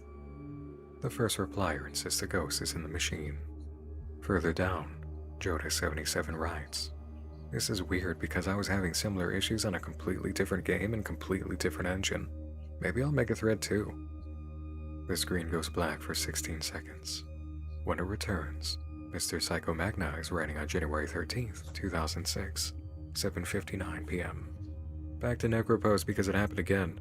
I freshly reinstalled the game after last time and it had similar effects. I'll post the video, but I can't do much to discuss after because my dog went missing. The video follows immediately. Replies are written that day, so the closest time we can estimate as possible for this Hypercam video is January 14th, 6:05 p.m., though it's impossible for it to be this early in time. Mr. Psycho Magna's profile features a Facebook and Twitter icon. Twitter did not launch publicly until July of 2006, and Facebook did the same in September of that year, so this Hypercam can't be any time before autumn of 2006. The next upload is titled Counter-Strike Source Fatal Errors.wmv, a direct forum thread video. Video description marks the date as 10/10/2005, 5 days after Psycho Magna reported the Carnivore's Ice Age glitch. The user records a Counter-Strike session on the map Dust and selects 12 CPU players. A load-in screen bears a standard greeting message, then explains position on the Team Select menu. After making their choice, the players on the map, "You have spotted a friend," a pop-up reads in the center lower third. They move ahead of the crowd of CPU players and open a chat, using it to write to anyone viewing. It's Joda77, the user mentioning a similar glitch in their game earlier. "So I recently got this game and I don't know if this usually happens," says Joda, "but every time I try to play, the bots either stay in the starting area or don't move at all. Kinda strange." Joda moves around the map, then writes, "It doesn't happen immediately, but sometimes when I wander around, strange things happen." Joda goes back to wandering in the hopes a glitch will appear. And sure enough, something odd. Another group is stuck under a bridge.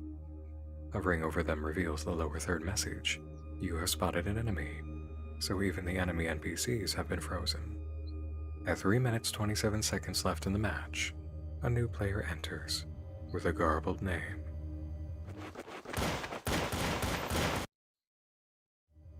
A few shots and the game crashes, and none of the shots were Joda's. It's almost as if someone struck Joda in the back, ending the match. A new server is created, same conditions, but the text on Team Select is quite familiar. "Wow," Joda writes, seeing no NPCs at all. "This is new." It's easy to consider the mass of dead animals from Carnivore's Ice Age during the first video in comparison to this event. The loading condition of other living figures is broken. This is...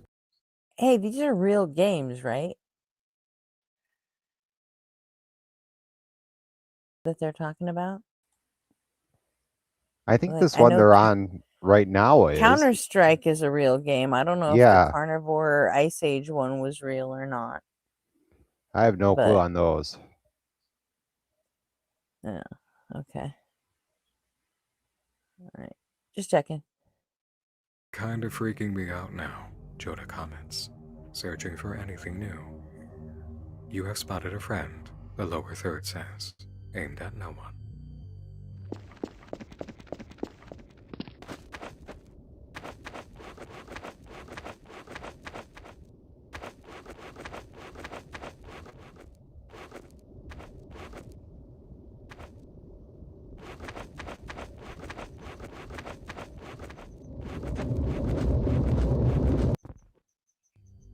That happened very fast. "You have spotted an enemy," fades in. Joda77 reaches the top of the hill and turns. The figure from the previous video stands on the rooftop nearby. In an instant, it's attacking, up close in red and black. In the next frame, closer still, its head out of view. The sky goes black, and Joda's health immediately drops to 0. Game crash. This monster is now present in 2 games, 2 different engines, just as Joda 77 first hinted at. The next upload is Carnivore's Ice Age 2.wmv, last modified on the 13th day of an unspecified month in 2006, and the Negro posting on the first thread occurred January 13th, 2006, writing immediately followed by the video.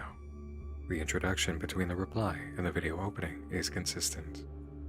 It happened again, Mr. Psycho Magna says. Broken for months. I was able to start it now. Carnivore's Ice Age 2 is specifically a modded sequel by the game's fanbase. It's 2:04 p.m., Hypercam active. Magna gets the game open and launches into a heavily distorted menu with a house in the background. Beginning the game, it glitches further, loading the field with garbled text. Everything is a mess, but the sections of screen changing are somewhat familiar, allowing Magna to know his movements. He loads into dry Notice Lake and crashes immediately to desktop. He repeats the process, and this time makes it to a new area covered in pine trees, Reveren's Bridge. Maybe it was the corruption of the previous map that caused the instant crash, as if the computer has the memory. Magna looks around a bit, finding the map is clear. Not even corpses are lying around. Another hard crash occurs, sending him to desktop. Take note that it's still 2:04 p.m., and we've been watching unedited Hypercam video for 2 minutes, 15 seconds. Mr. Psycho Magna goes in a third time, and the launch screen is now a mess. He goes through the motions, lands on the map, opens the map for the heads-up display, sees nothing, and begins to search again.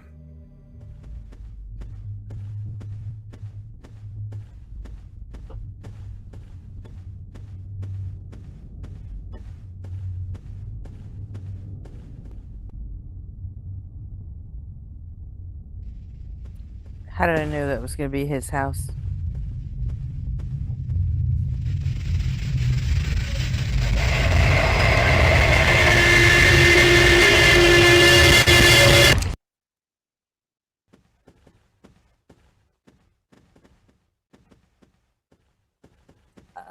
Oh, you shot your dog. Don't kill The the single dead dog. dog, where the entity was shot.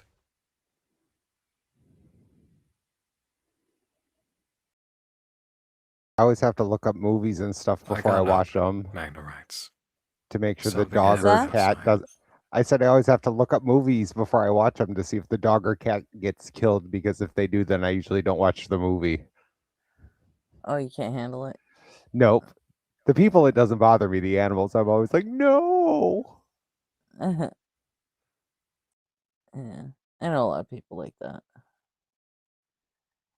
Like, what was that one movie that like took out fucking everybody I fucking knew? Marley and Me. Yeah, see, I will never watch that film. But I mean, the dog didn't get killed. I mean, died of old age, you know. So That's still rough. okay, yeah. That's why I don't have dogs. Yeah. It's sad. I mean, if given the choice, I'd rather watch a movie about your dog dying than, you know, having to live with a dog for 10 years and then have it die. Right, that's true.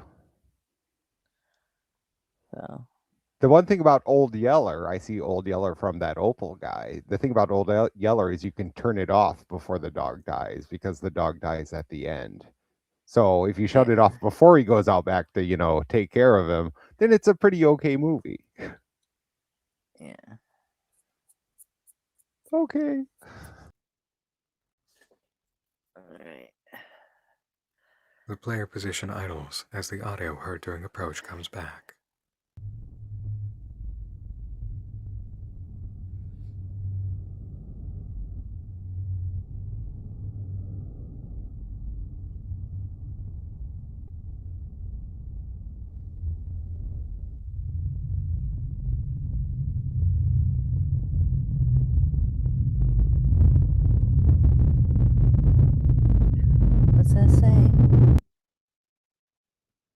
critical message box appears.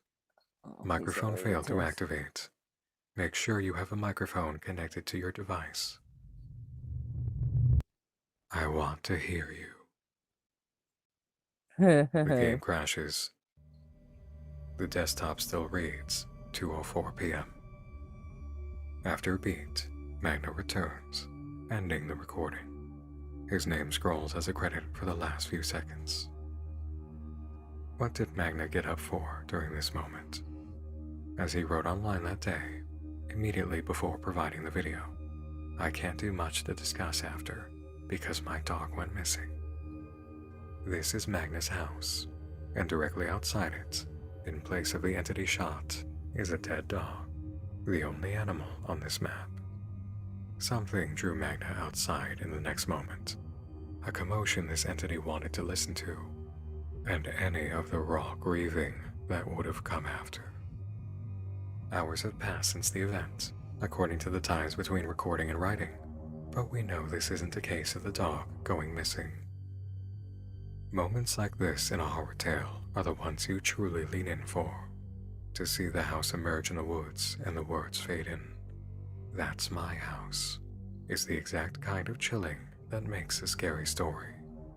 The incoming entity immediately after, and the shock of its twist reveal, is the second swing of a 1-2 punch perfectly executed. And at the end, one more hit. The microphone emphasis in the error boxes, the monster looking to savor the suffering. If Glitch Asylum Forum Archive only played up into this part, it would still make an achievement of a spine chiller. Luckily, it isn't over. Funday.wmv was uploaded next, a compilation of photos from a family vacation. Mom always told me that he left too early, the video description notes.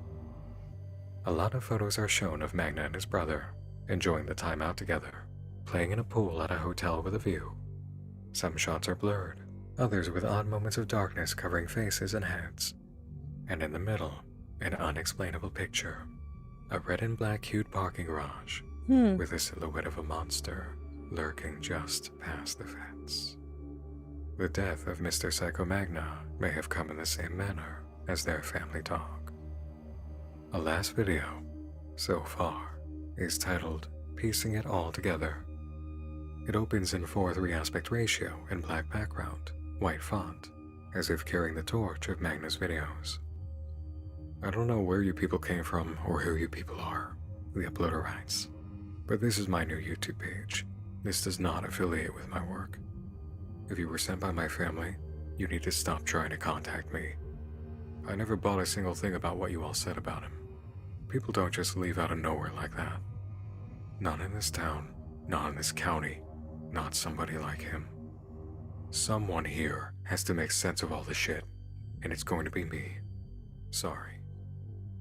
A recording follows in present day, literally a day before the upload, May 14th, 2026, looking over the index of Matt R. Within the directory, we have a folder, West Palm Beach, and a file, westpalmbeachvacation.htm, most likely the vacation just seen, both marked 6/28/2006. Kodak/Lincoln appears to be the next folder, last modified in May of 2025. In May of 2026, CHKDSK, perhaps check disk, and Vidarath, the character name from the Carnivore's Ice Age file.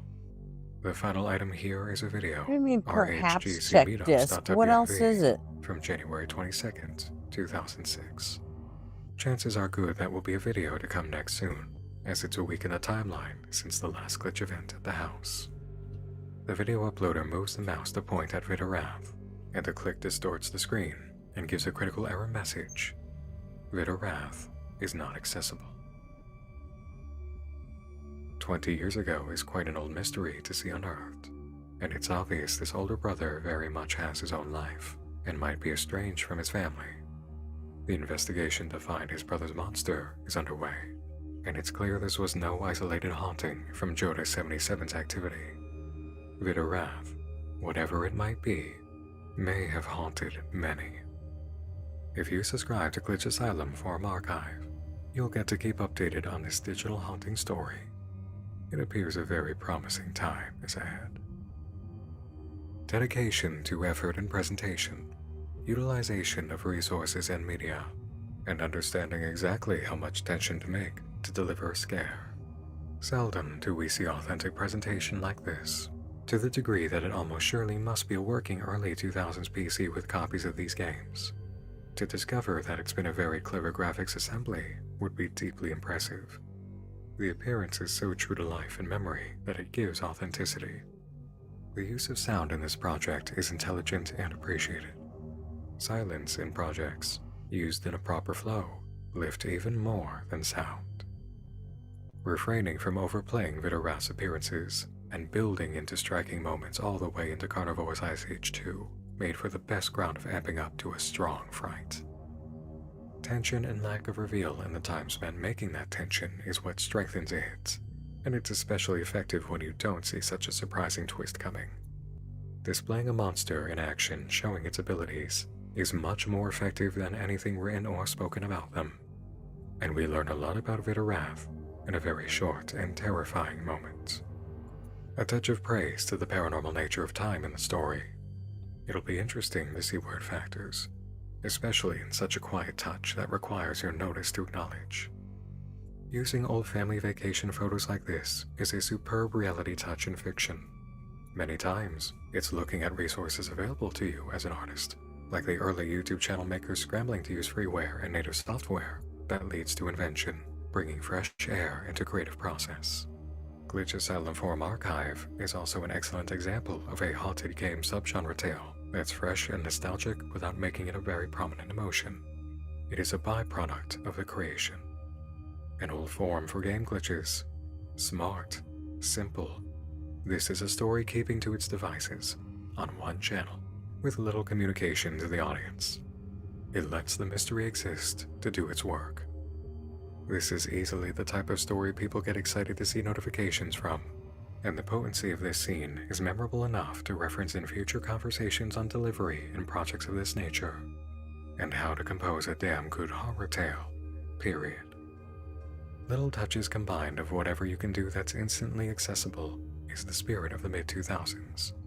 Windows Movie Maker, unregistered hypercam, and game footage are the ingredients in this project. Software that was in the hands of any creative person at that time, being used in a nostalgic throwback setting today. Who's to say this isn't an unfiction project made in the mid-2000s, and never launched until now? The artistry is strong enough that it appears as such. This illusion is good enough to imagine it in the era it comes from, and that is mighty dedicated effort. Many of the greatest stories and art experiences online are due to the enthusiastic inventor spirit of the day. Not a mindset of complexity, feasibility, utilizing what's at hand to turn a basic toolkit into a mighty workflow. Art is possible with free software, a little self-instruction, and letting excitement and passion drive you to a destination. There is nothing in this project that's terribly complicated, only an allotment of time and dedication to understanding how to make it. A home printer and scanner and a smartphone camera could be used as elements of a studio. What might you achieve in a little ingenuity and the will to give it a try? That's all our time tonight, everyone. Thank you for watching. Thanks to the makers of Glitch Asylum Forum Archive for making their art. Thanks to Raycon for sponsoring this video. And thanks to all the supporters of Nightmind and the Nightmind Index for Unfiction projects.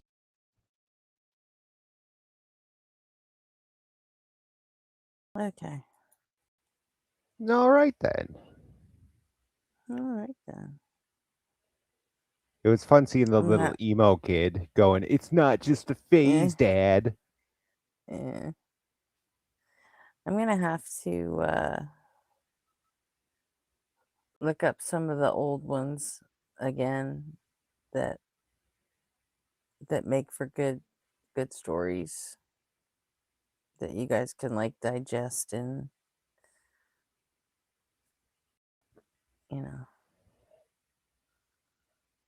so I'm thrilled to see Local 58 coming back though. And the whole QI thing is going to be interesting, I hope. anyway. I'm gonna have to catch up on all this stuff because a lot I mean, of this that is comet with the front door fucking took me out, man. That's nuts. I was expecting to see more like, you know, biomass shit like that was on the moon in that one, in the one before. But then, like, a fucking door? Like, what? That's cool. That was very cool. So, all right. Yeah, it's been 9.5 hours. I'm gonna get out of here, Yeah. guys. That's It's probably a time good for me to idea. go to bed. Same here. So, like, I slept so fucking long yesterday that I slept right through the beginning of when we were supposed to start. We usually start at 9:30 my time, and I didn't even wake up till 9:45. So, like, I need to not fuck around and actually get some sleep today. Probably a good plan. So, alrighty. All right, I'm Well gonna then, take take off. it easy, everybody. I'll see you guys tonight. All right, As bye. Thanks for having me always. up. All right, later's out. Thanks for hanging out with me. Cool.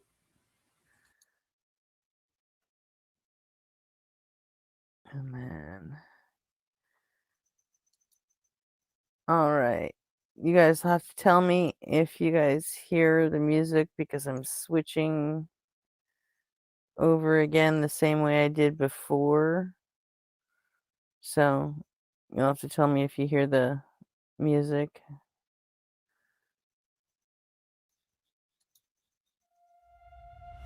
There it goes. You hear it? Awesome.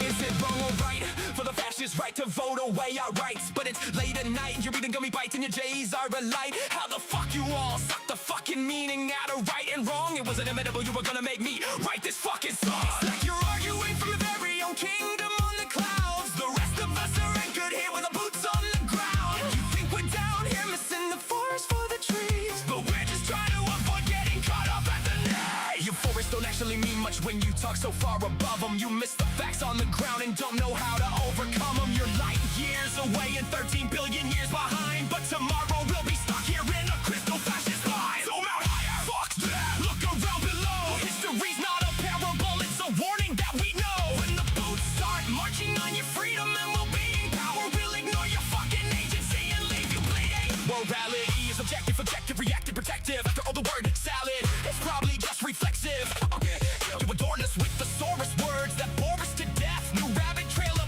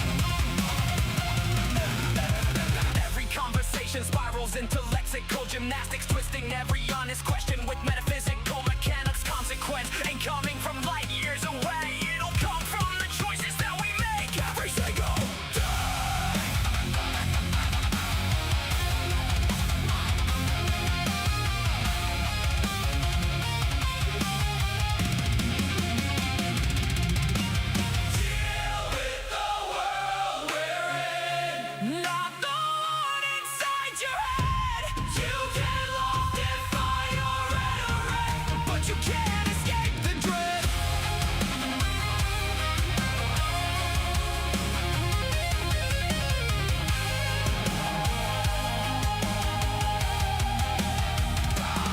We do our best to hang with you when you go off field a nerd. Least you can do is try to hang with us here on Earth.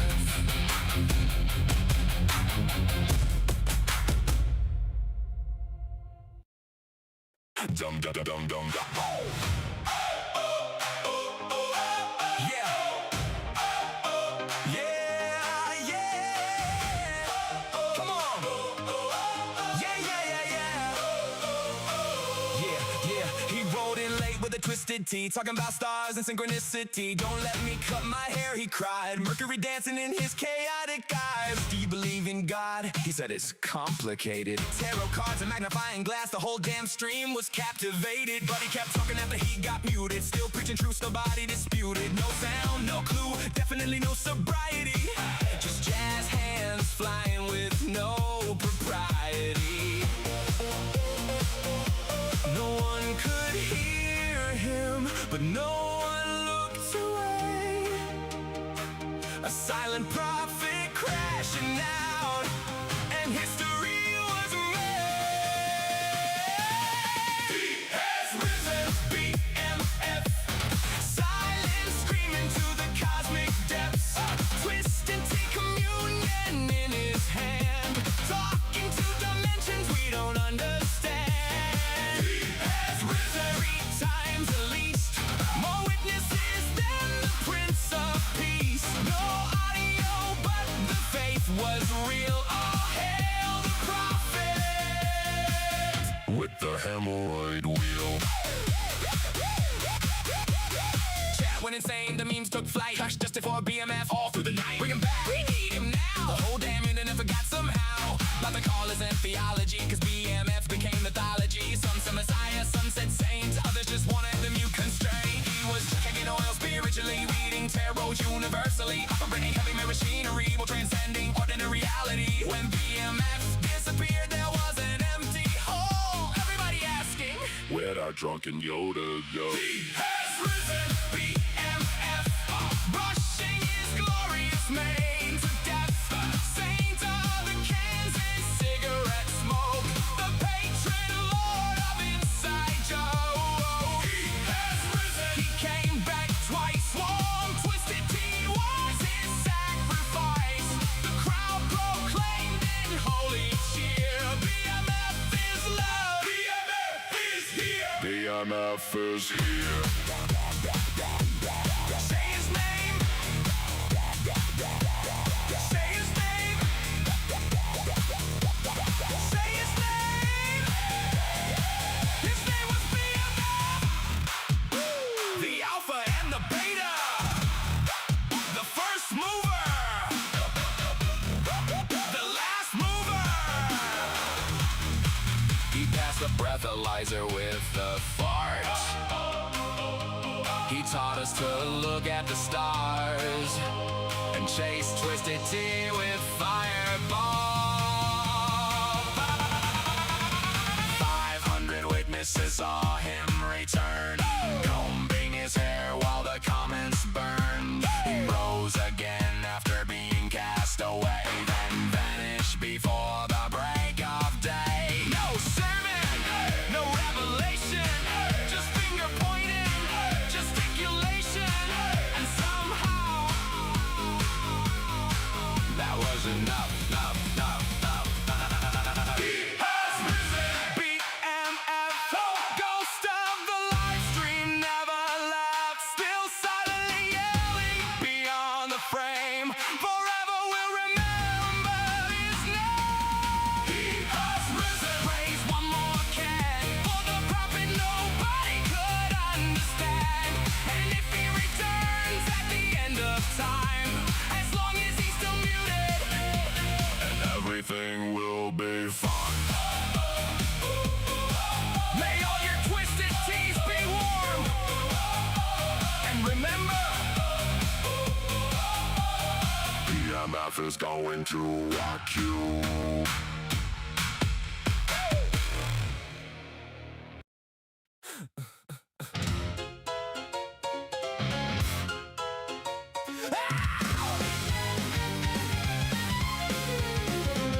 You dress up doubt in velvet robes, throw dead men's quotes like holy stones, name drop Plato and wave your hands like a mystery will make us understand. You sell transcendence cheap online with cherry-picked and twisted lines, a sermon built from smoke and mirrors, preaching louder cause the truth gets nearer. You claim spirituality, philosophy and historicity, but all you got is sophistry.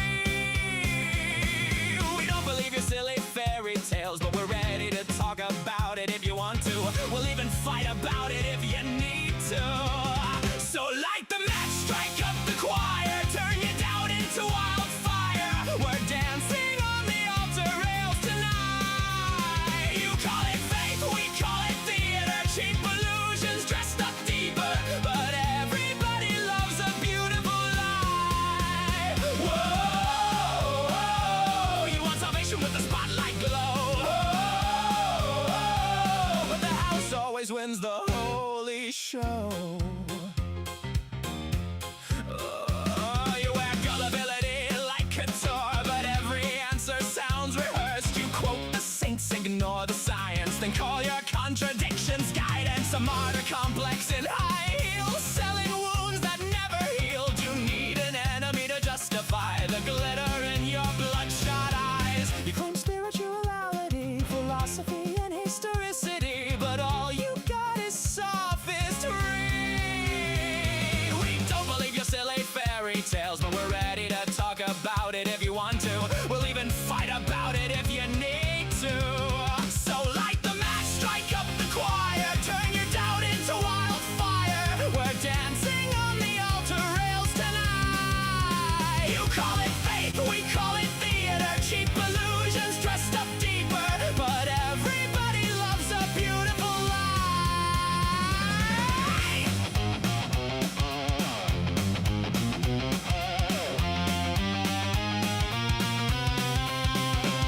And if heaven's just a green room backstage, then who's been writing all your lines? You pray in public for the applause, then curse the crowd when they don't buy.